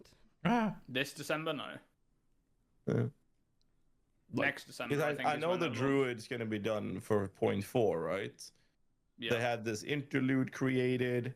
There's 2 more acts. I know that they're not going to release without all the acts, but they've said that they're fine with releasing it without all the classes. So the question is, if Druid's coming and they have their campaigns ready for December, then the possibility of them launching in December actually exists. I don't think there's It's any more about the campaign. I don't think there's any... So I think it's already been confirmed that they're not releasing in December because they just released stuff and they're calling it the 0.4 patch. any world at all in which this game releases in December. Part of the reason is a more recent interview since the one you're mentioning is when he was talking to Destin. And in the Destin interview, he asks him specifically about release again because he had a quote in, I think it was the Japan article, where he's talking about like it's a 65% chance to release or something in December. Is I think the one you're mentioning. And his answer to that was like, okay, like the release has to be after he wants 3 well-received league launches in a row. He's like, I want to have 3 league launches that go in which it's like receive before I can feel comfortable releasing it. Well, if that's the case, December's the second one. If it's a good, listen, we already had one. 0.3 is one. December would be the second one. The third one, January, February, March, April, right? Am I mistaken here? So it'd be April would be the next one. Actually, no, it would be March because it would be March. Yeah, December to January counts. So it would it's be summer. March. Summer release. Okay. And that would be the third one. If that's 3 well received, then the next update would be like full release, basically, unless they're launching it on the third one. So we should be at this point June, July, August, like August at the earliest. If it's sticking to, he said 2. Okay, people are saying 2. Well, then March would be the absolute earliest. I thought it was 3, but if he's saying 2, then it's March would be the absolute earliest. There are other factors to take into consideration as well. One is obviously time of the year. You don't want to launch anything in January, February for obvious reasons. December is probably the best launch time in the entire year that anyone can launch something big.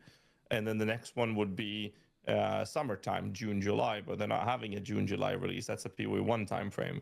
We have March and then August, right? So it's like, at the same time, they've also said that they're aiming for December or March. So if they do that, then it would be kind of weird if they postponed it even further. Jonathan has also said that they don't want the early access to be more than a year. A year is happening in December. They're already pushing past that if they're going for a March release. So there's a lot of different factors. The question is which one matters more to them, right? I think if it's not going to be a March release, then I think they're going to push it back to December next year. Like that's the slot that would makes make the most sense, yeah. For them. Yeah. Like it that's would the slot definitely that's going make to more make them the sense. most money as well. Like Yeah.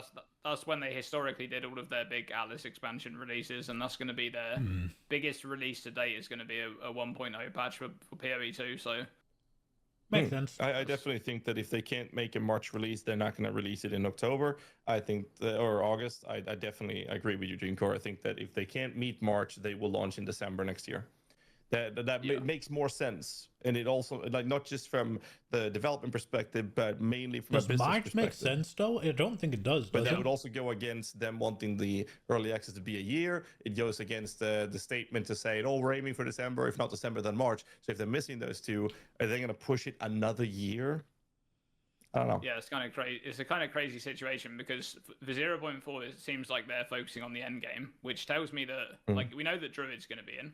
But and Trial of the Ancestors is probably going to be in as well because, as far as we're aware, they barely missed it or they sort of missed it. I don't really know. Like everything is set up there. You just need the mechanic right. Everything that felt really weird. By the way, I hated that. Actually, I really wanted that mechanic to be there. It was a shame that it wasn't. But so they're going to need that in, and they're going to need Act 5 and 6, right?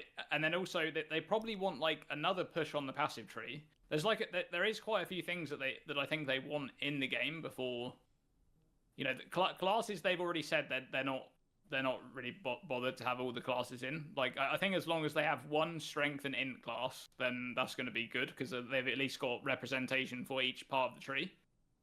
But yeah, there's I think it's going to be pretty tough for them to meet March. Because I do think that 0.4 is just going to end up being like this massive endgame patch and it doesn't do much else. Yeah. And then, they've got a lot of other stuff to do then in those 4 months. Well, we'll get one class. We got Druid coming. And 0.4 is like, confirm. It would be an announcement of a delay of Druid if it doesn't come in 0.4. Because they already announced it is coming in 0.4. So with the Druid coming, what is it in particular you want to see from the Druid? Do you have any like hopes for it in 0.4 Dreamcore? What are you laughing about, Gazi? I'm interested to see how transformers work in general, I think, because I hope that there's some meat to the animal forms. That it isn't just transform into a bear, do a slam. Transform into a wolf, do a scratch. Right? Like a bite or whatever. Transform into a cat, do a scratch, I guess.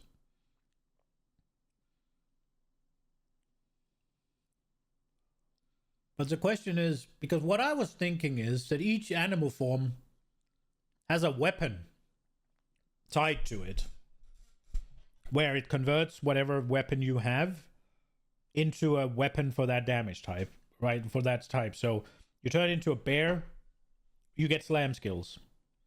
You turn into a hawk or whatever, like a fucking rhino or whatever, you get spear skills that can't be thrown or something, right? I don't know. Something like that. Like whenever they get the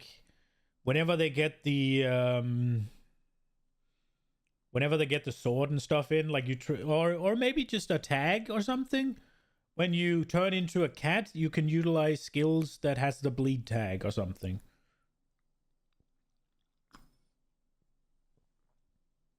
Rather than it just being bear do big bam kind of thing.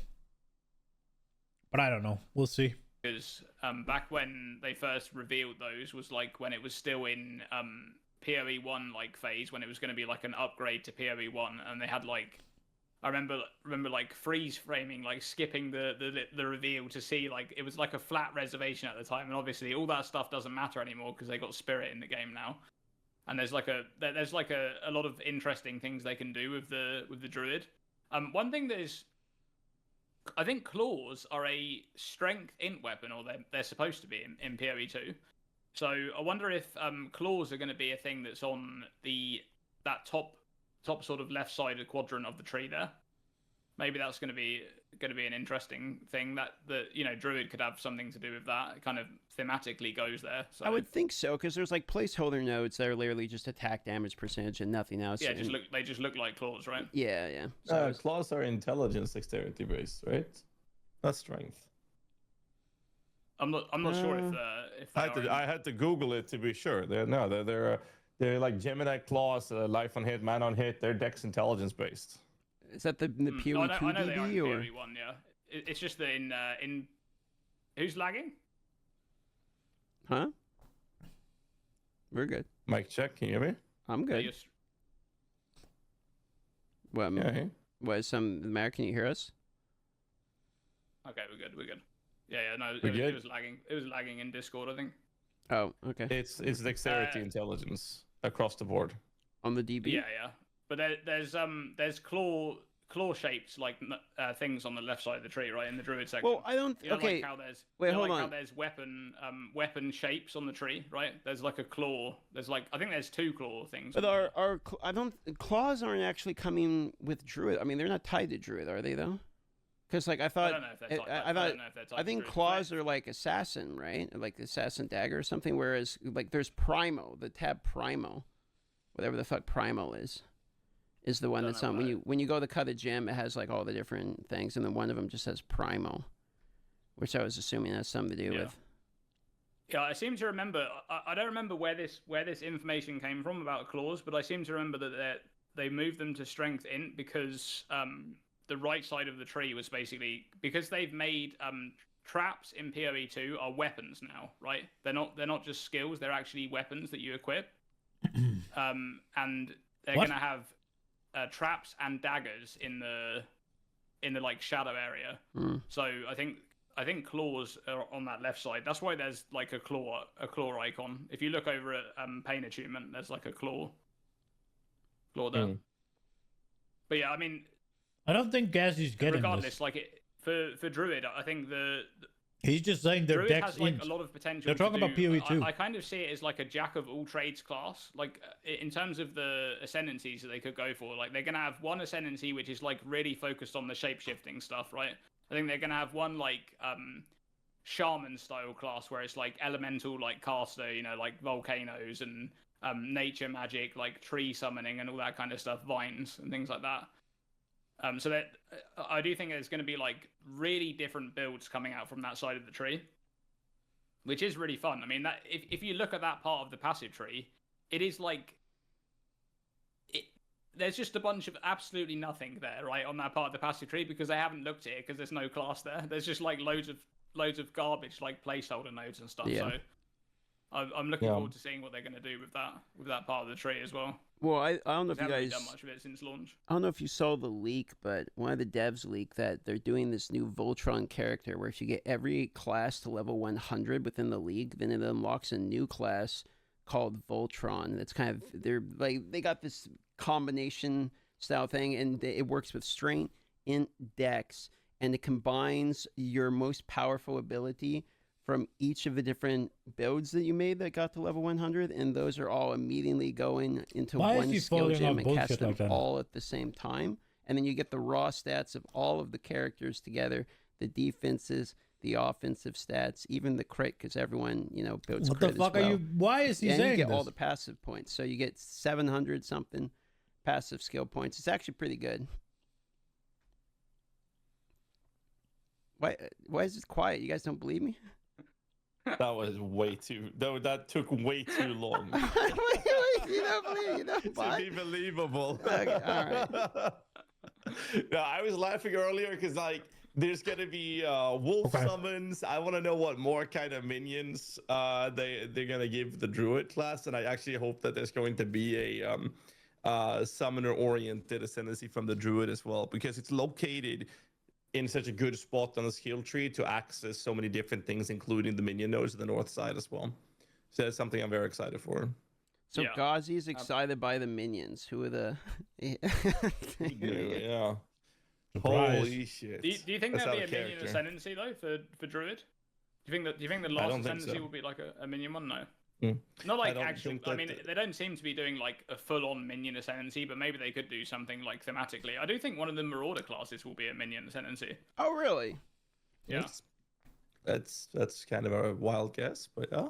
I think it's going to be like a ancestor type ascendancy. I think they'll make like ancestors minions in PoE 2. Dude, if we have both of the melee classes like have this like a minion build ascendancy in it, then I don't know how I feel about that. I mean, you got Warbringer already has totems and, you know, so many minions or ancestors, whatever the fuck you want to call them. Yeah. That's already the count. It's just totems. I mean, Cribs made quite a few like minion builds with that ascendancy. He keeps coming back to it. Like every league, I see him popping up with a new one. Yeah. Yeah. No, I don't know. I mean, there must be so many fucking PoE players that play minion with how much they're fucking catering to it. But I guess that's why Cassie has so many followers. There's just that many minion cocks. It's kind of insane. Kind of insane. So, I mean, you already got... The mercenary already has minion cock in it, right? Because you have the ballistas. The warrior already has minion cock in it because it has the fucking totems. Like, how much minion cock do you need? Surely you only have 2 holes as a man and 3 as a female, right? I guess you have 2 hands as well. I guess you can take some more cock. They don't want to have this idea of painting yourself in a corner with the build diversity choices based off your class choice. That was their whole idea. Whereas in PoE 2, you choose a class that kind of defines the the kind of set of skills that you're expected to use with the X ascendancy that doesn't exist in PoE2. The problem is with the way the skill tree is designed, the skill tree positioning is already doing that for you. Yeah. So if you're on the northern part of the tree, whether or not you're starting left, right, or towards the middle north or true north on the skill tree, you are able to quite effectively, for the most part, do minion builds. Now, sure, there are some mercenary minion build tacticians and whatnot that exists, but for the most part, that's kind of like the idea. So if you're on the northern part or half of the skill tree, that allows that to be a possibility. Like I've done a ritualist, obviously all the witches and stuff, but there's some warrior stuff we've been able to do as well. And I think the druid would be positioned in a way that would allow to be played. But I mean, the ascendancy choices, the only thing that gets close to a minion related topic is actually the infernalist, right? And that's just the Hellhound. That's it. There's nothing else. There's the fucking ballistas There's some spirit and scaling, the but that's just that works with other things as well. But it's the closest to a minion ascendancy we have. Yeah, I couldn't really think of that third druid ascendancy because I'm kind of like almost 100% sure that two of them are going to be that kind of theme, like one like elemental nature magic kind of natural disasters kind of thing, and the other one's going to be like very focused on shape shifting. And I do think one of the last Huntress ascendancy will probably be like a shape shifting thing as well with like cats or whatever it's going to be. But possible. Yeah. They got there's minions on the ritualist as well, isn't there? Like companion stuff, or is that the Amazon? He's got minion out his ass, bro. Everything has minions. I would think that in 0.4 we would see at least one new ascendancy, surely. Like outside of Druid. They get started. I hope so. Yeah, I hope so. Yeah, they have to, I think. I mean, I'm just most excited to get that class on that side of the tree because that will just give you a lot more options then. And once they actually put a class on that part of the tree, they then have to address that part of the tree, right? They haven't done it yet, and that part of the tree just sucks at the moment. Well, that's why I went Templar because I went Hierophant and I want mana to I want the passive tree to remember the mana exists a little bit. So that we can actually start doing some mana builds. Because if you you might think like, I remember seeing some mana, but there's like 2 nodes that have mana at all on them, and everything else is like there's percentage int, there's mana regen, like arcane synergy, but there's not really like any mana nodes on the tree. I don't know if that's because mind over matter exists, and so they're kind of following the same philosophy of like life, which is like, okay, well, we don't want you to also be able to click life nodes or something. I don't know, but it's like there's not really any. Like, building an Archmage build feels pretty bad. I know you can get there with, like, Ritualists and all this other shit, but it's like, I don't want to build, like, a Ritualist just to have a 3rd ring so I can have a good amount of mana. Like, I just, it would be nice to actually have, like, some decent mana nodes to work with. There is one percentage mana off one of the new Timeless Jewels, but, I mean, it's kind of a stretch to use that for it. I'm quite excited for the Templar as well, and definitely mana needs to be addressed in the skill tree as a result of that. You also get the holy based minion stuff as well, dominating blow, melee stuff. That actually sounds really exciting. It's a fan favorite of mine, at least from PoE 1 as well, at least for early stages. I think like Templar is also one of those classes similar to the Druid that is like jack of all trades. You have the caster version of it, you have the melee version of it, and then you have the summoner version of it. And the Templar actually brings all 3 type of archetypes baked into one class as well, similar to how the Druid will have. So I'm quite excited to see how they're going to present that, if they're even going to. Oh, fuck me. Sucked in with absolutely no explanation just because of the visuals alone. No. Like, this looks good, March.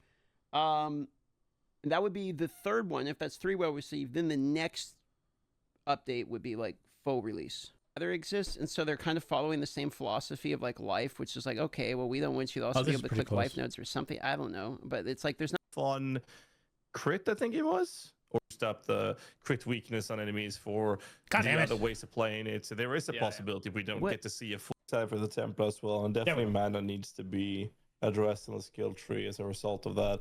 You also get the holy based minion stuff as well, dominating blow, melee stuff. That actually sounds really exciting.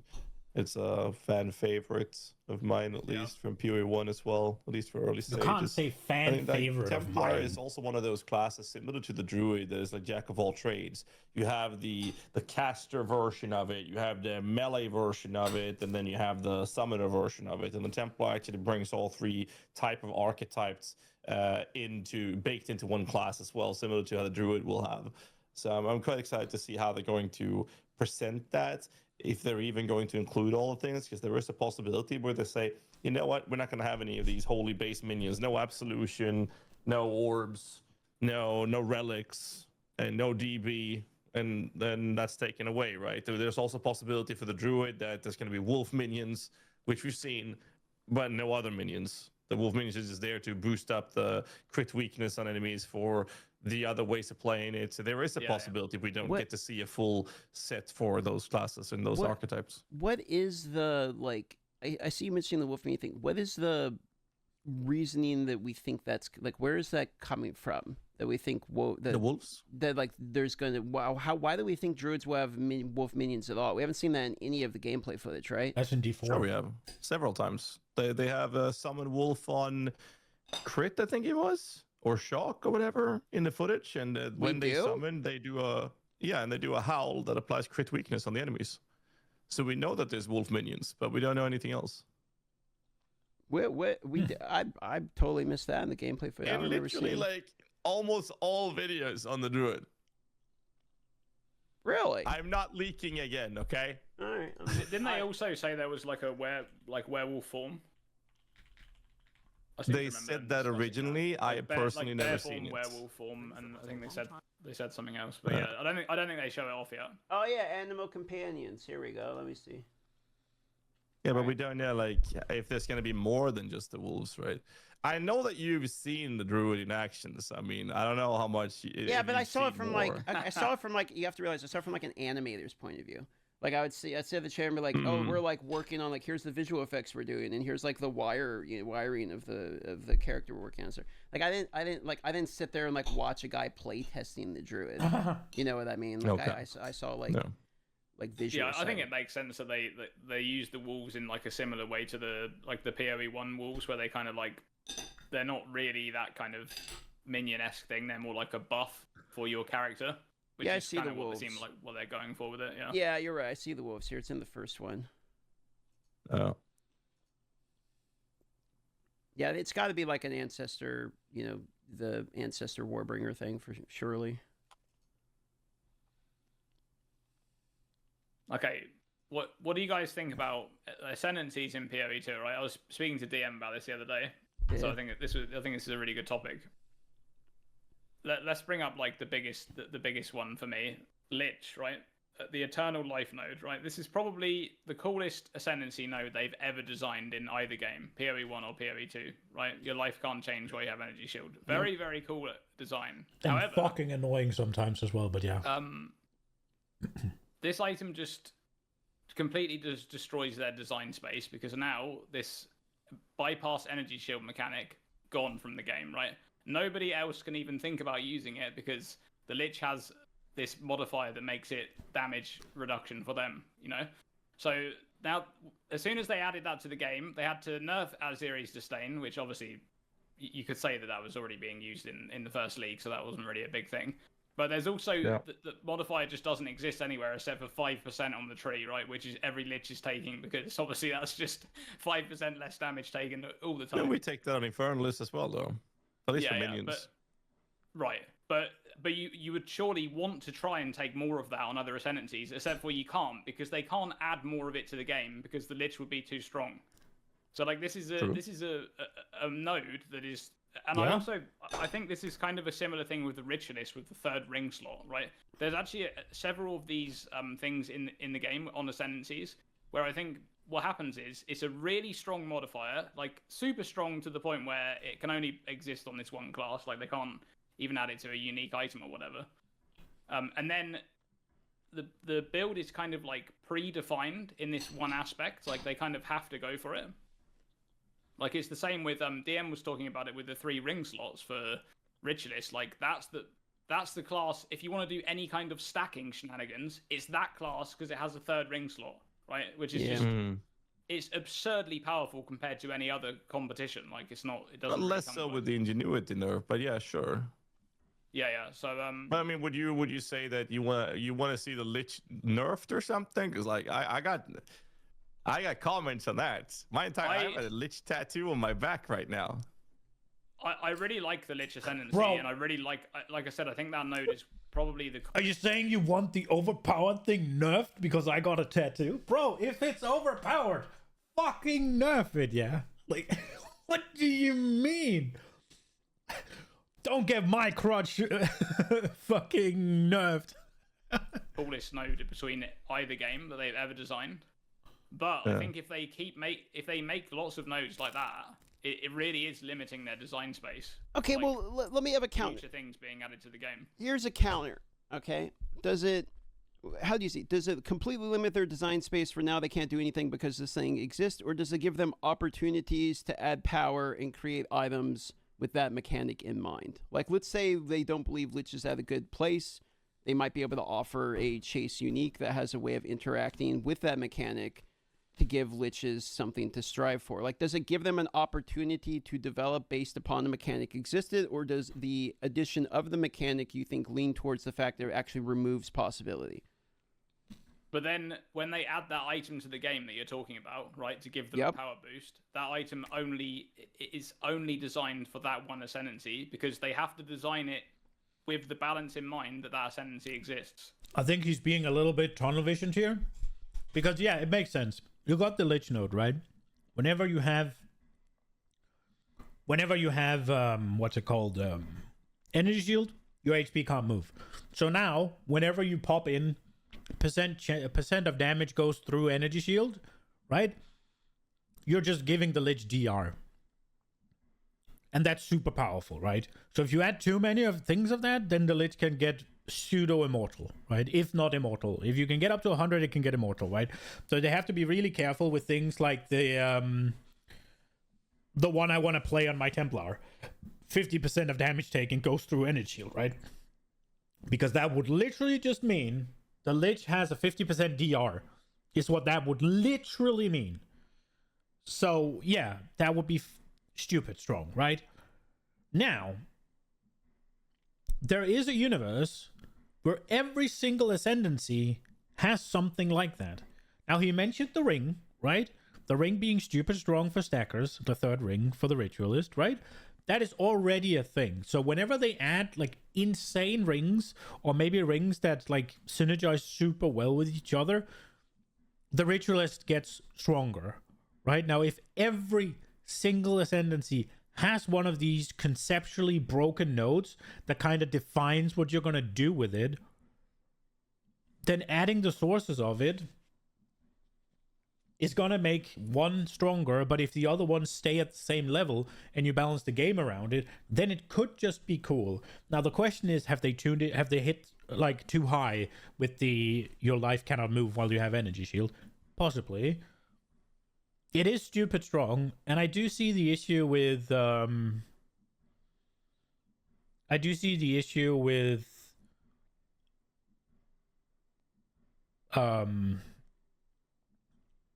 the node.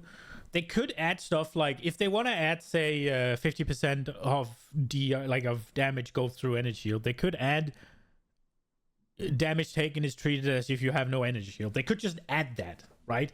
And then it's like, oh, Lich cannot use that, right? Because then it's just, oh yeah, now you're just gonna lose HP all the time, but you can't regen it, right? So there is that. They could do it like that. It's a little bit boring, but I don't know. Maybe that node has to go, but I do think that with a game as like PoE, there is usually an option to just make everything else just as powerful and just scale the mobs. Sure, yeah, for sure. They can't.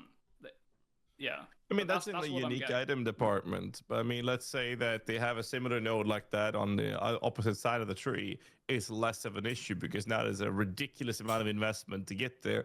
And to avoid the oilings problem, you just make it not oilable. I mean, I don't think it's that limiting, but I mean, north part of the tree, you can't have more of this because it would make that class too good. Well, That's very simple.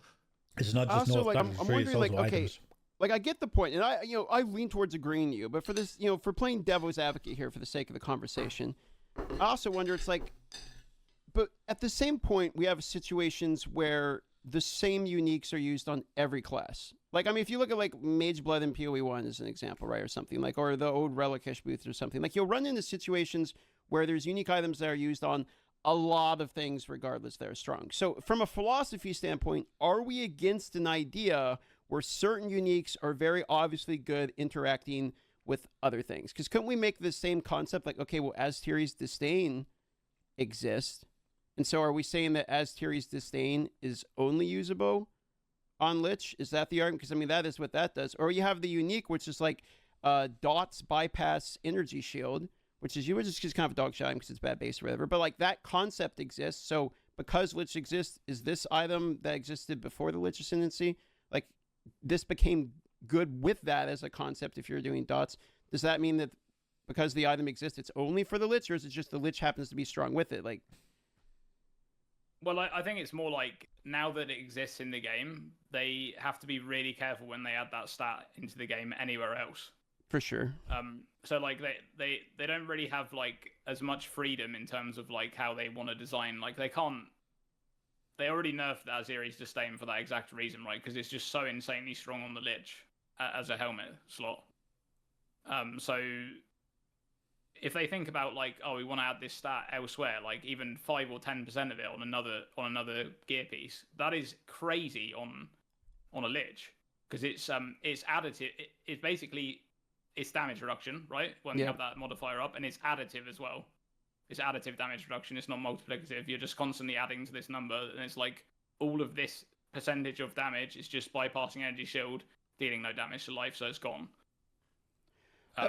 So then what's the solution? Because I fundamentally I agree with you, because like I think of Ritualist as an example, but also I remember thinking it's kind of cool. Ritualist has 3 rings, and I like them doing wild stuff like that with the Ascendancy. I like that they're kind of willing to throw out crazy things for an Ascendancy that make you excited about the Ascendancy, as opposed to just raw damage numbers or something. The passive tree is kind of, I feel like, a little bit weak in terms of unique cool things. Or that's kind of why I like Archons, even though they're kind of dog. Like I think it's just a cool concept of addition. It can be tweaked later type thing.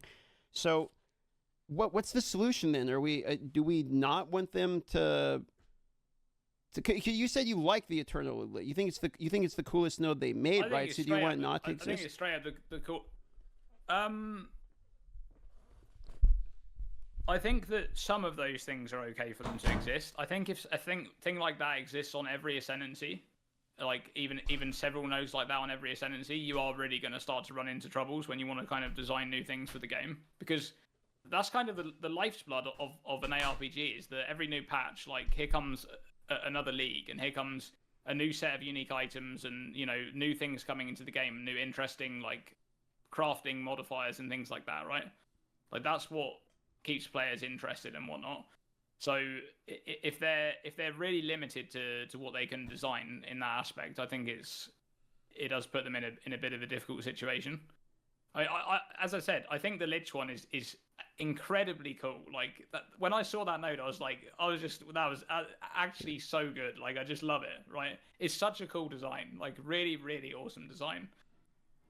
But I mean, I have the same feelings towards like Titan's 50% increased small passive node on the tree. Like I'm just not a fan. I also like the Titan backpack. Just get that out of him. Like I don't know.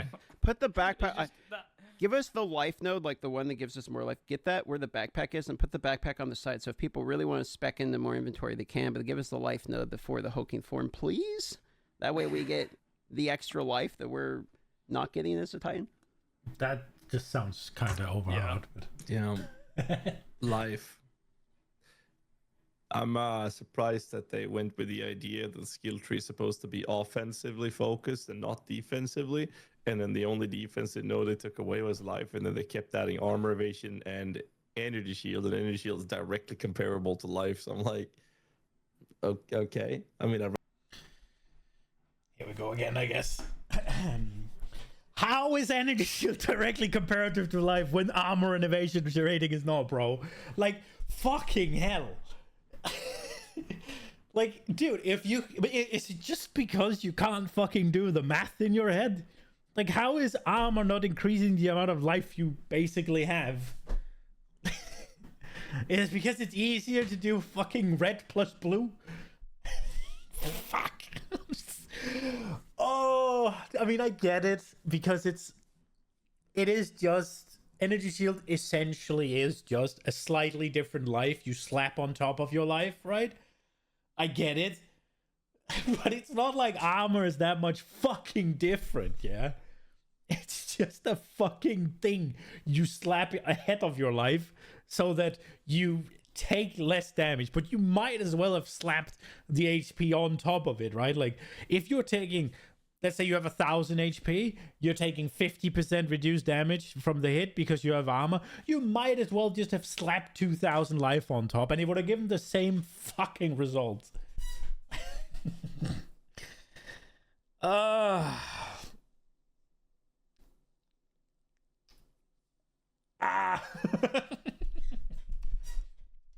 But not quite, but basically, right? Like, it's slightly different, but the same. Rather take a 20,000 ES pool than how much life can you reach? 5-6k with really good gear? Higher with like Calm's Heart and shit? That's like really good gear, yeah. Yeah. Yeah. Most builds are running around like 2,500 or 3,000 life. Yeah. I think that my ES... Sorry, my... And what is their effective hit pool when you can take armor and evasion rating into account, then, brother? If you have... Are you telling me that you don't have enough armor to mitigate enough that you could sustain the same... Take the same amount of damage as a 20k ES shield? Is that what you're saying? My minion Titan had about 3,000 life, and it was rough. And then my Infernalist with half decent gear had 14,000 energy shields. So I'm like... Yeah, why? Yeah. The whole energy care? shield life thing, man. Don't get me started on that. That's actually crazy. Like between both games, it is crazy. Like the funny thing is, like both games are kind of in the same place in terms of like energy shield being a bit too strong compared to life, but they're kind of in there for a different reason. Like in PoE 2, it's nowhere near as complex. It's just like here's like giant hit pool versus not very big hit pool, because like a lot of the defensive mechanics are just not there yet to invest into.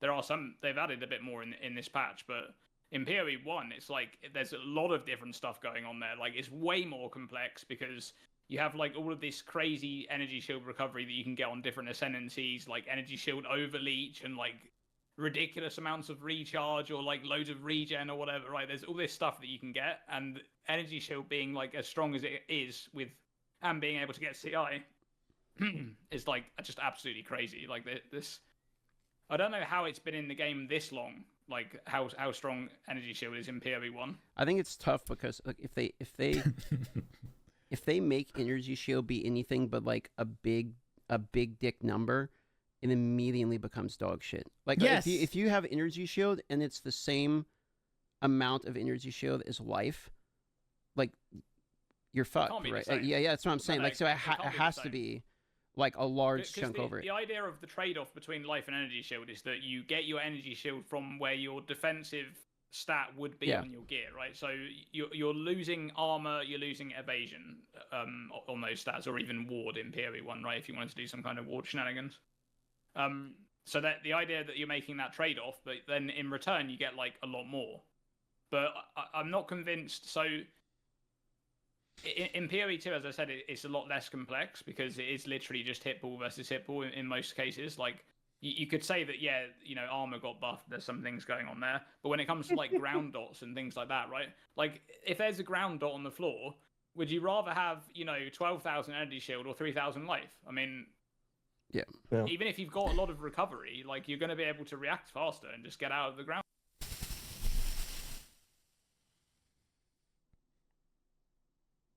I mean, that is not an argument for why energy shield isn't armor and evasion shield. Evasion rating, sorry. That's just an argument that is overtuned. Or that armor and evasion is undertuned. But like, what about chaos damage then? Like, would you rather take double chaos damage? I guess you could be immune with CI, but that requires you to be immune with CI, right? Like, and doesn't bleed bypass, or does it not? Or does it just do double damage now, or whatever? Like, bro. Right. So yeah, but in PoE 1, it's just there's so many things, just weird things going on. Like, I mean, Chaos Inoculation is just one of those things where, over time, this mechanic has got stronger and stronger because I remember a time in PoE 1 when chaos damage almost didn't exist anywhere in the game, right? And you basically knew that you would get to like late maps and then you would kind of start worrying about it a little bit. Yeah. Now it's just, you just see it everywhere. Like sometimes it's on like league mechanics from the very beginning. It's in like the second zone, it's on a league mechanic. There was some like mercenaries in like Act 1 that had like some chaos damage skill, like, just blew you up. So how long have you played PoE 1 for, Dreamcore? Since Delirium 3.10. Delirium. Oh, so you missed the whole when a patch 1 point something.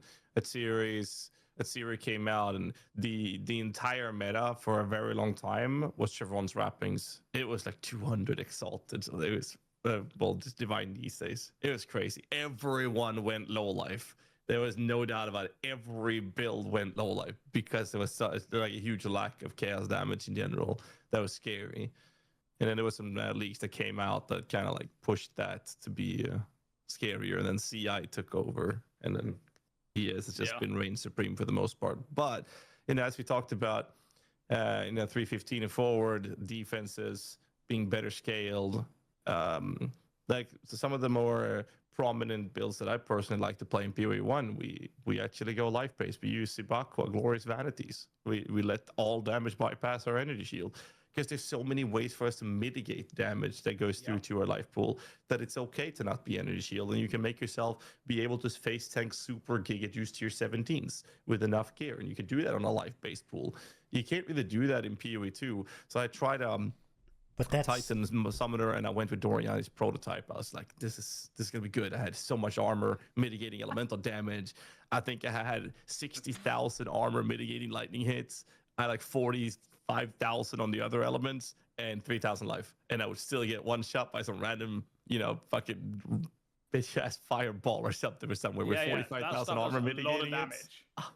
I mean, I did like a lot of testing on like endgame maps, but in 0.1 I used the Veil of the Night, right, which sets your resistances to 0, and I had a character that I think I reached like 8,000 life or something, and I just done testing, and I thought, like, how much damage are these things really dealing? I want to like check it out.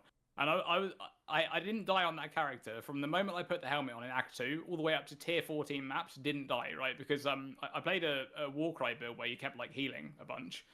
Then I got one shot in tier 14 map by a fire meteor by one of those like the skeletal caster things. The hooded caster. Yeah, they hit hard. Those fire meteors. That thing must have. I was full life, so it was a fireball. White mob must have dealt like at least 8,400 damage, somewhere around that, in that region. Which, I mean, when there's this sort of damage numbers in the game, like, you can see why energy shield is so good, because if you have 10,000 energy shield and 75% resist, so you're never being threatened by that damage at all, right? It's just it's just that, in that sense, it's kind of imbalanced. I think that's what they were going for. But if you have 75% resist and 3,000 HP and at 200% of your fucking 30k armor or whatever works against elemental, you're not gonna get threatened either, are you? Even, I mean, obviously, if it's doing pure LE hit, then the armor is gonna get a bit crushed, but you're still gonna reduce it by what, like 20% or whatever, and then you're gonna take off 75, right? And if it's like fist to fire, doesn't it apply twice or something? Like, I get it, but I do feel like they're just completely underselling what you can do in PoE 2. Now, obviously, it's not as well fleshed out as PoE 1 is, and it might be that the energy shield is just fucking overpowered. I am not trying to argue that it isn't.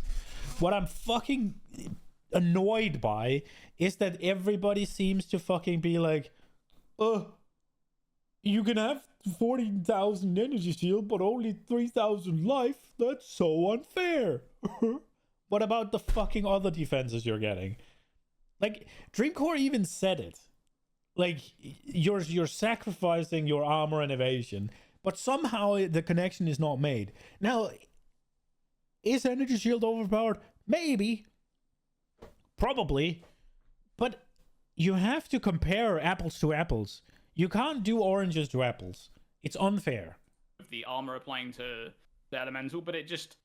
And you can really overinvest into that mechanic, right? I saw characters this league with like hundreds of thousands of armor, like 300,000 armor applying to elemental, which, I mean, obviously, when you get that much, yeah, okay, it's going to start being ridiculous, but the average build isn't having that. Like, the average build investing into armor and getting it to elemental, like, the amount that you actually get probably isn't really mitigating much. Like, I've done the numbers on that. It really isn't doing much for having, like, 15,000 armor or something like that, 10,000 armor. You're not getting much. But that's because of how armor scale, right? Yeah. So the harder the hit, the less the armor's mitigating, which is like, okay. Exactly. Yeah. Like you have to. I mean, armor as a mechanic, like you invest into it in the campaign, you can really feel it. Like with those physical hits coming in the campaign, it feels good. Yeah. It's working. I mean, I noticed in 0.1 when I played an armor character, like I really felt it in the campaign. The moment I moved into maps, instantly, like the damage was just punching through my armor because it was just too high, right? Like those physical hits were just ridiculous.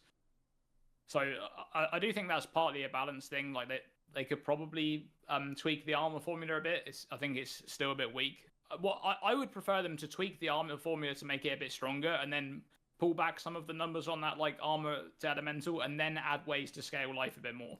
Like the thing that they're missing there with that is that, like, we kind of lacking raw hit pool is like one of the biggest issues for life builds because of all these like damage over time effects on the ground and things like that. There's like a bunch of chip damage comes in whilst you're taking damage over time. That's what's really rough. Like an energy shield build can take like a spike of damage, move back, recover, go back in. A life build might just die to that spike of damage. That's what usually happens, right? You just kind of get hit, take some damage over time, and that's you're dead.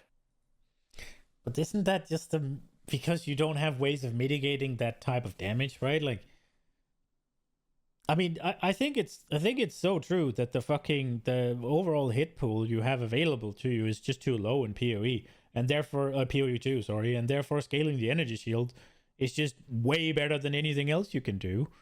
But that doesn't fucking mean that energy shield is overpowered compared to life. That means energy shield is overpowered compared to defense and evasion rating. Because it mitigates more shit, right? Like, if energy shield mitigates everything at 100%, right? Which is, except for chaos damage, it mitigates that at fucking, it gets hit for 200% from that, right? So, but then you can take CI, I guess is the argument, but it has one weakness, and that is, no, two. It's like bleed, and it's chaos, right? Because does bleed still go through? How does PoE 2 freaking CI read?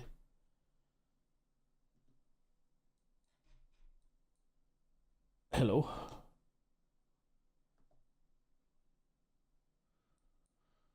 Where is it again? Here. Immune to chaos damage and bleeding. Yeah, so bleed has to go through, right? Or does it do double?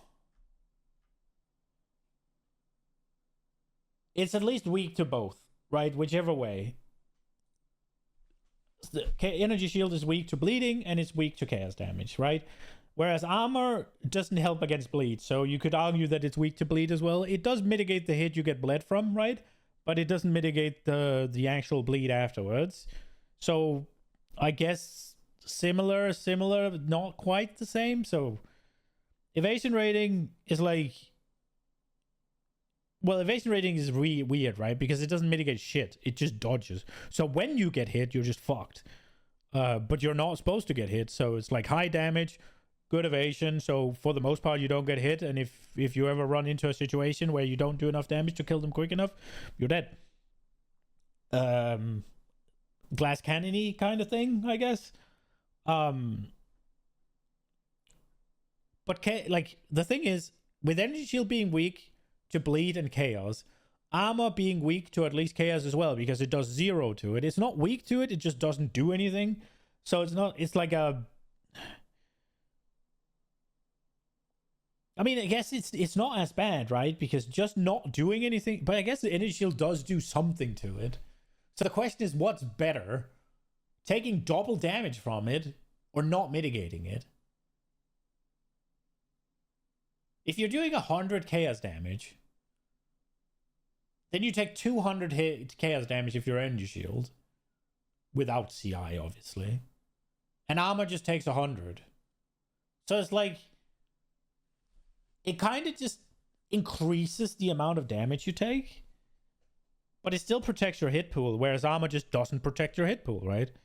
And then you have the bleed, takes double damage on energy shield, still protects your hit pool, or your HP, I guess.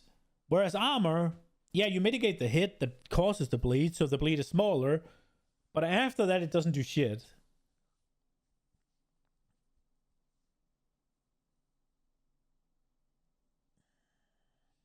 I think it'll probably be better if they do the PoE 1 version of a chaos damage, where it goes through. That way they have the same weakness. And then honestly, if the bleed goes through as well, right? That just means that energy shield all of a sudden has a massive weakness to bleed. And I think that was probably better, right? Because then you have nothing that mitigates the hit. Whereas armor would make the bleed dot less because the hit is less. Whereas energy shield would just eat the hit, and then you get a massive bleed and you're probably just dead. But maybe that's unfun.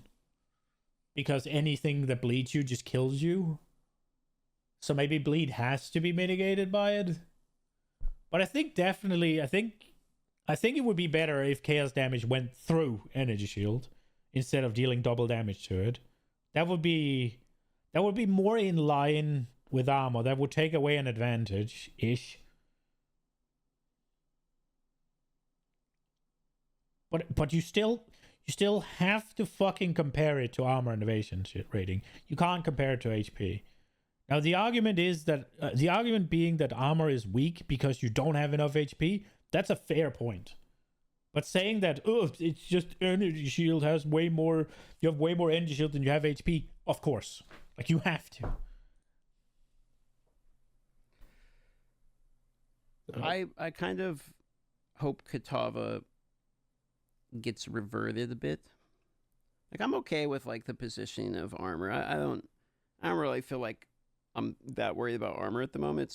It's mostly just the life pool for me. It's life, yeah. Yeah, it's mostly the life pool, and I was a big fan of. I really liked what Kitava had to offer, to be honest, because like I feel like it was a super carry early game, and then if I wanted to play something, I could swap over the Titan or something when I gear later. Like I really like the positioning of Kitava, because basically you're all in the mastery just for your whole ascendancy is just resistances. Is basically what it felt like, and it was quite a trade off for it. And I really liked the chest plate, so that nerf was a bit of a bummer. I know people are still running Kitava like fairly early, but yeah, I don't feel a little heavy-handed. What I didn't like about the Kitava, I think it's okay that Kitava was that strong. I think they just needed to buff up the other ones. Like, you're giving up a bunch of shit to do the Kitava stuff, and that being powerful is fine.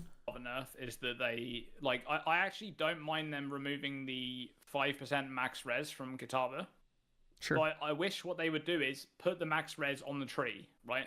Because what was happening with that ascendancy compared to the other classes is that this ascendancy can just get like 5% all max res right off the bat, like on the ascendancy, and you're basically always going for that because there isn't that much else to go for right on the ascendancy, so you're getting that. What I would have preferred to have is like you already have that resistances coming from fire, right, from your maximum fire resistances. why did they like when they added all the armor applying to elemental stuff to the tree? They removed a bunch of max res off the tree, so they basically like It's and a also triple they tap, removed the Inferno clasp belt as well. So Kitava lost the 5% from the Ascendancy, and it lost Inferno clasp. It literally lost like 10 max fire res overnight. Right, it's just gone. Yeah, it was a triple tap. It was the passive tree, the Yeah, ascendancy, and the itemization. Like it got hit from all angles, and I could understand a bit of a balancing because I mean it was pretty free. You know, that's fair enough. Strong. It's Very strong, no, defensively, but no doubt. It was so like that was like the first glimpse of mitigation in PoE 2, that Ascendancy, right? Before that, it was like everyone was just raw hit pool because there wasn't any mitigation. Then it was like we have Kitava and a bunch of hardcore players are going for that because it's like really, really good mitigation. Like you can actually play a little bit aggressive with that class because you felt like you weren't really going to take too much damage, and you didn't. Okay, like, but you were actually very tanky. I didn't understand the issue with it because I played hardcore SSF with Kitava when it launched. I hit rank 8 was the highest I could go, but there was people like actually on the leaderboard with Warrior Kitava, which is like the first time they've ever seen it because it carried it early, and then it fell off to like Lightning Spear and stuff as people geared out and had better clear. So it's like, is that not the whole point of it? Is it strong early? You're still not going to have faster clear than everyone. Like you're playing fucking Earth Shatter or Bone Shatter or some dog shit in maps. Like I kind of just didn't understand. I thought it was a successful launch of an Ascendancy, is what I thought. Because it's like, oh, it's obviously a defensive Ascendancy. You pick this for defenses, and what does it do really well? You get defenses really well. I liked it. You were very tanky. It was the first time I felt like giga tanky, felt great on the Kitava. I felt like I'm just not going to die. I was feeling good. Maybe they thought it was too much. I would get a little bit of a nerf. I mean, I can't believe destroyed. they nerfed Kitava and then they didn't like tweak the energy shield nodes on the tree. Like I thought they were going to pull back some of the power from the energy shield nodes on the tree, right? Like maybe give them like a 20% nerf or something like that. Like they're a bit. I mean, they pulled back on how much energy shield you get from hybrid armor, so you can't do the evasion rating with Ghost Shroud and all of that. They pulled back on. Didn't they remove a bunch of ways to recharge it? Didn't they take like leech and stuff away? And they removed. Oh, there was a few things they did that was nerfing energy shield. They did nerf it. It's just the nodes on the tree. But I mean, if the nodes on the tree gives as much to energy shield as they do to armor and evasion, that's fine. Come on, they're a bit high. Like, isn't there like one node up on the top right side of the tree that gives you like 60% increase max energy shield? That's notable. Yeah, it's another one that gives like Patient 40%. But like, man, those numbers are crazy. And then on jewels, you can get like 20%. Well, That's and then a the lot. other part that 1% on the focus, but yeah. well, there was that, but then it's That is like, just- okay, so it got triple tapped in itemization, ascendancy, and on the passive tree. But then they also nerf life, which is just a nerf overall in general to maces, right? So it's like, okay, That's to if we're- everybody, though. we actually quadruple defensively nerfed the Kitava. I thought maybe they were worried that the armor, like, basically makes him immune to elemental, because now armor does elemental, so he has 90%, you're only getting hit for 10%, that number's really low, and the armor is more effective on low damage, so basically No, because the armor Kitava goes is first. just, like, fucking immune to all elemental damage. Like, I could get, that logic, Well, but I the don't think... formula is making armor mitigate first. So the armor You're right, it implications actually is- doesn't, yeah. You're is right. lower. The one thing that modifier does really well is fist or damage is extra. Because then you get a Yeah. smaller number of their damage as another element, and that mitigation that you get on those numbers, like doing a juiced map that had all of those modifiers, like a percent of extra fire, lightning, cold, and chaos, like all of those things, it doesn't matter because your armor's going to mitigate so much of that extra damage, it's completely voided.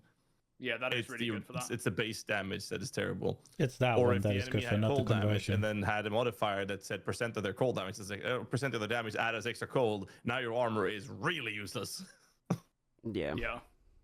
But that's the thing, like, I feel like they already solved armor pretty well in PoE 1, like, didn't they? Because they, like, armor actually does feel good in PoE 1 because you can get, like, the life pool to make it feel good, right? Like, so it's like, you have your life pool, which is, like, good enough to solve, like, larger hits. They're tunnel visioning a little bit on the life pool because, like, the life pool is just like comparative to the damage, right? Like, so it's not necessarily that the life pool is too small as it is the physical damage just being too high or whatever, right? Like, but sure, It's not that I mean, I don't know. And you also have like some supporting mechanics like guard skills, fortify, that kind of stuff.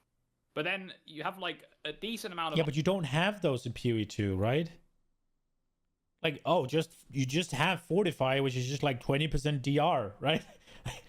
It's just gonna reduce the hit by 20% before armor works, right? Like, that's a small supporting role. Armor, like, I don't know what builds are getting these days on armor, like maybe like 30,000-40,000, like an average build on the like an axe build or something, some slam build. But it's like that. Yes, that you're still going to get absolutely crushed by big hits that are coming in. Like, it's not going to do anything to like a shaper slam or whatever. But like that's not the point of armor, right? The point is that you're mitigating those other hits, and you have the life pool then to like back it up, which is what's lacking in PoE 2. It's just that I feel like there's a bit of an opportunity in like the spirit gems for warrior to maybe help out with a bit of that, because like we don't have determination, right? Like determination was something that you have scavenge plating, but like really, so I wonder if there could be some like fairly solid defensive additions. That is one of the things I noticed when I was playing the warrior. Playing PoE 2, I've basically never felt tankier than playing a fucking warrior through the campaign. Like, it was fucking free for everything. So to me, whenever it's like, oh, so weird, it has to be late maps, because until then you're just fucking free.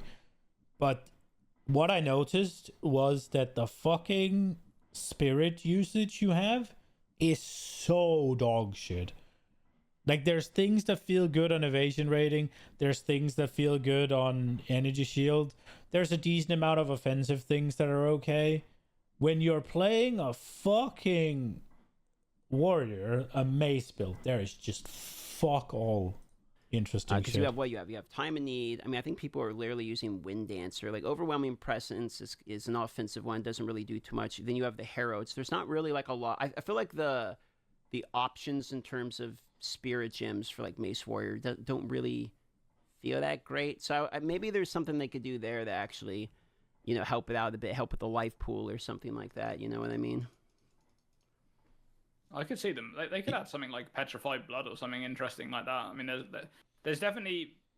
I definitely feel like there's a kind of disconnect between the design of like things that are focused on like left side tree versus right side, because you have like Wind Dancer, for example, which is just like giving you pass. But I mean, that makes sense though, right? Because like, obviously, if you go right side tree, there's going to be more, right? Because you just look at the tree, right? And you look at the classes. There's both Witch and Sorcerer up top. So that's fleshed out, and they got a bunch of shit. There's Monk up to the left. To the right, you got both Ranger and you got the Amazon. So that's really fleshed out. Bottom right. Is that Duelist? Or is that straight down? What's bottom right? Oh my lord.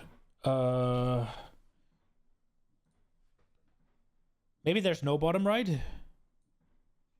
Or maybe there's no straight right. Yeah, but up...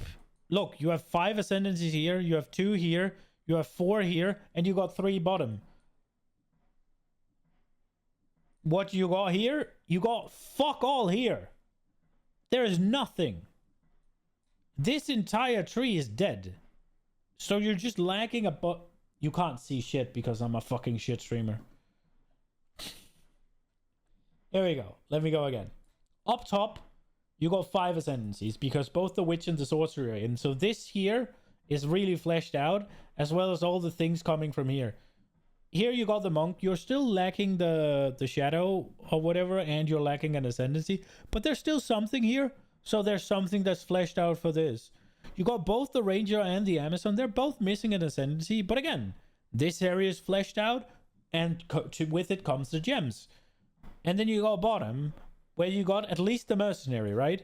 So obviously, assumption is that when you're playing a ranger, what you want should be relatively close to what the monk has and what the duelist has. The mercenary has, right?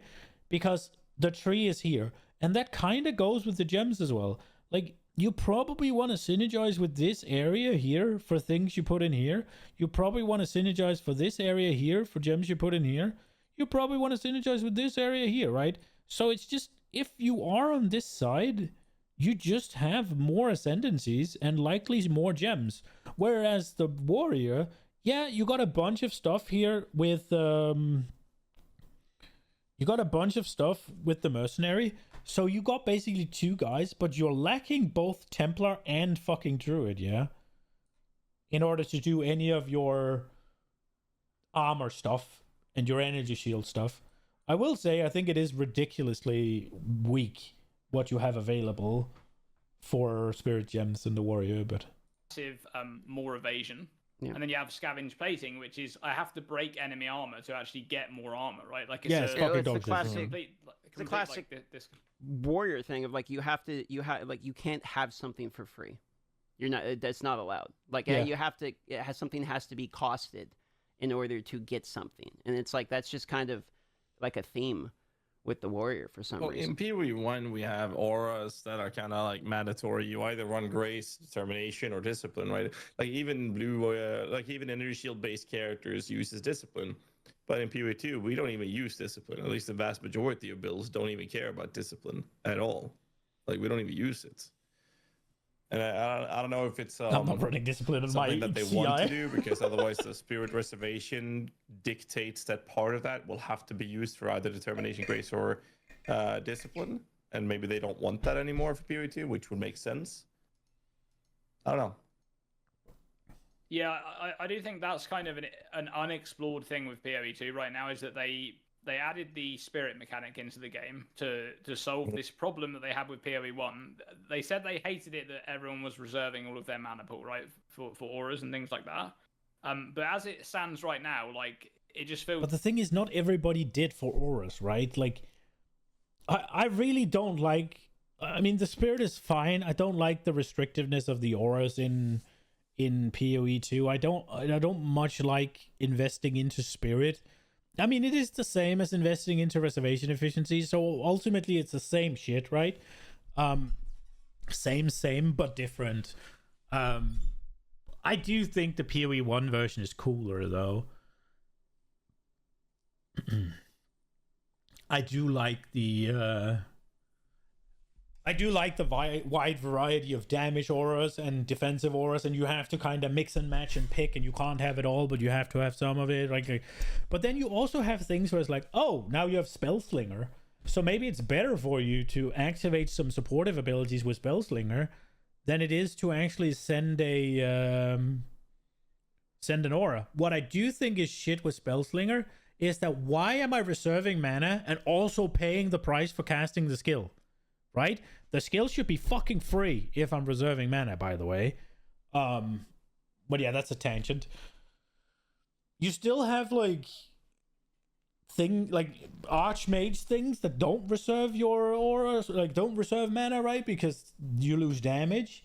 There's also like, if they make mind over matter actually matter or good, right? Like, there'd be a trade-off there. Like, maybe I don't want to take determination because I'd rather have mind over matter, right? Like, there's an option. It was like you just have this mana pool. Like you're either struggling with your mana costs, or you're not. And if you're not, there's just that resource isn't really doing anything unless you're like investing into it and interacting with it in some way. So I don't actually see that I don't see that they've actually changed anything there. Right? Like, in PoE 1, you just like solve your mana cost, like get some Elrion rings or whatever, and your mana cost is solved. Like in PoE 2, it's kind of the same thing. You get like maybe some reduced mana cost if you're having issues, some increased mana recovery, maybe some leech. The same thing's happening. If you're not actually using your mana for some other mechanic, like taking damage before life or whatever, then there's kind of the same thing going on there. Yeah, you just solve it and it's gone forever. Did you try your mind? Because you did a video a while ago talking about how you get mind over matter without mind over matter, and this league was the league I did that with. Mind over matter without mind over matter. Did you ever give that one a try and after you made that video, I was curious what your thoughts. I didn't when I did that video because at that time, like that was pretty high investment. You had to get you had to have a bunch of things, right? You needed 6 dual slots. You needed the corrupted. Was it the corrupted? Extra like Defiance. Yeah, you need the extra socket. Yeah, you need. It was pretty all in, and I think you needed it on a Lich as well because of the dual socket, right? The double effect. It was a significant investment, but now you can actually hit it with like fairly reasonable. True. Yeah. Actually feels pretty good. The socketables, yeah. Yeah, it felt pretty good. I was just gonna follow up on your next video because I remember watching that video and being like, "Oh, that's actually like a pretty good point." And I tried. Did you have 100%? Like, did you have all the damage taken from? Yeah. Were you using the belt for like mana recoup? I had the arcane surge increase effect on the belt, and then I was running Stormweaver with the magnitude and all that, right? So I had like 2,300 mana per second or something like that, and then I had a 5k mana pool.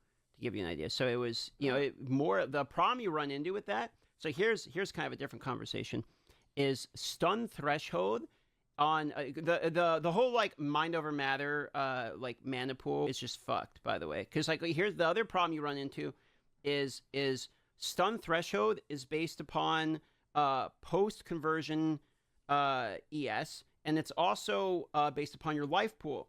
So if you're running CI mind over matter, you have 0 stun threshold, and you get stunned by actually anybody sneezing on you, and you get permanently locked because you have no ES because you're running Eldritch Battery, right, to convert. You have no life because you're running CI, so you have 0 ES, 1 life, which is where you would go with this build eventually, right? But as soon as you get tapped by anything, any mob, you're immediately light stunned. Like you just boom, it's just immediate, right? Because you have 0. So if you get hit by one mob, if there's another mob there, you're immediately permanently stun locked. You can't do anything at all. So the only way to solve this is you have to take the there's a anointable from the bottom a warrior side where you can't be stunned if you've been stunned again within like 4 seconds, right? So you have to get stunned once and then you're good for 4 seconds. So you get stunned once every 4 seconds. And before I tried this, I went into the King of the Mist, and the tornado tapped me once, immediately stun locked me, and it couldn't kill me because I had like infinite HP because it's regenerating, like just it's fucking impossible to kill me.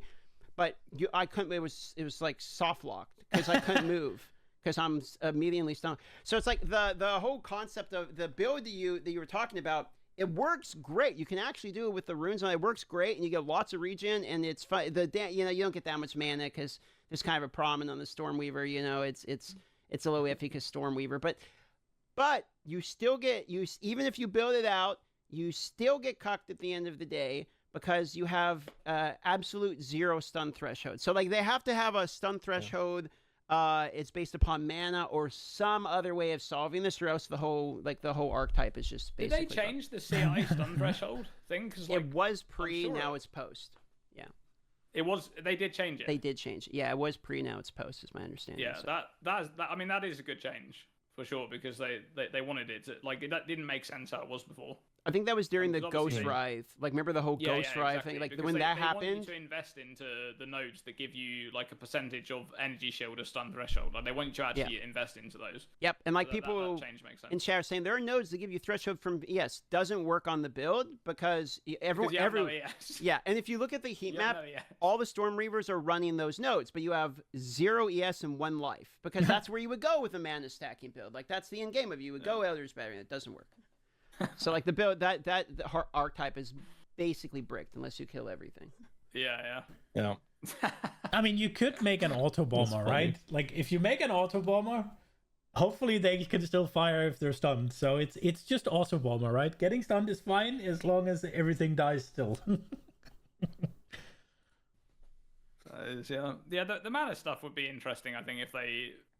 I think they probably have like flashbacks of 0.1 where there's just these like crazy mana builds everywhere, and they're kind of thinking we don't want that again. But I think they should explore that kind of stuff a bit more. But they have that, but worse because now it's life. Yeah. Like now it's life, and they're moving actually faster and have no penalty of reduction. So it's literally spark builds, but even better and faster. But dude, I think we're going to have this every patch. Like, this is going to be every patch. There's going to be these crazy builds, right? Because the balance is just going to be so hard for them to keep in check for quite a while yet.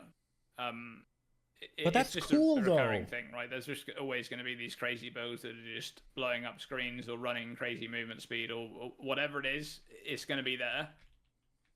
Because they can't, like, they'll nerf these things, right? The what's that new support gem called? The life one, like, gives you a bunch of flat damage. You're talking about the blood leathers? Add Louis blood leathers? That one, that, like, they're gonna change that, right? They're gonna nerf that. You know, there's gonna be a bunch of changes to the current, like, broken builds. They'll probably nerf some of the you know, reducing your movement speed penalty while casting and things like that and attacking. They'll probably change a bunch of that.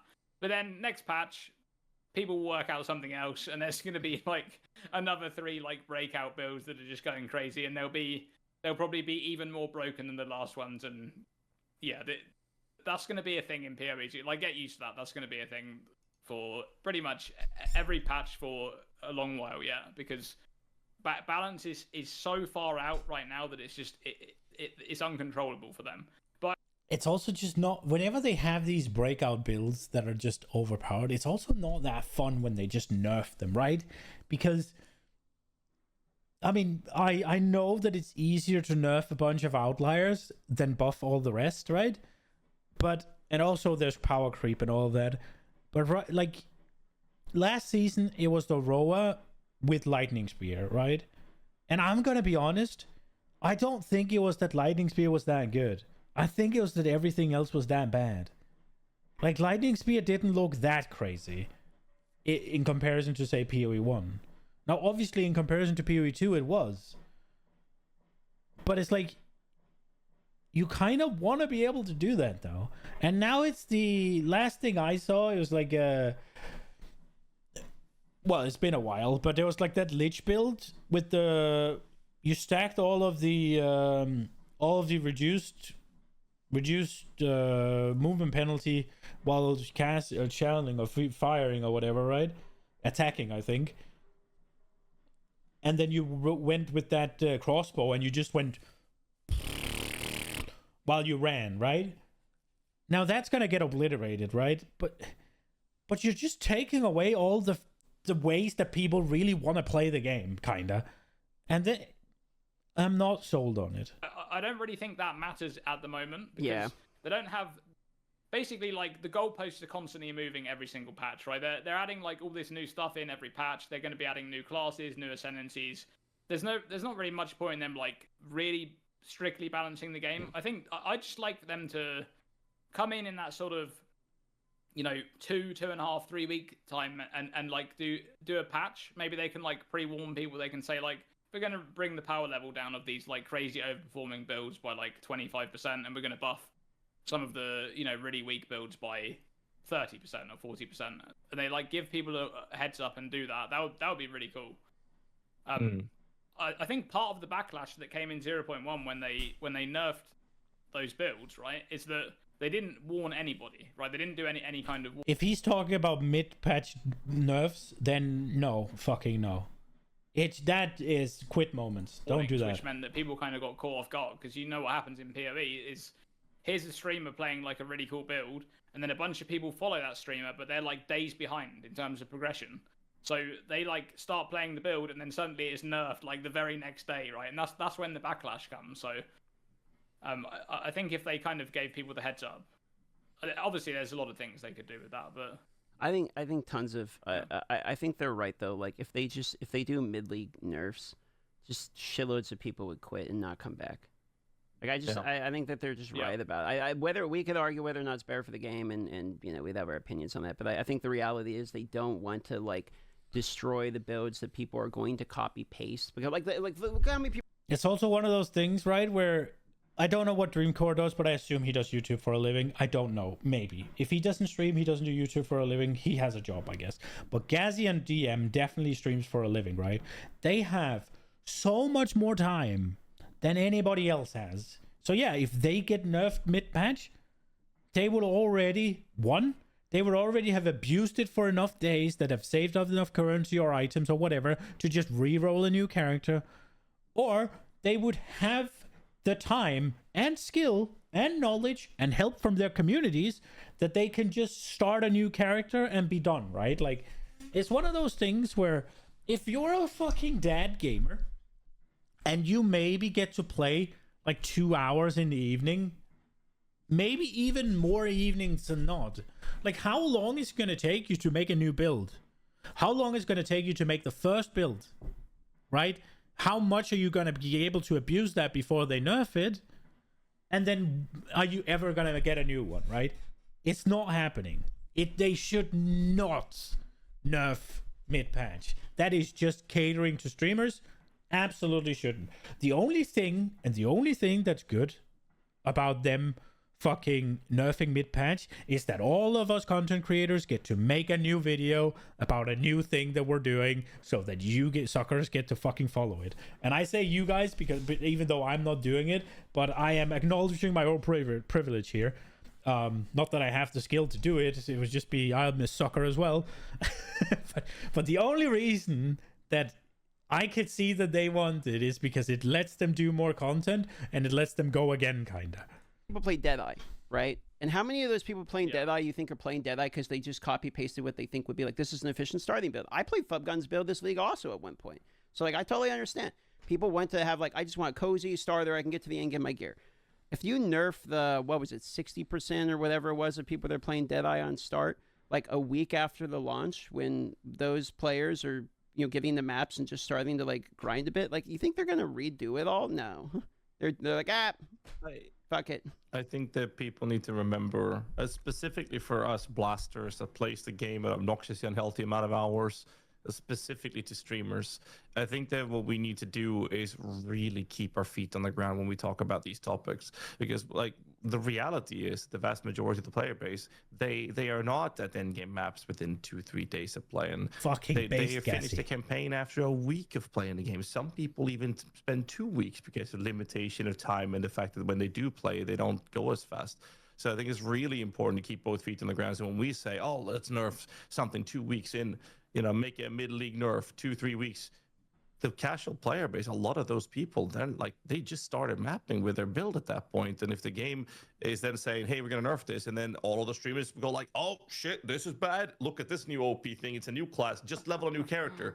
The guys that were going for that first fucking thing, they haven't even reached that's the exactly point what where I that just is good said. yet. Let's go. And now they're being told that what they're trying to do is now shit, and they've just wasted the last couple of weeks of game time and have to make a new character. They're just gonna quit. And I think a lot of us streamers are very often neglecting that reality. And I think it's really important that we keep that we need to keep that fact in the back of our heads when we talk about these things, because it's very easy to forget about these things. And I know all three of us and many others of our friends and whatnot, we do our best to see the game from a casual player's perspective, but it is very hard, and we don't always succeed in it. We always make, like, we're human after all, like we make mistakes, and it's very easy to neglect those things. I mean, just a quick little reference to, I made a crafting guide recently, and I started using terms that only PoE 1 veterans would understand.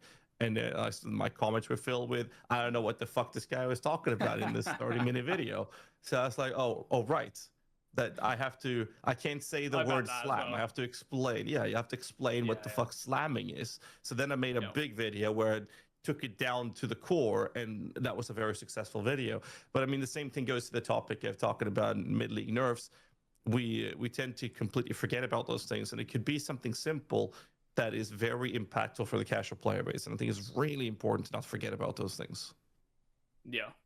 Yeah, 100% agree. I mean, the only reason why I would want them to do that is because I think it progresses the early access like development cycle for them, because they get more information faster, which I think they are lacking a bit at the moment. It feels like. But I don't think they do, though, right? They get more information faster. Sure, all the blasters get to do it twice, right?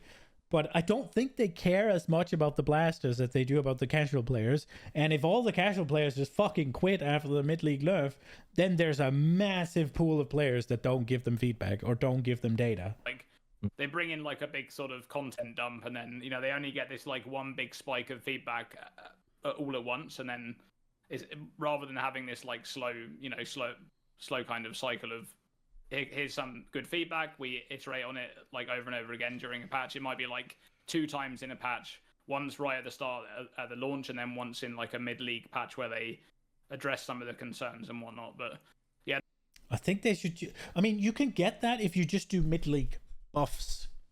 Now, nobody's gonna fucking care if they do mid-league buffs. If your character is as powerful as it's ever been, you lose fucking nothing, right? You're fucking fine if they buff something. And then I know there's a bunch of people who's like, oh, I played this and now this thing's better, and they're gonna whine, but fuck them. Because they have nothing to whine about. If they were playing what was the best before, able to do everything blasting, the fact that there's something now that can do it faster doesn't take away anything they could do. No, I completely agree with that, and especially like in regards to PoE2, there are a lot more players that are playing more casually, so it's attracted like a lot of different players. So I think that's a great point. Well, you can nerf it. It's just you can fix the outliers. You just got to do them every league as opposed to like every week. And because then you're playing fucking whack-a-mole, or they would have had the whack-a-mole, the Deadeye the first week, and then the Blood Mage shit when it showed up the second week. And I mean, what's the third mega build that people are playing right now? Those are kind of the two that immediately come off the top of my head. Well, if you had to say, other than Blood Mage Spark and Roa Deadeye, what's your third most played like giga farming build that people are playing right now? Oh, the Lich Crossbow tech, the Lament. The Lich Lament, yeah. But I mean, they That's a are cool build, making immediate changes. It is, yeah. But like, they are making immediate changes to things that are not really working as intended. So they don't nerf things that are like, oh, this is an outlier in terms of performance, but it's like this has a not intended mechanic functionality, and it's just absolutely wild. The first reference that comes to mind is they've fixed part of it. It's the lingering specters. So a quick TLDR on that is that if you spam weapon swap, your specters on each weapon swap, they linger and are attacking for a few seconds, but they don't exist. Yet they are there for a few seconds. So you can have 2 armies of specters and just weapon swap 24/7. So if you spam weapon swaps, I hate it. I didn't play it because I couldn't stand the play style. Oscrix, for example, fantastic guide creator for that matter, fantastic. He very much likes that, and it is by like genuinely the best way to play it. But you have to spam weapon swap 24/7. There was a thing that came to fruition from that mechanic, which was a gigantic following, which gave them a ton of HP, minion instability. So when you weapon swap fast enough, this was fixed, by the way, because it was not an intended feature. You weapon swapped, and every time you weapon swap away from gigantic following, your minions would lose that extra HP, and they would immediately explode with minion instability.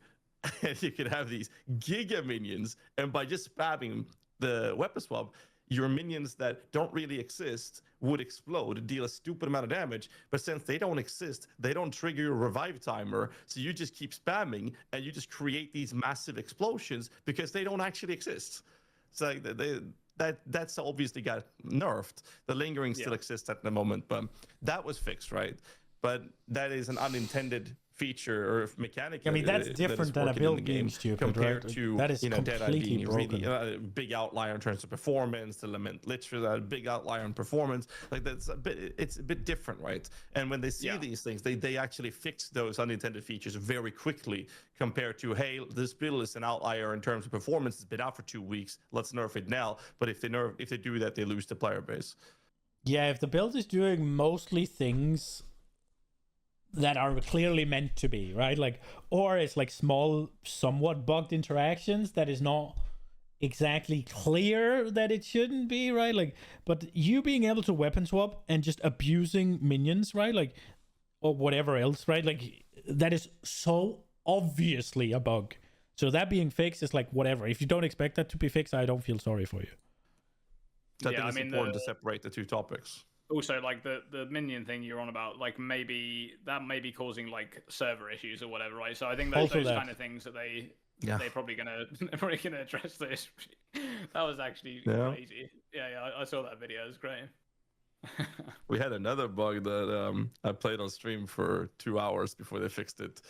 If you clicked your skeletal warriors to add more spear reservation for warriors whilst weapons swapping, you could summon 1,000 skeletal warriors, which would fuck up performance. I saw beyond that. belief. So if anyone had bad performance this league and was lagging, I want you to realize Ghazi is the one to blame. we point at the minion Andy and we say, thank you, Ghazi, for ruining performance for every single player in the entire... Okay, they did fix it within a few hours, okay? Mm-hmm. It was fun for a few hours. That was pretty But we actually had 1,000 skeletons. It was crazy. The performance was horrible, but it was cool. That was a good clip. I saw that one, yeah. I remember seeing his entire screen blinking. Exploit like early, fucking... exploit often, I guess, buddy. Okay, you remember the ritual from last league? Everyone was infinitely deferring, or what? Did they ban people for that one? Like they actually... there was like a infinite ritual thing where you could actually just buy shit. Yeah, I remember that. They did, yeah. And I think that's really good. When there's like... When it's so Chris clearly Wilson an again exploit. Said that the integrity of the market is extremely important. Because as soon as that gets compromised, a lot of people will dislike playing the game, or they will lose interest in the game. Last Epoch's initial launch had gold duping, and it killed the player base a lot. PoE has had multiple times of duping and stuff like that, and other unintended features and exploits and bugs. The difference is that PoE has always been very, ruthless in terms of how they behave with these things, how they respond to those things. Sure, someone did it a couple times, whatever. Someone is clearly abusing it, they get banned, like straight up. Doesn't matter if you're a streamer. We've had streamers who got slapped on the wrist for these things, and they will ban your ass for it, because it's all about keeping the integrity of the market the best they can. Which is also why I find it so awkward that they are fine with the current state of PoE2's economy. Because the majority of the players do play trade league. It's like there's no argument around it. So balance changes and whatnot has to be with that in mind, because that's where the majority of player base is.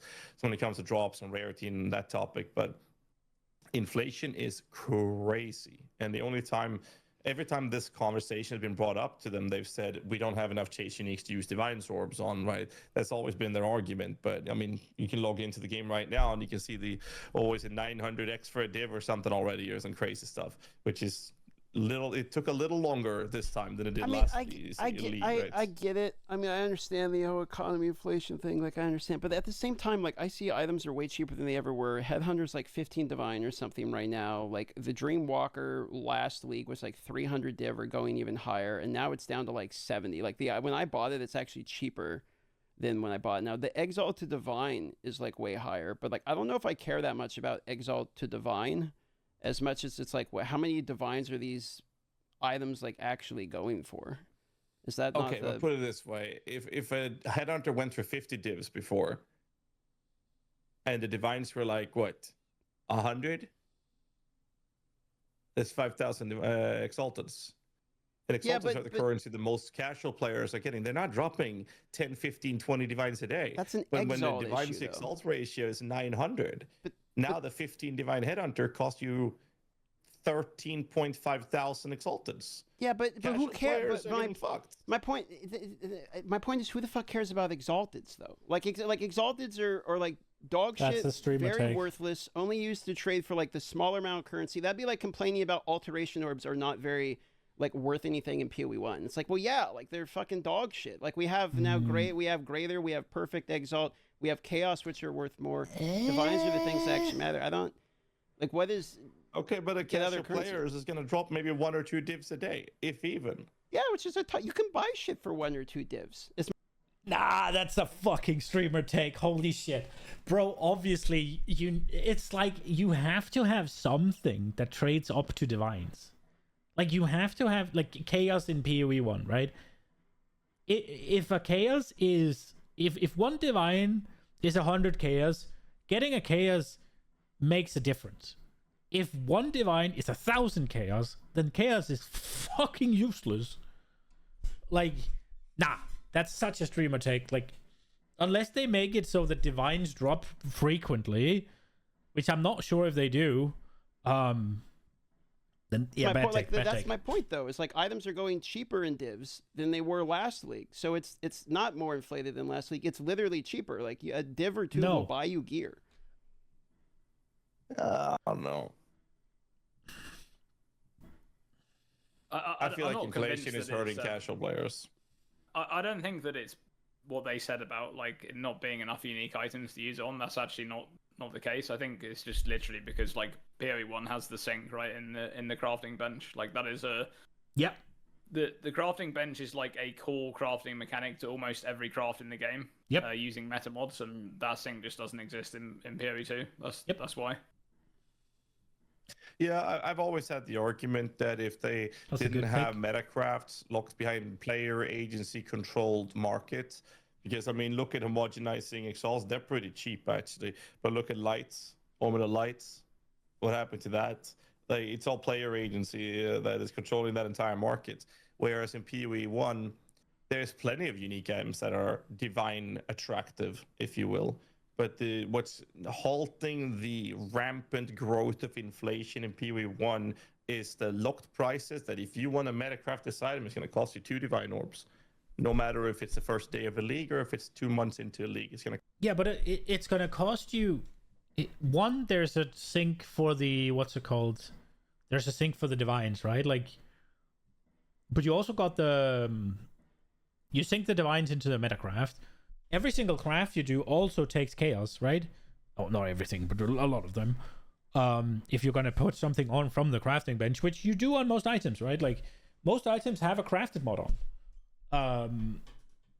Some even have 2 or 3, right? Well, 3 being one of the meta mods, right? And then also you got the map thing, the map station thingy majigs, right? That cost you like 3 or 5 chaos or whatever to send, right? Like you got syncs for both exalts in PoE2, there are chaos in PoE1, and divines in PoE1, right? Whereas in PoE2, well, the sync for your exalts is you slamming your gear, which how often do you fucking do that? You don't swap gear every map. But in PoE1, you spend fucking 3 or 5 chaos every map. Cost you 2 devices to put this metacraft on, and it very much helps the entire crafting part of the community is helping out with keeping inflation from growing as fast as it is in PoE2. Because again, casual players, they take longer before they get to the end game. It takes them a week, maybe 2, maybe 3, maybe 4 weeks in some cases. I don't know. I don't have the numbers on these things, but we know that it takes them longer, right? And then when they get access to, hey, I want to do this, and they want to, purchase these things to craft with or whatever, if they want to buy this or that, suddenly the inflation is so wild that they don't have the currency for that. So then they're going to start farming for it. And when they finally can afford to farm that or buy that, well, the time it took them to get to the point where they can afford it, the prices of those things are already way off already. And I don't know. I know that the div prices sometimes going down depending on farming. You have to keep in mind with the rarity right now. So obviously people are dropping more headhunters. But ultimately, inflation has always been a big topic in PoE2 because it's just running rampant. I think last I checked before the current league started, the divine to mirror was 3,000 something divines for a mirror, which was like, what the fuck? Absolutely wild. And right now, someone chat said it earlier, a div costs you 900 exalteds. I'm like, yeah, but I don't. It's crazy. But is the argument you want people to be picking up exalteds and trading them up for divines? Like, Obviously, I'm trying to understand, like, where's the problem lie? Because you can get shit for really cheap for exalts right now. So the average person isn't going to get a lot of divines, but they can get like 1 divine in a league or something. If they can get a shitload of exalts from 1 divine, you can go buy gear that is like not that bad 50 exalt or something. So if you get 1 divine drop, you can break it. Now you have 900 exalts. You have a shitload from 1. The divine's worth a lot of money. So, and then you can go and you can cut that up and you can actually like buy a decent amount of gear. If the argument is like, well, I want them to be able to farm like multiple divines through exalts. It's like, I don't really think that's the way. Like, who the fuck is like farming like 900 exalts and then trading it up for divine? You're farming and you get a divine drop and then you get another divine drop, right? And then you split those up. You're not like crunching up your currency. No, I mean, I agree with you. There's just definitely like trade power behind. But I mean, somebody has to be crunching up though, bro. Like, where'd you get the 900 exalts from? Like, somebody has to go up, bro. You can't go and sell your divine for 900 exalts if nobody's buying the exalt. Or sorry, the divine for 900 exalts, right? Like, you can't just fucking break it. It's the currency exchange. In order for you to sell the divine, somebody has to buy it. So what am I witnessing? Behind it. The problem with the inflation is that it's running so fast. It's growing so fast that the longer it takes before they get to the point where they have that currency, the trade power of that currency is significantly lower than if they had that 2 weeks earlier before the inflation, was let loose, if you will. Yeah. And casual players will take a longer time. Maybe I'm just seeing this from a wrong perspective or something, since I'm not in the shoes of a casual player. I just feel like the inflation is so wild. I mean, like last league, for example, was a big problem for me. Like, I play a lot of the game, but I didn't focus too much on currency generation. So when I said, hey, I want to craft a little bit, and I looked at the prices for crafting, I'm like, this is so expensive for me to meta craft before the homogenizing and all that came in, right? It was so expensive to craft that even someone like myself, who's, I would say that I'm kind of a blaster gamer, I play a lot, I was gate kept out of it because I couldn't afford to craft with it. I would have to farm, a day or two to get the money to be able to enter the crafting realm of the game stage at that point. And I was like, how do casual players even start to consider the idea of going into that part of the game? It's completely gate kept away from them. Now, it's a little bit different now with the current league. I think crafting took a pretty good turn, even though it might be a little too good, but that's my current take on it. I'm just very much against the inflation being let loose the way it is. That's my current take. And like, as a blaster gamer, we're fine. Like, that's not an issue. I'm just concerned for the casual players not being able to do as much as they could have done if the inflation wasn't allowed to run the way it is. Like, period one, inflation kicks in because of value of holding divines early, so they go up to like 100 chaos very early, and then they kind of stay there for a long time. And then depending on market and meta farming strategies, whatever's the best, they bounce up. We've seen them up to 200. We've seen them, high sleep down to 15, but that's an outlier. And it's like, it feels like it's more controllable, and a lot of that is, it's not growing so fast due to the benchcraft for metacraft. In PoE 1, you're syncing both divines and chaos, right? You're syncing both the big currency and the smaller currency, whereas in PoE 1 or 2, I don't think you sync anything, right? Like, there's metacrafting eating divines. I don't know if people are using divines to reroll uniques. I guess they are, right? Like, you'd use it to reroll a mate's blood, right? Something like that to get a 4-1. But you're also syncing the chaos, both in the map craftings as well as in the crafting bench. Whereas in PoE 2, that part of the game is completely gate kept away from casual players because it's not locked. It's not 2 divines for metacraft. It's whatever the community says it's worth. And if people are crafting with metacraft omens, they're like, last league, it was the only time I actually properly used it. One of the metacrafts that was very popular, whittling, whatever it was like 7 divines. 3 days later, there were 15 divines. I'm like, that's for 1 craft. No casual player will ever use that, ever.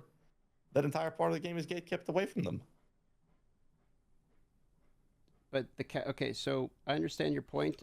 It would be nice to have the casual player be able to interact more with the systems, but then are we not arguing for a massive increase in the quantity of the availability of these currencies? You're kind of asking it to just basically be more common.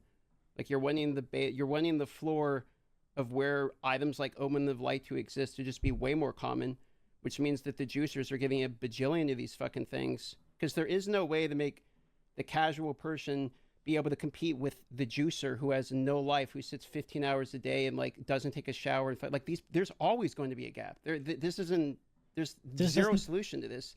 The person who plays more is going to. No, but this doesn't have anything to do with the gap, though, right? Like this is how expensive it is. Like, and I get the argument that you're gonna get like it kind of sounds like he wants you to, what's it called, to drop more of them, and that would certainly fix it. But it's like, at that point, if you drop more of them, they're going to be worth less, right? And if they're worth less, then the casual player can fucking use them. They'll just be worth less. It's like, it's one of those things where how many things can you actually craft? Like, you could sell a bunch of shit, I guess, but you only need so many items. But I mean, he's arguing for sinks, right? Like, that there is Exalt and Divines keep being deleted in a larger sense, meaning that you don't just stockpile because you have nothing to use them on. I have way more. And they're going to drive the market more. This So has how are to we? do with drop rates, though. I'm talking about inflation, and I think that the benchcraft in PoE 1 is the solution here. I'm not saying they should increase the drop rates of them. That wouldn't solve the problem. In PoE 1, the benchcraft that you have available is saying, well, I want to put a metacraft. Like, I mean, increasing the drop chance absolutely would solve the problem. It will probably create a new one, but like that would definitely make them cheaper because you're less likely to quote unquote need them, or at least in as big of an abundance, right? Like, because it's one of those things where if the drop chance is really high, then the casual player can just kind of go farm it, right? Like, they're only going to need like 6, right? So it's like, yeah, the juicer is going to have more, but if the drop chance is high, then you just go get them. Buffers can be changed, privileges can be changed. You can craft 2 additional modifiers. Those metacrafts, they cost you 2 divines. You will have to invest 2 divines to get that on the item. You want to have the same thing in PoE 2? It's completely up to the players what that craft is going to cost the US player. I agree with that, but yeah, I'm 100% on board with the metacrafts. I think actually having like a way of locking that out to divines or some sync there would be nice also. But I completely agree at that point. I don't think that though makes Exalt to Divine ratio suddenly suddenly change. No, because you need something that eats Exalts as well. Like the crafting bench eats Exalts or Chaos Orbs. Like the map station eats Chaos Orbs. Like, I don't understand how syncing divines makes Exalts be. So you think divines will cost less Exalt when we have a sync for divines? Yes. Wait, wouldn't that make them cost more? I think inflation is going to not run away as fast if there was an actual proper sync for it. 100%. I guess I don't will be understand utilizing that it. logic. The problem is that people, well, mostly Exalts are so common as people go into Chaos Orbs.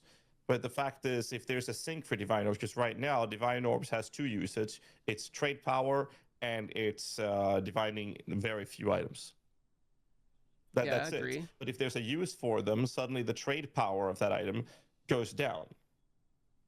It's not the only thing, because now you have a third factor that they're used for.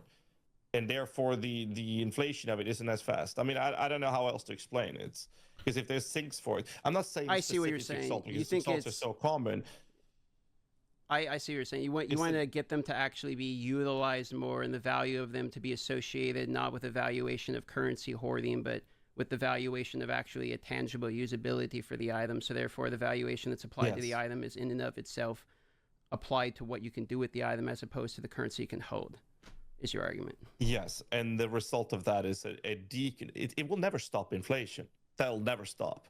But what happens is that the inflation of it is not, it's not Usain Bolt. You got she's dead now. My dead grandmother is now doing the race. That's how fast the inflation is running. That's the difference of actually having a proper sync to it. And I think that is better for casual players. Okay, I can understand that, but then surely people still is people still not going to be trading in divines? There will just be less of them. How does that? I mean, if there's less divines, then they'll be worth more Exalts, but the items are gonna come down, right? So I think what they're missing, which is kind of wild, is they're missing the fucking sync for exalts.